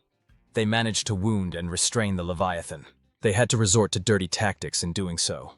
They kidnapped the villagers and threatened to kill every single one of them if Levi continued to resist. The royal dogs singled out Kriemhild, pressing her to spill the secret to finally kill the beast. Levi urged her to save herself and confess he is a guardian, an undying entity. Death simply means falling into a deeper slumber for him. The magic left within the Dragon Slayer sword when he emerged should be enough to put him to sleep. For the sake of Kriemhild and the villagers, Levi would gladly take the fall. Relative to his years alive, the time they shared together was rather short. Still, he had never felt more connected with anyone. Kriemhild climbed on top of her best friend's head and wielded Baomeng. Using water to forcibly move her limbs, Levi forced the hero to do something so cruel. He reckoned that the moment he escaped his fate, this ending was destined to happen. Levi urged her to never feel guilty for protecting her people. This is the last time he'll be able to help her. The last few years had been the best time of his life, but it had to end in the most heartbreaking fashion. The sea dragon killed himself to spare the hero and her people from the Empire's wrath. The royal guards watched as the beast fell without them lifting a finger. The man in charge of this perverse operation laughed his ass off upon seeing the dramatic ending. His laughter ceased when a massive storm started brewing right above their heads. As one final act of defiance, Levi unleashed a tidal wave that would swallow the entire army. They screamed and begged for mercy as they drowned. The frightening waves coiled away from the villagers, sparing them from the cold clutches of death. The land they were standing on was ripped from the seafloor and raised to the surface. Theo finally had the full picture of how the floating archipelago was formed. As it turned out, Kriemhild wasn't the valiant hero as the tall tales told. She was simply a victim of cruelty, an unfortunate girl who formed an unlikely bond and friendship with a relic guardian. Still stuck in the vision of the past, the image of Kriemhild approached Theo, calling him the chosen one Levi was waiting for. Even in the afterlife, Kriemhild still felt guilty for preventing Levi from fulfilling his sacred duty. Now she has the opportunity to fix that. She finally relinquished ownership of the Dragon Slayer sword and gifted the relic to Theo. She hoped he could make the stubborn beast happy. Accepting the relic with gratitude, he assured Kriemhild's soul that Levi already had enough happiness in his life thanks to her. Hearing such a sincere assurance put her mind at ease. Back in the real world, the useless guards surrounded the ruins of the Colossus, assessing the damage and minimizing the risk of additional collapse. Out of nowhere, a figure emerged on top of the shattered stone pile. The dark clouds parted, letting the sun peer through after a violent storm. The guards saw a figure holding a familiar blade and were reminded of Kriemhild's visage. They took this as a sign that the savior had arrived to save their sinking homeland. Meanwhile, the richest people in control of the floating archipelago have gathered for an underground meeting to figure out their next move. Troven's ninth dragon, Noil, was pleased to see these leeches come together so quickly. One of the old heads asserted that this is not the time for relaxation, given that there's a massive disruption in their plans. As far as the islanders know, the dragon-slaying sword was supposed to be in Troyovan's safekeeping, yet a foreigner just emerged from the colossal rubble, wielding the blade. Because of him, the residents have rallied around a new hero, dubbing him Kriemhild's second coming. At this rate, the power of the three shipping clans will fall into the foreigners' hands. They did not sign up for this when they got in bed with the Troivans. They handed Balmung themselves in exchange for the preservation of their comfortable positions after all. Noil dismissed their concerns as nothing but a trivial matter. In fact, just hearing all this commotion displeases him. One of the moguls dared to push Noil back, offended that a Troivan representative was looking down on the three shipping clans. It was a big mistake. Noil raised his hand and turned the fool into a fine mist of blood and guts. He did not come here to coddle greedy pigs. The civilians are of no consequence too. They are merely insects that can be crushed at any time. Frankly, Noil is disgusted by these business moguls. They are traders willing to sell their homeland for their own gain. If they simply followed orders right to the letter, none of this mess would have happened. With their dominance over the sinking archipelago slipping, they are panicking. One of the moguls bravely called Noil's hypocrisy out. They know how much the traitorous Trovan family relies on the archipelago's resources. The ninth dragon got all up in his face, intimidating the old for stating facts. Noil simplified everyone's directive. Shut up and follow orders. If they wish to live, the three clans must work together to retrieve the dragon-slaying sword. With utmost respect, one of Noil's soldiers asked if it would be a wise move to entrust such an important job to the incompetent merchant clans. He recognized the soldier's concern. Noil would also prefer to act personally, but the current situation does not allow him to make a move yet. He just received word that one of Ragnar's 9 dragons, the Hegemony dragon, is on the way to this very archipelago. Restraining such a threat is the highest priority. Back outside, almost every archipelago citizen has gathered to catch a glimpse of their new hero. They chanted Kriemhild's name with utmost admiration, just like how their ancestors did. Theo knew that Kriemhild was revered like a deity over the years, but he didn't expect this level of fanaticism. Perhaps he's the only one who knows the real Kriemhild anymore. She was neither a god nor a hero. She was just a kind and ordinary girl thrust into a cruel destiny. Moreover, the dragon-slaying sword was an artifact of the primordial dragon, meant to be wielded by a Ragnar. From the crowd, one of the disgruntled citizens yelled a request. Everyone knows that the arrival of the Trojan scoundrels led to the slow sinking of their land. To make matters worse, they are being barred from leaving. All they ask is for the hero's second coming to save the floating archipelago. Deciding to play into the misunderstanding to set the mood a little, Theo raised the legendary blade and addressed the people. He solemnly swore to save them in their home. His sword shall bring salvation. After sneaking out of the rowdy district, Theo was welcomed by an odd fella. With a bunch of priestesses backing him up, the Fenboy introduced himself as Marty, the priest overseeing Kriemhildt's temple. From here on out, they will serve Theo wholeheartedly. Following Marty's lead, Theo made a pilgrimage to the said temple. The crowd followed them all the way to the bridge connecting to the sacred ground. Marty dismissed everyone else and walked with Theo alone. He explained that Theo's coming had long since been prophesied. The temple had been maintained for generations for this very day. Along the halls of the sacred ground, Marty introduced a necklace once worn by Kriemhild hundreds of years ago. The system tagged it as a magical enchanted accessory and a gate connection key. This would be an essential item for reaching the sea dragon slumbering in the depths. Seeing how the Fenboy priest was giving him the VIP treatment befitting of a hero, Theo decided to confess to his lie. Marty assured him that he's well aware of Lord Theo Ragnar's true identity. That really caught Theo off guard. The priest explained that he knows about Balmung's origin as a primordial dragon artifact. He's privy to the fact that such a relic would only awaken at the hands of a Ragnar. Yet even after knowing everything, Marty still continues calling him the reincarnation of Kriemhild. Going into further detail, Marty asserted that those who guarded this place for generations know the hero's real story. They know the sorrow of having no other choice but to harm a friend. Since Theo had been acknowledged by their reluctant savior, the temple deemed him deserving of befitting treatment and respect. At the end of the temple halls, they have arrived at the top of seemingly endless stairs leading to the bottom of the archipelago. Marty instructed Theo to throw the necklace below, and a gate leading to the sea dragon will open. Carrying the artifact will also allow him to move freely underwater. The Fenboy priest placed all his hopes in Theo's hand, and the Ragnar Lord promised to deliver. Outside the temple, the citizens huddled together to pray for their salvation. They pleaded for Kriemhildt's well-being and the archipelago's safety. The solemn vigil was interrupted by the threat of aggression.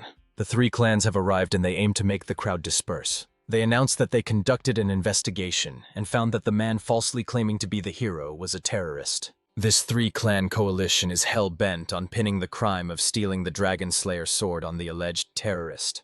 Citizens were strongly urged to disperse immediately. Umberto Spanola, the head of the Spanola family shipping clan, reaffirms that his judgment is correct. Antonio might share the same last name as this bug, but they could not be any more different. Umberto expects some damage to his reputation, but his life is on the line if he fails to recover the blade. You can forget about reputation and prestige. He doesn't want to die at the hands of that cruel Noel. Even if he must kill everyone here, he would gladly trade their lives for his own. So he commanded his kill squad to cut down anyone who didn't comply. While a slaughterfest was happening upstairs, Theo was cautiously descending to the depths. After what felt like forever, he felt water touch his foot. He's finally reached the end of the descent.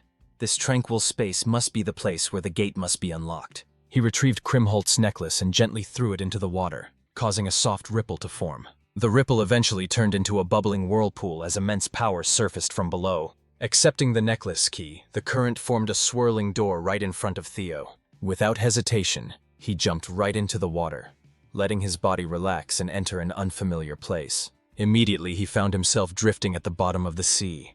A diverse selection of sea life surrounded Theo.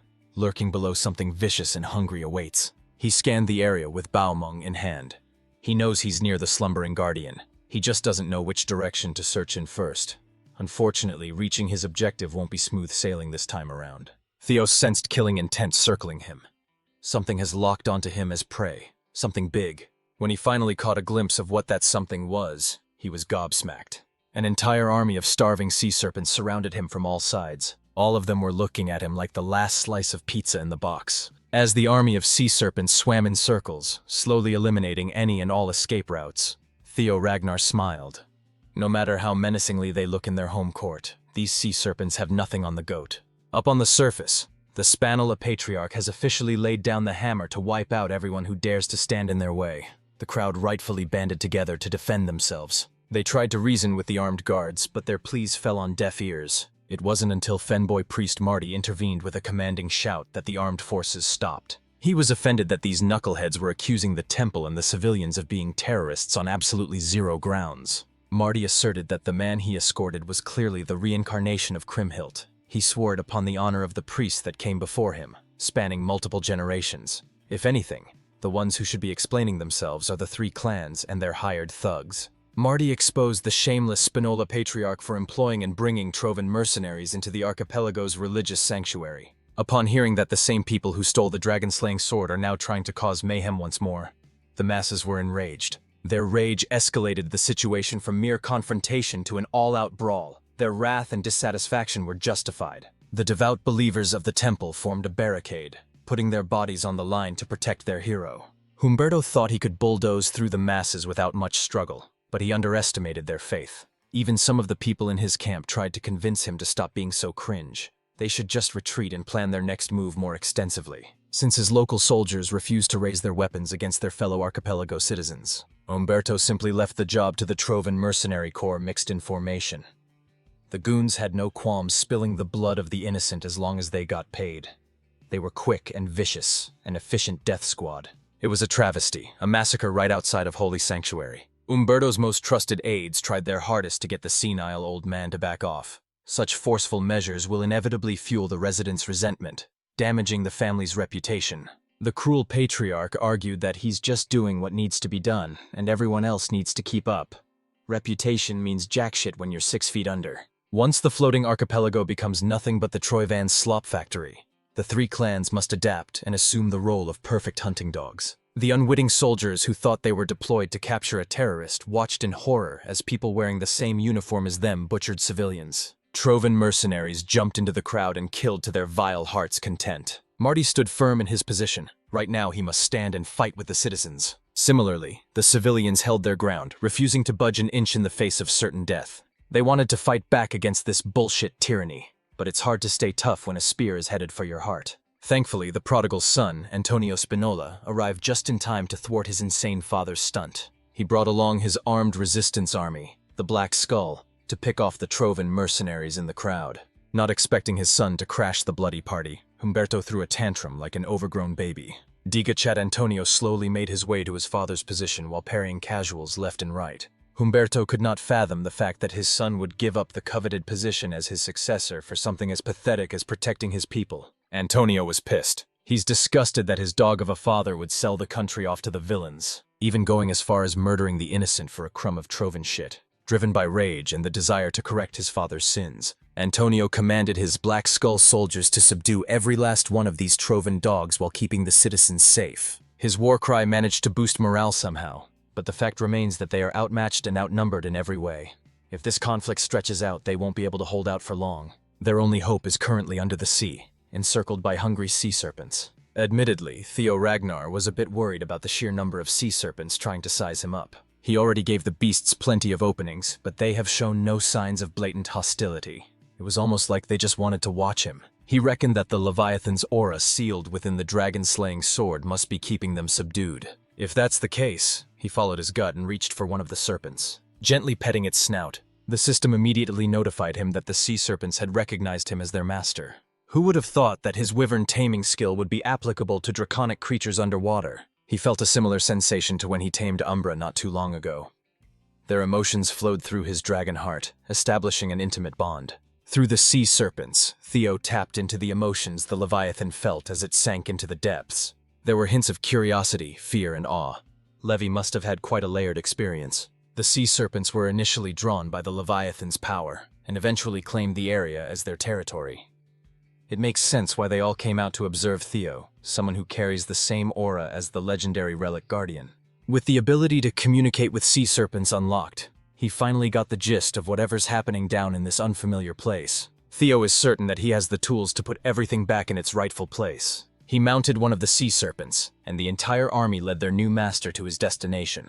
Theo found that the deeper they go, the stronger the currents become. It would have been impossible to navigate these waters on its own, due to the twisting and turning caused by warped mana. To make sure that he doesn't miss any details in the dark, he activated hatchling synchronization. Once they were deep enough, the abnormally strong currents died down. Theo finally laid eyes upon one of the strongest relic guardians in existence, the Leviathan.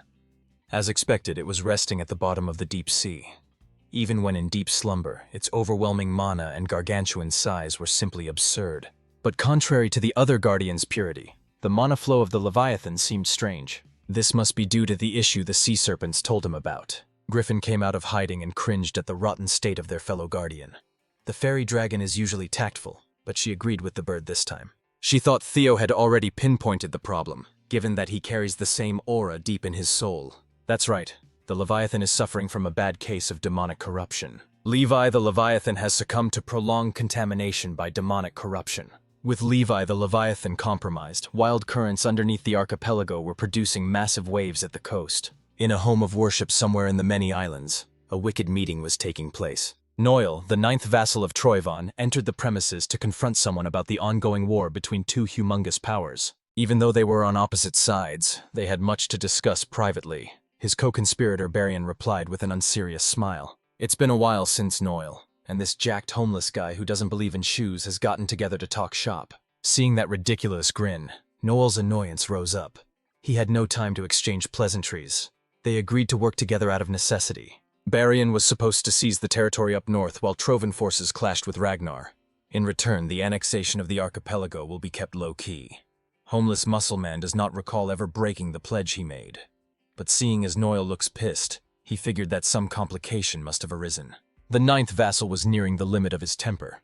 He suspects that Barian was feigning ignorance. That outsider, Theo Ragnar, somehow found the archipelago to meddle in its affairs.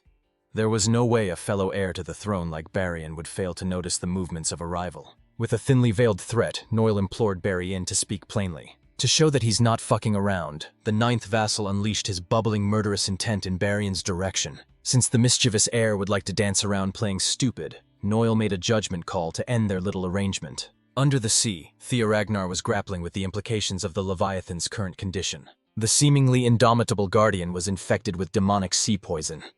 Its whole body is on the brink of utter contamination by such a vile toxin. Based on its subdued savagery, it was highly likely that its reasoning had completely eroded. He might not have proof yet, but Theo reckoned that the Trovan bastards might have a hand in this poisoning. The very dragon added that once the dragon sword is drawn and its seal undone, the Leviathan would have normally awakened to defend the archipelago. She was more intrigued by how mortals managed to intoxicate a relic guardian with a nasty case of demonic sea poisoning in the first place. Only some grotesque technique could have made this possible. In any case, the Leviathan is mere moments from rampaging out of control.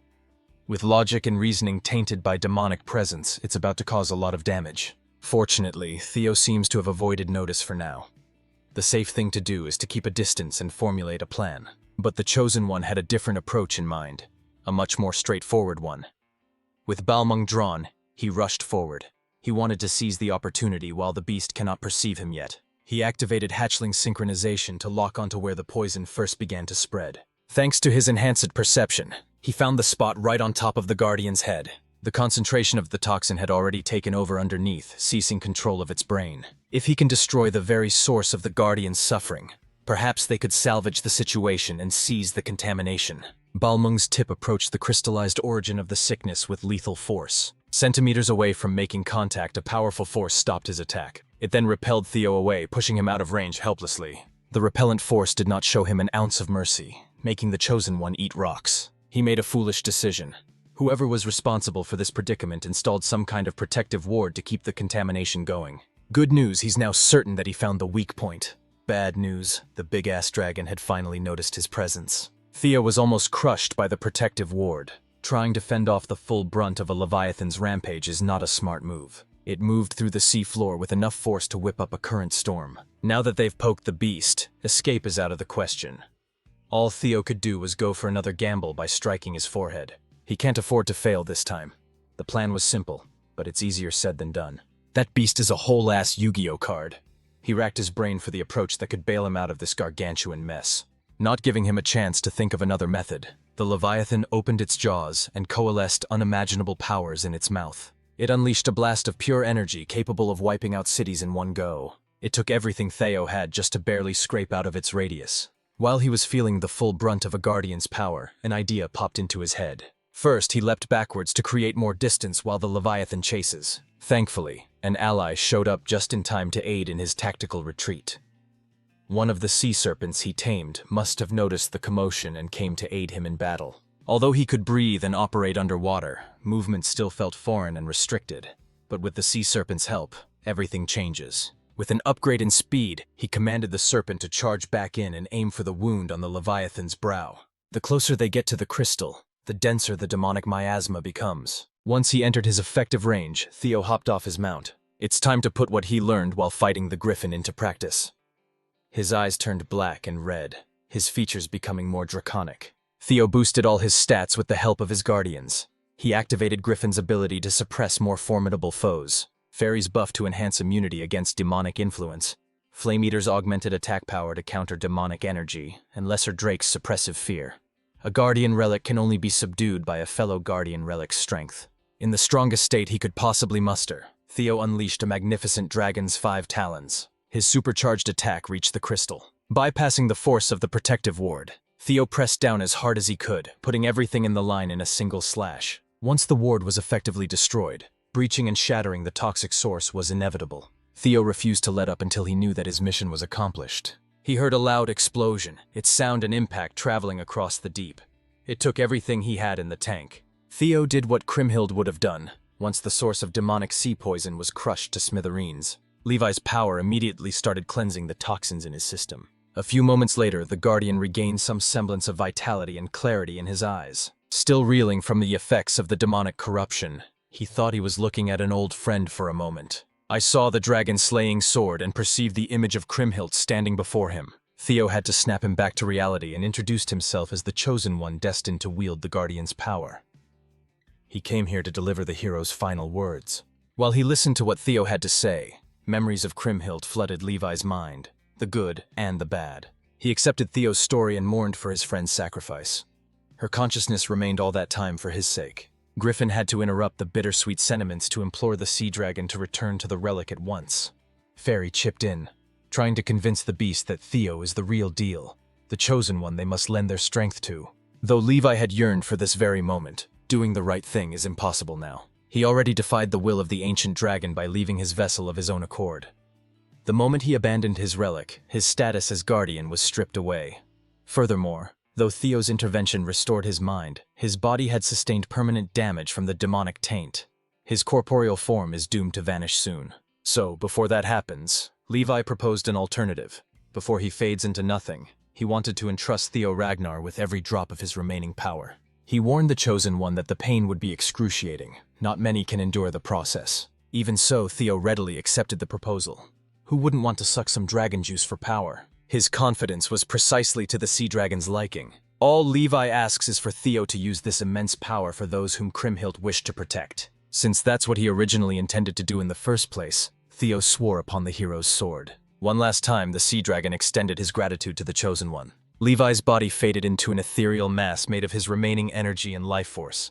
Thanks to Theo's timely intervention, he can finally rejoin his friend. As soon as Levi's physical form disintegrated, the currents that once held the floating archipelago afloat weakened.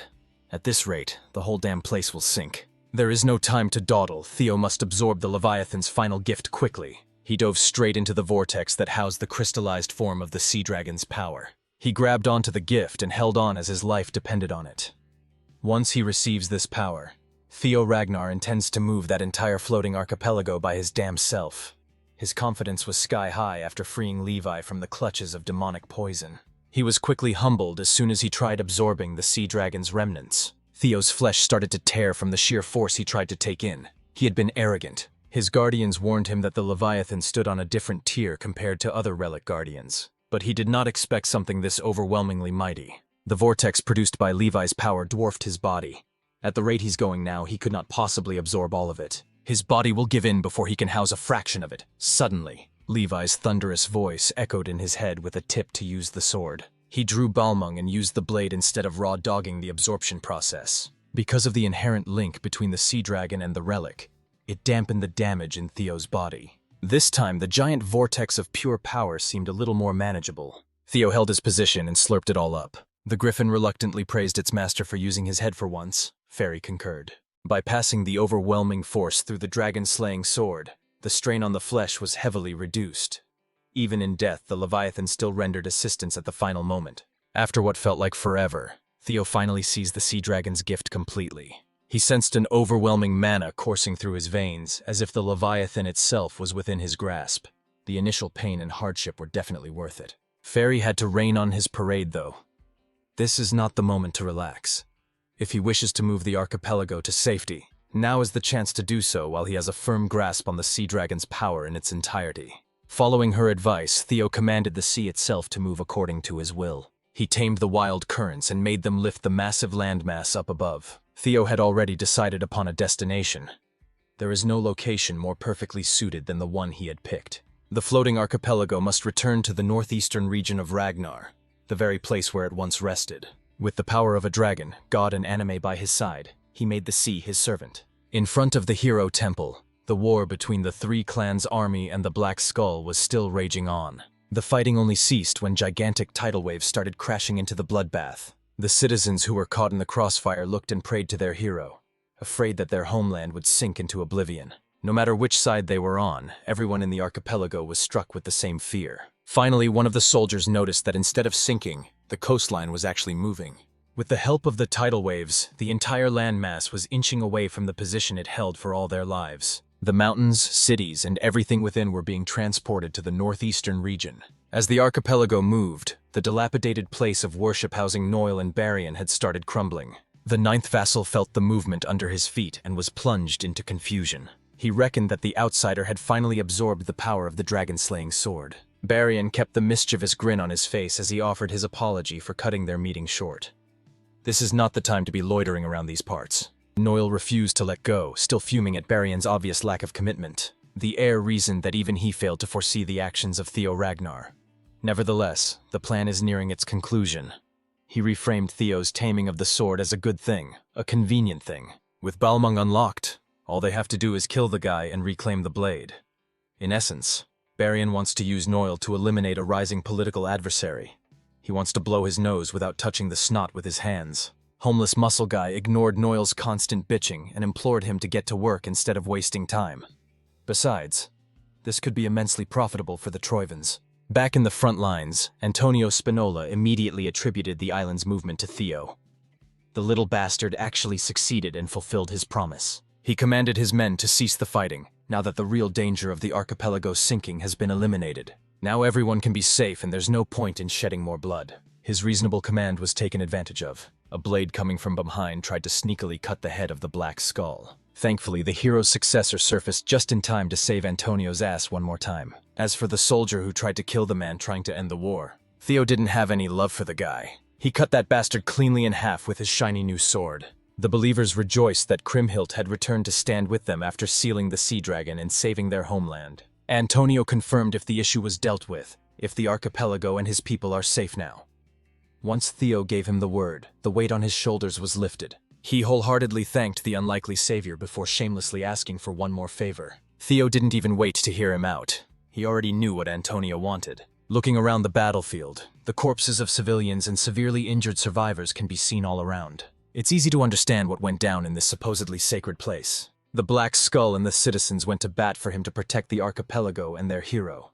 It's only fitting that he pays them back. As soon as the three clans' armies saw him closing in on them, they seriously contemplated tossing their weapons away in terror. On the contrary, their master, Umberto Spinola, sees this as the dragon-slaying sword walking towards their grasp on its own legs. He forced his men to stop hesitating and seize the prize. Afraid of the Spinola patriarch, they did as they were told and charged at Theo, before their weapons could reach the target. An absolute menace rejoined the battlefield, covering it with thick killing intent.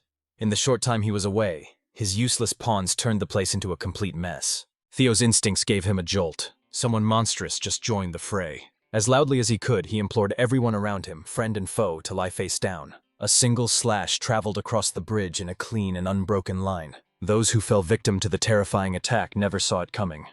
It was as though time stood still. The first one to fall was the banisters of the bridge, cleanly cut by the base. Next were the scalps of every soldier who didn't listen to Theo's warning. At least they get to keep half their brains.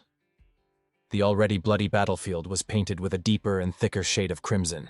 In a split second, the entirety of the three-clan coalition was wiped out. Those behind Theo only survived due to his meddling and their trust in his warning. Nobles and soldiers were massacred in the most helpless way possible. The culprit was of course Noil, the ninth vassal of Trovan. He cursed the worm-like pirate bastards for failing to dispose of a single brat and letting the situation get out of hand. Among the victims was Humberto Spinola, Like everyone else, he died with his head sliced open. He got to keep his mustache, though. Antonio hated his father with passion, but seeing his old man's corpse like that still filled him with dread. Theo had to snap him back to reality. The Black Skull leader needs to pull himself together to evacuate the citizens. The floating archipelago will need him for the rebuild. Casting his emotions aside for the meantime, Antonio sprang into action. While everyone retreated into the temple, Theo bravely stood his ground to size up the slaughterer. Noel's displeasure with the Ragnar is ignited. He wants to cut down the insolent whelp meddling with Troivan's grand plans. He is itching to shred the young lord as thoroughly as possible so that even the father won't recognize his bastard son. You know it's serious when the art style turns diabolical.